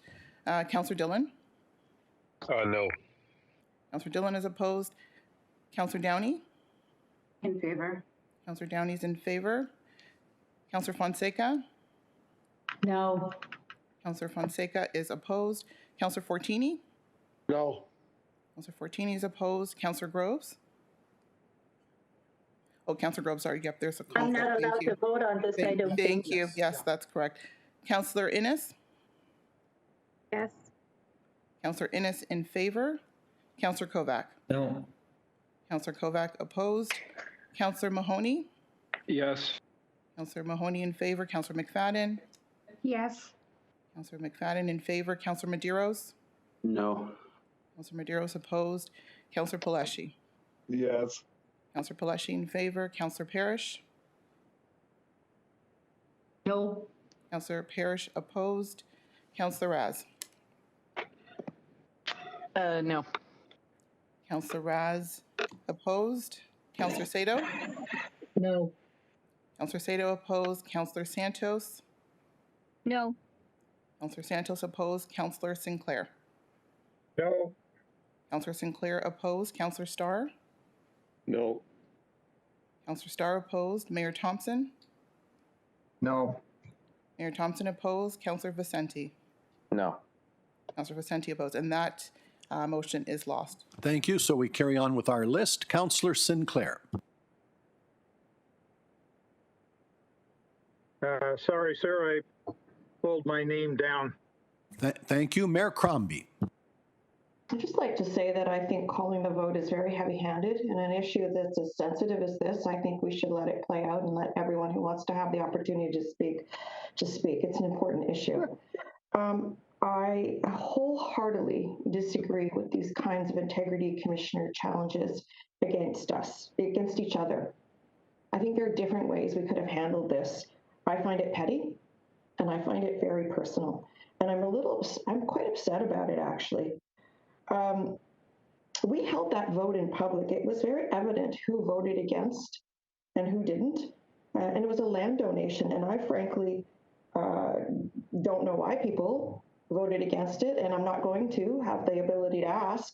But when the Integrity Commissioner talked about daylight, this is an issue I think we could have some daylight on, because for me, it's incomprehensible why you turn down a land donation. So I, at some point, would like an explanation. You can reach me personally, because that's something I don't understand. Also, in paragraph 10, it states that the person should be notified and should be interviewed. And Councillor Groves wasn't given that right, and she wasn't given that opportunity to respond or to defend herself. She's left in this precarious position of coming here today to defend herself publicly to all of us. I personally feel that the breach was inadvertent and it was unintentional. I don't think it's fair to raise previous allegations of what is perceived to be misbehavior. I think that's just wrong. And I also think it's fundamentally unfair to penalize her with a month's salary. This is a woman who is very dedicated to her residents and is very hardworking and is a single mom. And when Councillor Parrish had her breach, she told you herself she was penalized 1 week pay. 1 month is very extreme. So I hope that we can put this to rest, that we've all learned something today. We'll all take it back with us to uphold the code of conduct to our best ability, to uphold our ethical practices. And I'm happy to second Councillor Parrish's receipt of the report and move on. And let's not revert to these kinds of tactics against each other again, please. Thank you. Councillor Sato. Thank you. You know, I don't want to repeat everything that Councillor Parrish said, because I think she covered it very well from the legal perspective, and she certainly did her homework on that. But I agree with everything she said. You know, I read through the report and I thought, well, where was the interview with the accused? And Councillor Groves was not given an opportunity for that, which I think was extremely unfair. She didn't know who was being questioned or interviewed, and obviously that's that information is hidden. It's private. It's not shared with her, so she has no opportunity to refute anything until a draft report has been written. And at that point in time, decisions have almost been made when draft reports are written. So writing a report is premature until you interview the person. And you know, everyone is innocent until proven guilty, and she wasn't given her day in court at the appropriate time. The issue of this land offer, as I've been aware for the beginning, because both Councillor Sinclair have spoken about it publicly, and Councillor Groves and others over the years. So the issue of the land offer was not a private issue. There were some of the details were private, but not the actual offer. I don't think it is. I don't think it is. I'm sorry. I'll just address who is asking for a point of order. Councillor Downey, and if you want to speak to it, you will have your turn too. No, I beg your pardon. I have to address the point of order first and rule on that. What is your point of order? We are not discussing a land commission. We are discussing a in camera. Yes, we are. No, yeah, Pat, I'm going to rule you're speaking to it, and I think appropriately in terms of the way everyone else has. So, Councillor Sato, please continue. Thank you. I'll leave it at that one. You can't apply a code that's not yet approved, yet that the new code was mentioned in the report. And I mean, as far as the 1 month penalty, I mean, it's totally outrageous. And I agree with Mayor Crombie that, it's getting too easy for members of council that maybe have a gripe against someone or don't agree with them or don't get along with them to bring forward complaints to the Integrity Commissioner. It's happened before at this council, and reports have been one-sided with information not completely there, and I spoke to that at the last one. And I'm not going to fault the Integrity Commissioner for trying to do your job, but I think in this particular case, I think it should have been a more in-depth review with the person being accused. I think that to me is the most appalling thing that I read in this report, that the complainant had plenty of opportunity to give her side, and that happened before. And Councillor Groves didn't hire an expensive lawyer to stand up for her, and she shouldn't have to. She should have been accorded due process that I would think every single person around this table should be. And she's been speaking about this publicly for a long time, and my understanding was that the landowner had no problem with that. So the vote was public. I don't think that she did violate the code of conduct. And yes, any details that happen in camera have to stay in camera. She didn't release, from what I read in the report, she didn't release any details that were discussed in camera. So I am supporting receipt only, and these just get worse every time they come forward. Thank you. Councillor Innes.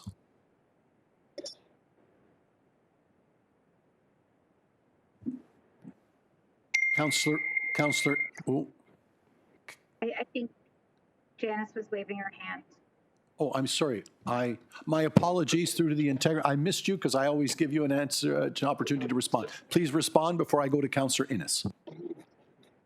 Thank you, Mr. Chairman. Just very, very briefly, we certainly did apply and accord due process throughout this investigation. I would hasten to add that the closed meeting report was 14 pages, and the public resolution is basically one line. So just to clarify that there certainly was information in cameras, certainly did not make its way to the public resolution. And finally, while we reference the timing of the complaint straddling the moving forward with a new code, we certainly do not use the new code in terms of finding the contravention. We simply reference it because we did not want to be perceived as ignoring the fact that council was moving forward with a new code. But certainly this is with respect to the code that was in existence at the time that the facts occurred. Thank you. Councillor Innes, back to you. You have the floor. I have a couple questions of the Integrity Commissioners and then a final comment. In regards to the breach of confidentiality and in-camera rules and the difference between the old code of conduct and the new code of conduct, are they almost not identical in what is the requirements and rules that must be adhered to for breach of confidentiality?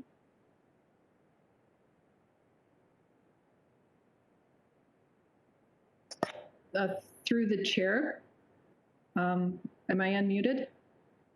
Go ahead.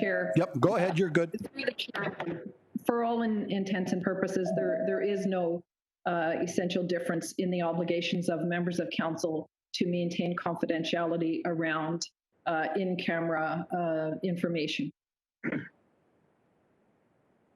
Thank you. So that's important clarification, because while you alluded to the fact that we are in transition, in reality, the process is the same in regards to the breach of confidentiality and the rules that we must adhere to.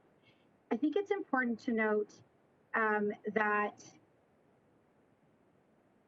the public resolution states that the direction given in camera to the interim commissioner of public works and the regional solicitor related to item 24.4 listed on the October 8th, 2020 regional council meeting agenda be approved and voted upon in accordance with section 239-6-B of the Municipal Act 2001 as amended.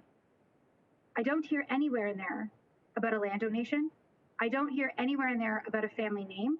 I don't hear anywhere in there about a location. And I don't even see a ward. It doesn't even speak that it's in Caledon Wards 4, let alone going on to a conversation about not understanding why members of council, and in particular the Caledon colleagues, would disagree and not accept it. Quite frankly, Mayor Crombie, petty and personal, I take great exception to that. It's not petty and personal when you follow the rules that you create and then cannot defend yourself publicly because somebody has spoken out against you. And I've had repeated times where I have gone to Councillor Groves and tried to clear the air, and sometimes she removes it. A lot of times she doesn't. It happens both ways. I've always attempted to be civil, as I do with all of my colleagues. It's called fairness. And quite frankly, I don't go around talking after votes about why my colleagues may have voted one way or not. I don't preclude to know if I don't know. And to sit here, all of you, to say, and Mayor Crombie, you said, oh, you don't understand why Caledon, you'd like to understand why Caledon didn't accept it. You too were in those meetings. A third party person, the integrity commissioners who reviewed it, who overheard it, who interviewed the regional staff, said there was warrant for why those three colleagues had concerns with planning and development. And furthermore, when all of those details were finalized and worked through the process and the final vote came to council and it was made public, I did support it. So the fact remains that we're all talking about the fact that there wasn't any breach, that she didn't disclose information. I'm sorry. She went out on social media. She put it in print. She talked about the land, its location, the family, that she couldn't understand why her colleagues voted the way they did. It wasn't bad enough that she actually disclosed the item was dealt with in camera. It was an in-camera item. The public resolution is very clear. It says nothing about any of those details. Those were in camera. And so I say this, if we cannot trust our colleagues when we're discussing things in camera, it's not fair to my residents. It's not fair that I can't advocate on their behalf and the concerns that they may or may not have, for fear that that information is going to be shared to a friend, over pillow talk, on Facebook. That's why we have these rules, so that we can have that trust in one another. So to sit here and say that it's petty and personal and that I'm bullying, how about maybe I'm the one who's being bullied on social media by a colleague irresponsibly, and I'm the one who's taking the proper steps and actions to try to have it rectified. At some point, the communication and the email and the request to stop isn't enough. It's not working. And so here we are today before you, before my colleagues, saying the rules are very clear about what is in camera and what is not and how it is to be treated. The public resolution does not provide any of the details that Councillor Groves provided on her material on her Facebook, period. I agree that the penalty may be too big. I agree to that. I have no issue or quorum about the consensus about whether or not that penalty should be removed. I will leave that to my colleagues. But I do think that the residents of the region of Peel are owed an apology for the actions of Councillor Groves in regards to breaching confidential information. Thank you. Thank you, Councillor Downey.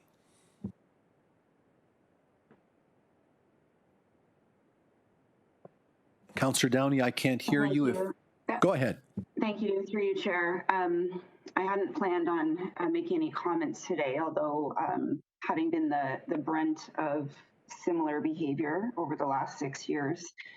And I'm quite frankly, I'm not really concerned what the penalty, monetary penalty is, because I'm not so sure that it will change the behavior either way. And I think that if there was room for that behavior to change, we probably wouldn't be sitting here at all. And I also just want, the only reason that I'd like to comment is because I don't think it's fair for me to describe a process and a mechanism allowed to us as petty and personal. We don't have HR. We are, and purposes for the mechanism we have is the Integrity Commissioner. It is upholding our code of conduct. And when there's a breach in that code of conduct, we have a duty to put that forward. And if we are not held accountable, we have nothing, absolutely nothing.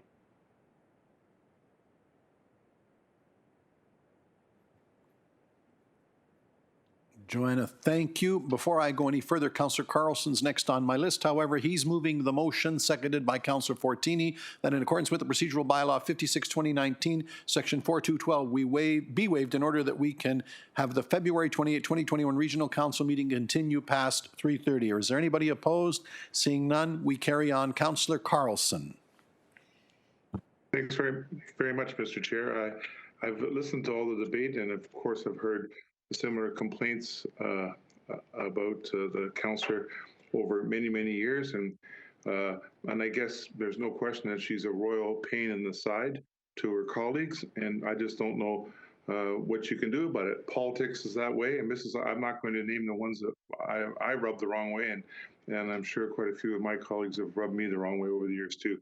That's life in the big city. The only thing that's worth 30 days pay for this might be the rights to do the soap opera about this. It's one of the lesser complaints I've ever heard.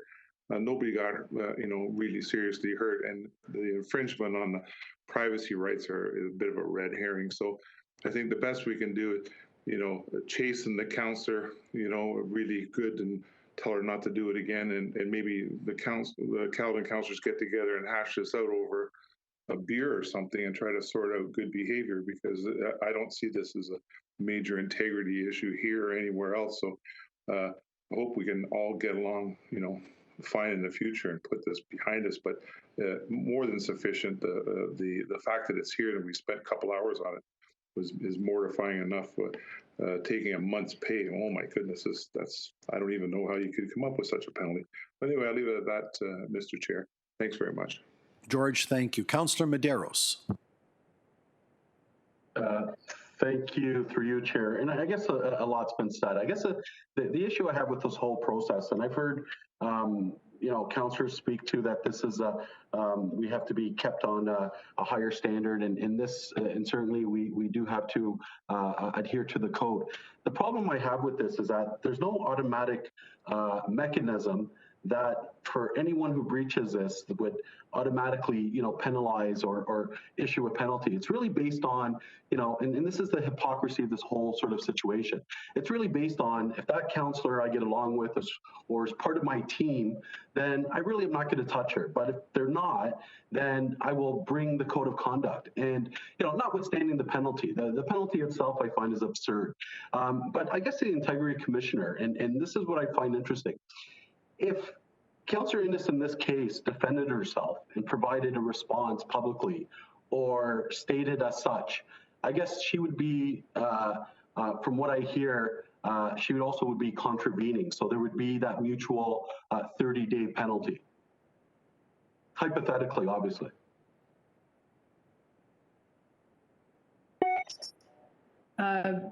Through the chair, I'm not sure if that's... Sorry? Yes, I wasn't clear entirely on the question. Martin, could you rephrase the question for the... Sure. Just to be clear, if there's a question pending. What I heard, that this is the mechanism and the form in which she's pursuing the action to regulate what Councillor Groves did, because she doesn't have the same opportunity to defend herself because she doesn't want to breach the code of conduct. So if she responded in the same manner in which Councillor Groves is being accused, she would also be contravening. So then I guess the penalty would have been, so there would have been this exact same penalty. So this, from my understanding, a colleague has brought another colleague for us and gone through the process in which we all agreed to. And, you know, we're now considering a 30-day for an action the councillor took. But, you know, the issue I have with this is essentially because, you know, the councillor in question could not, or claims that she couldn't, you know, refute it, you know, because if it was me, to be quite honest, and it happens many times, if people put in question my character on an in-council vote or in camera, I certainly would defend myself and I'd have used that prerogative. So, and I understand that, you know, this person in question, or I guess the complainant didn't want to contravene the in-camera. So this was a way for us to do it. But, you know, what I have an issue with, again, is that there seems to be, you know, one councillor, Councillor Groves, seems to have this issue in Caledon, and you know, and we in Brampton, we have our own issues, and we've never applied this penalty, and you know, there's certain councillors that sort of tread the line, but I think that there's that council dynamic. But you know, my issue with us going this route, it really opens the door for us to start going after each other for these type of breaches. And, you know, I don't think Councillor Groves breached it in this capacity. I think, you know, as Councillor Carlson has said, you know, this is politics. Unfortunately, there are very sort of vocal debates and very heated debates, and sometimes there are, you know, there are issues. I don't think if there was any, you know, I can't see the harm which was done to the councillors in question. I don't know in Caledon what the impact has been, which is so great that would merit a 30 days. So you know, I would never be able to support the 30 days, and I do, you know, I'm not sure if you can provide some form of, you know, mediation, or because if we go down this route, you know, and it's the same way where I see when we go through our policies and procedures. We just had earlier delegation today, and you know, before, where delegations are supposed to be only questions, but some people give the leeway to speak or not speak. So if we get into this sort of black and white, then certainly I think we're going to be dealing with many more cases going forward. And that's sort of my difficulty with us proceeding with this, setting this precedent, because then all of us then will be fair game on any other sort of these type of issues. And it shouldn't be based on, well, I get along with this councillor, so, you know, because there's been many other breaches, and even in council, on record, in camera, where we have staff letting councillors know you've gone beyond what your protocol or what you're allowed to say. That should be in camera. But yet there isn't that automatic mechanism.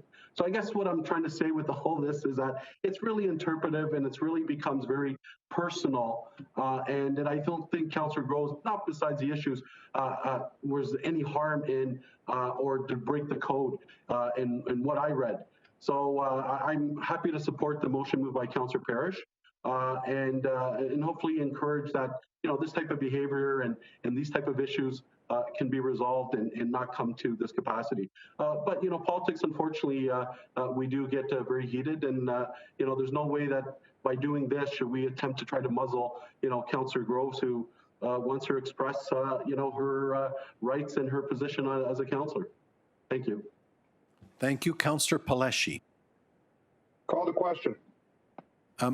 Only appropriate now because you were my very last speaker. So seeing no one else on my list, I will thank the presenters from Integrity, Principles Integrity. I have a motion before me that simply reads, Report from Principles Integrity titled Region of Peel Code of Conduct Complaint against Councillor Groves be received as moved by Councillor Parrish and duly seconded by Mayor Crombie. Madam Clerk, a recorded vote over to you. Thank you, Mr. Chair. Mayor Brown? Mayor Brown? Councillor Carlson? Yes. Councillor Carlson in favor. Mayor Crombie? Yes. Mayor Crombie in favor. Councillor Demerla indicated she had to leave the meeting. Councillor Dasco? Sorry, I just need a little bit of clarification on this as well. This is to be received in, sorry, I want to know exactly what I'm voting on here. This is the motion just to, for receipt of the report, and no further action would be taken. It's just receiving the report. No. Okay. Councillor Dasco opposed. Councillor Dillon? Sorry, this is Councillor, I'm having connectivity problems and I apologize. This is Councillor Parrish's vote to just receive the report, right? That's correct. Yes, I support it. Councillor Dillon in favor. Councillor Downey? In favor. Councillor Downey in favor. Councillor Fonseca? Yes. Councillor Fonseca in favor. Councillor Fortini? Yes, in favor. Councillor Fortini in favor. Councillor Innes? In favor. Councillor Innes in favor. Councillor Kovac? Yes. Councillor Kovac in favor. Councillor Mahoney? Innes was in favor? Councillor Mahoney? Councillor McFadden? Councillor McFadden? Yes. Councillor McFadden in favor. Councillor Medeiros? Councillor Medeiros? Councillor Paleshi? Yes. Councillor Paleshi in favor. Councillor Parrish? Yes. Councillor Parrish in favor. Councillor Raz? No. Councillor Raz opposed. Councillor Sato? Yes. Councillor Sato in favor. Councillor Santos? Yes. Councillor Santos in favor. Councillor Sinclair? In favor. Councillor Sinclair in favor. Councillor Starr? In favor. Councillor Starr in favor. Mayor Thompson? No. Mayor Thompson opposed. Councillor Vicente? Yes. Councillor Vicente in favor. Thank you. That motion carries. Councillor Dillon, did we get to Councillor Medeiros' vote? I think he's having technical issues. We can try one more time, Madam Clerk, to see how he would have voted. I called his name, but I didn't hear an answer. Is Councillor Medeiros there? Martin, are you there? Because ironically, I need you next to speak to your motion under new items as well. Martin, did you wish to vote? Sir, he's texting me. He says he can't hear anything. So. Okay. All right. Do you want to allow him to perhaps fix his technical difficulty? Well, we'll give him a moment. Because ironically, the only other item I have left on my agenda relates to his inquiry regarding the personal service workers and the protective equipment, the PPE. Martin, can you hear me? I have a text, Councillor Vicente here. I have a message from him saying that he supports the motion.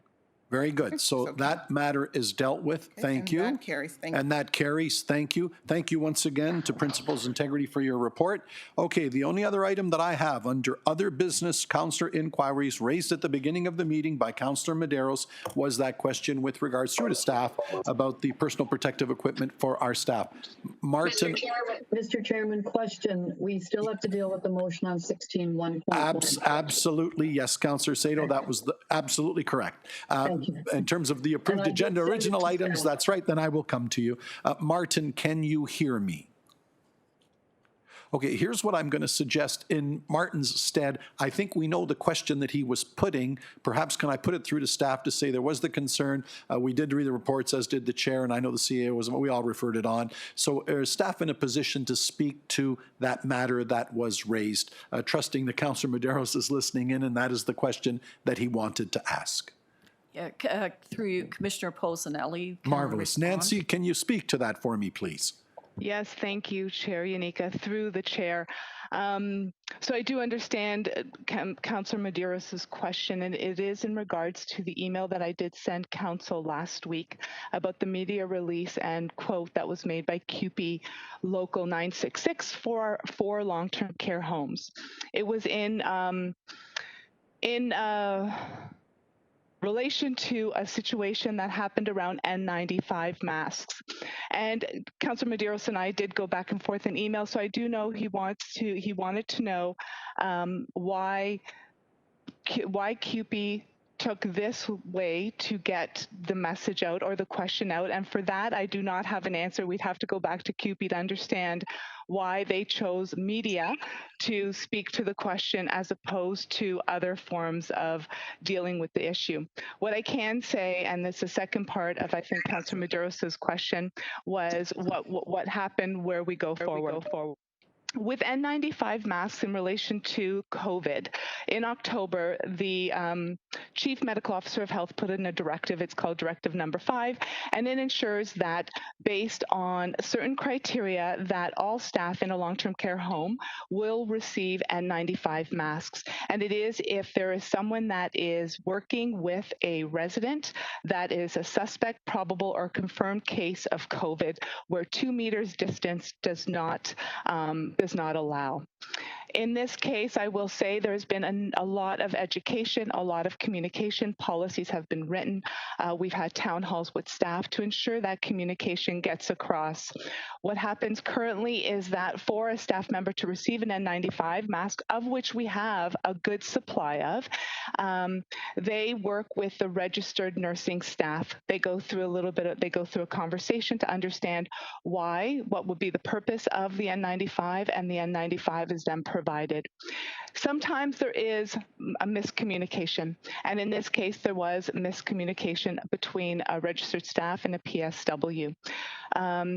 The conversation was had the following day when it was brought forward to staff leadership, and they were able to understand what happened between those two staff members, or the conversation. It really was a form of miscommunication, and that next day the PSW did receive the N95 mask. I can't guarantee that miscommunications won't occur, but what I can say is that, like CUPE, the safety and the wellness of our staff, just like our residents, is fundamentally important. We make sure that we have the education there and that leadership is available should there be any issues. And that's how we'd like to proceed and continue to proceed moving forward. This isn't a matter of the supply of N95 masks, because that exists. And as I shared with council, those numbers are shared with staff on a weekly basis. We try and keep them as informed as possible. I would like to say that this is one issue that took place, and as I said, I can't guarantee it's not going to happen again. What I can say is that we have put all the processes in place to ensure that it doesn't happen, and that our staff continue to feel safe and continue to feel that they can approach leadership should they have any questions. And I'm happy to take any questions from you.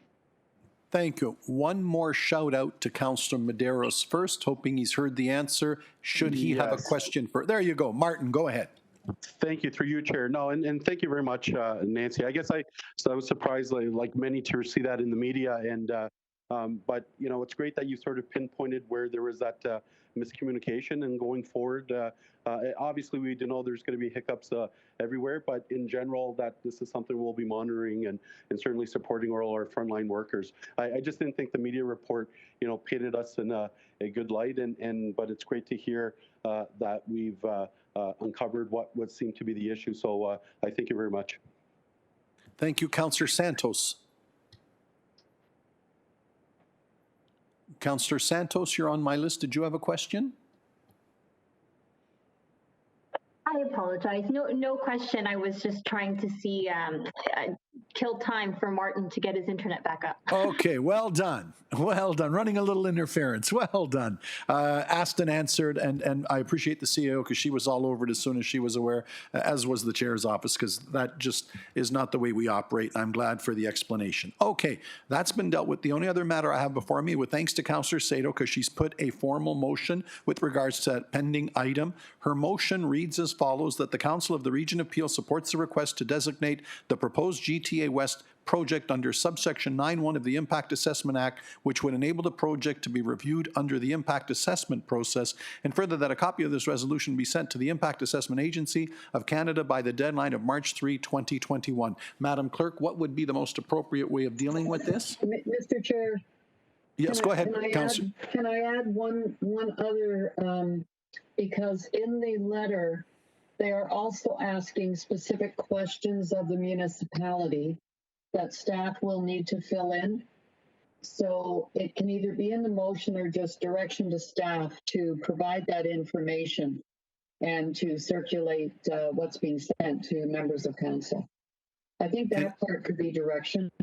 And I think perhaps Cecile can, that was always the intent that we know, but Janice, why don't you say so formally, please? Through you, Mr. Chair, yes, those were the parts of the letter that we were going to, excuse me, we're going to I'm sorry to respond interrupt again. Can everybody please be muted if you're not speaking? We're getting a lot of background again. Thank you again. Janice? Yes, so staff are putting together responses to those specific questions. And then if we get, if there's a direction from council, we will include that as well in the draft.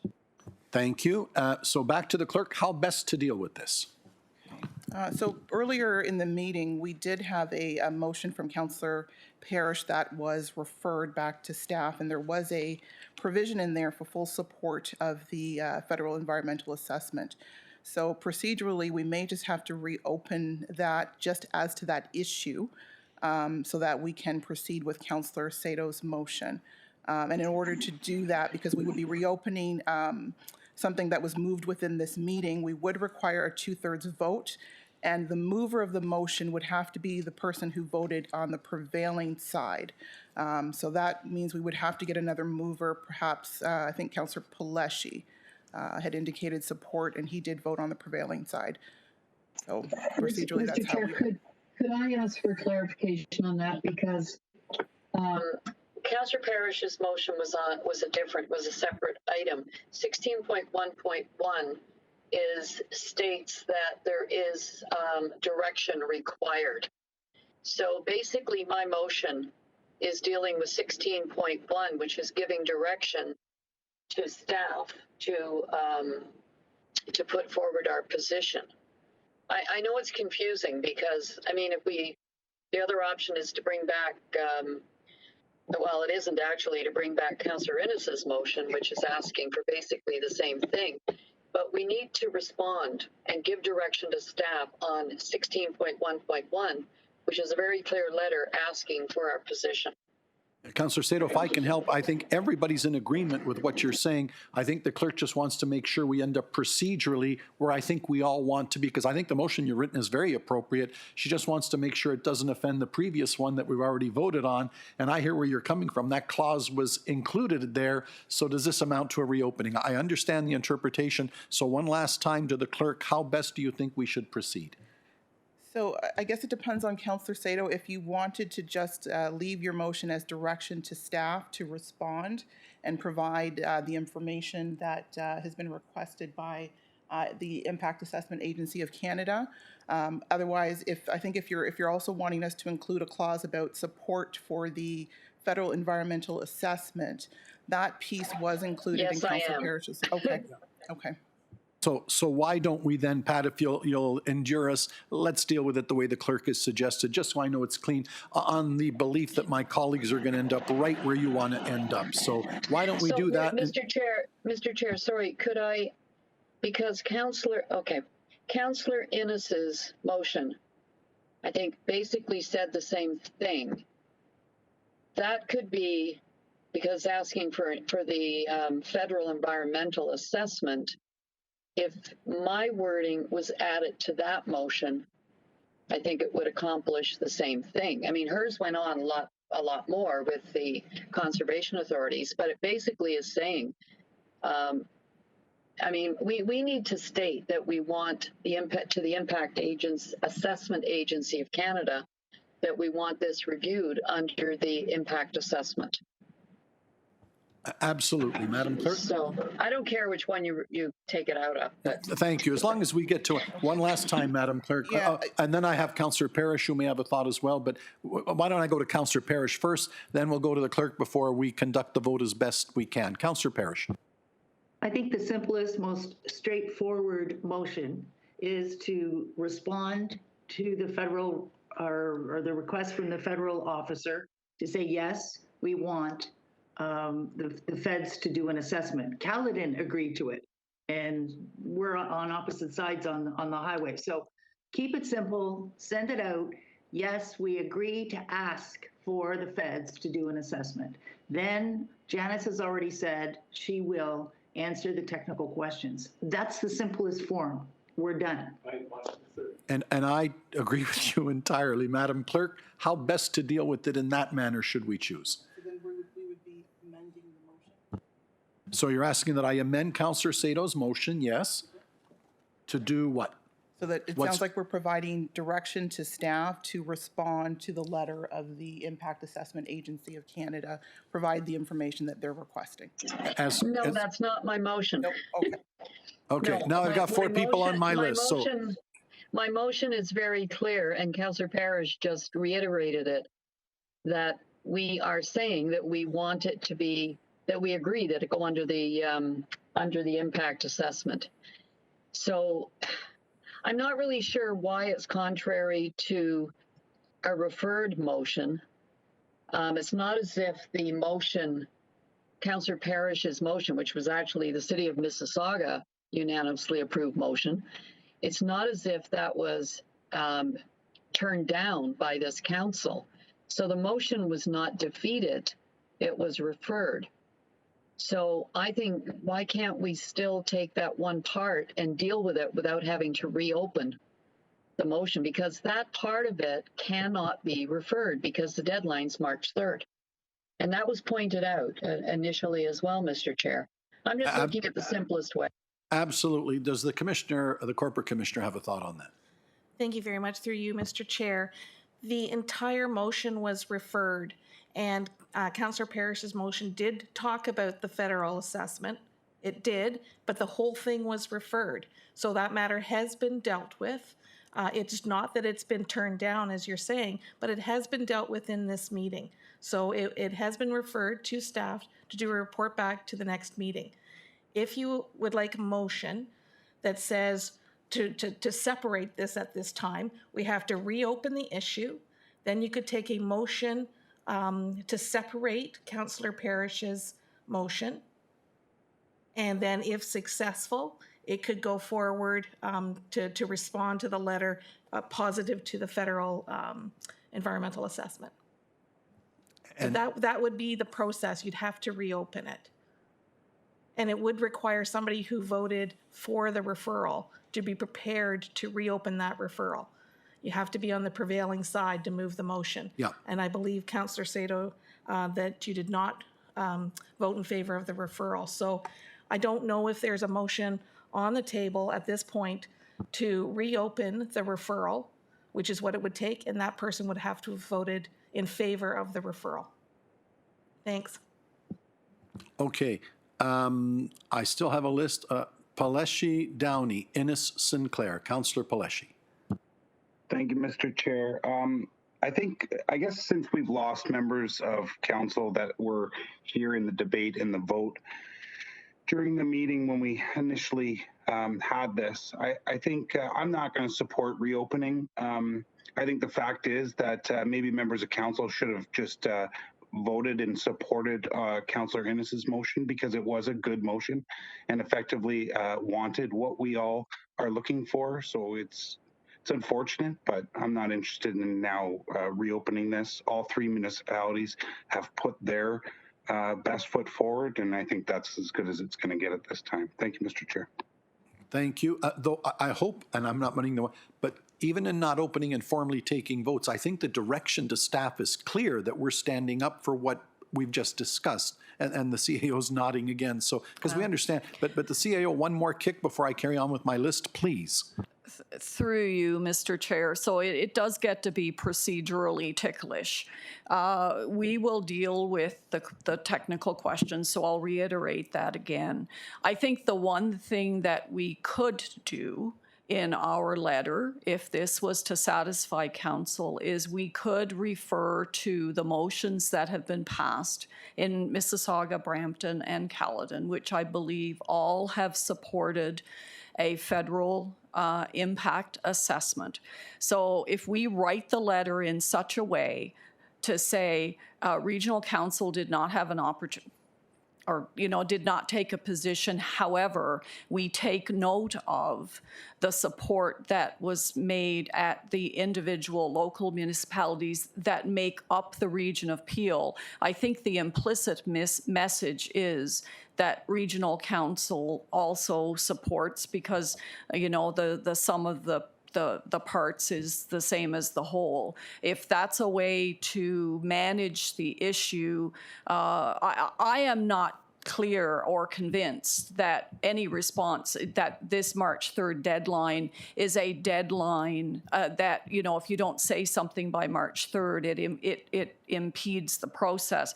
Because if you read the letter, individuals, groups can send in their own perspectives. There's a website that's going to be open. They are simply asking for our position by that date, I think from a position of convenience. They just want to get the answers back. But if that helps to put the message in the letter but without the notion of emotion itself, I think I can take that as direction, and that's really how we can express the support for it, if that satisfies. And the chair would be very happy with that, because two things: it doesn't run afoul of what's already happened today that I can only undo procedurally. I think that's been made clear. But I hope it achieves what everybody thinks we want to achieve by March 3rd. That's the last I'll say on it. That's what's before me. I still have a list. Downey, Mr. Innes, Chair, Sinclair. I will, just to make it simple then, I agree with the CAO, and I will withdraw the motion that I sent to the clerk and leave it as direction. Okay, very good. Just in case, I think that's good. I don't know that I need a vote on that because it's direction now, but just because Downey, Innes, Sinclair, did anybody want to add anything further? Councillor Downey? I see people nodding no. Innes, you're satisfied with that as well? No. Ian, you're okay with that as well? Yes, sir. Good. So that's done. That is direct. Thank you to all for managing that and getting the outcome that we wanted. Okay. Dare I say I'm on to the bylaws. Okay, as moved by Councillor Innes, seconded by Councillor Kovac, that the bylaw listed on the February 25, 2021 Regional Council agenda, being Bylaw 17, 2021, be given the required number of readings, taken as when, signed by the Regional Chair and the Deputy Regional Clerk, and the corporate seal be affixed thereto. Are there any opposed? That is carried. Moving on to a motion signed by Councillor... Oh gosh, I can't make Downey, I believe. Yes, Councillor Downey and then Sato, that bylaw 18, 2021, to confirm the proceedings of Regional Council at its meeting held on February 25, 2021, and to authorize the execution of documents in accordance with the Region of Peel bylaws relating thereto, be given the required number of readings, taken as read, signed by the Regional Chair and the Deputy Regional Clerk, and the corporate seal be affixed thereto. Is there anybody opposed? That is carried. And as moved by Councillor Starr, seconded by Councillor Innes, that the February 25, 2021 Regional Council meeting be adjourned. All in favor? That is carried. Thank you to all. Thank you to staff.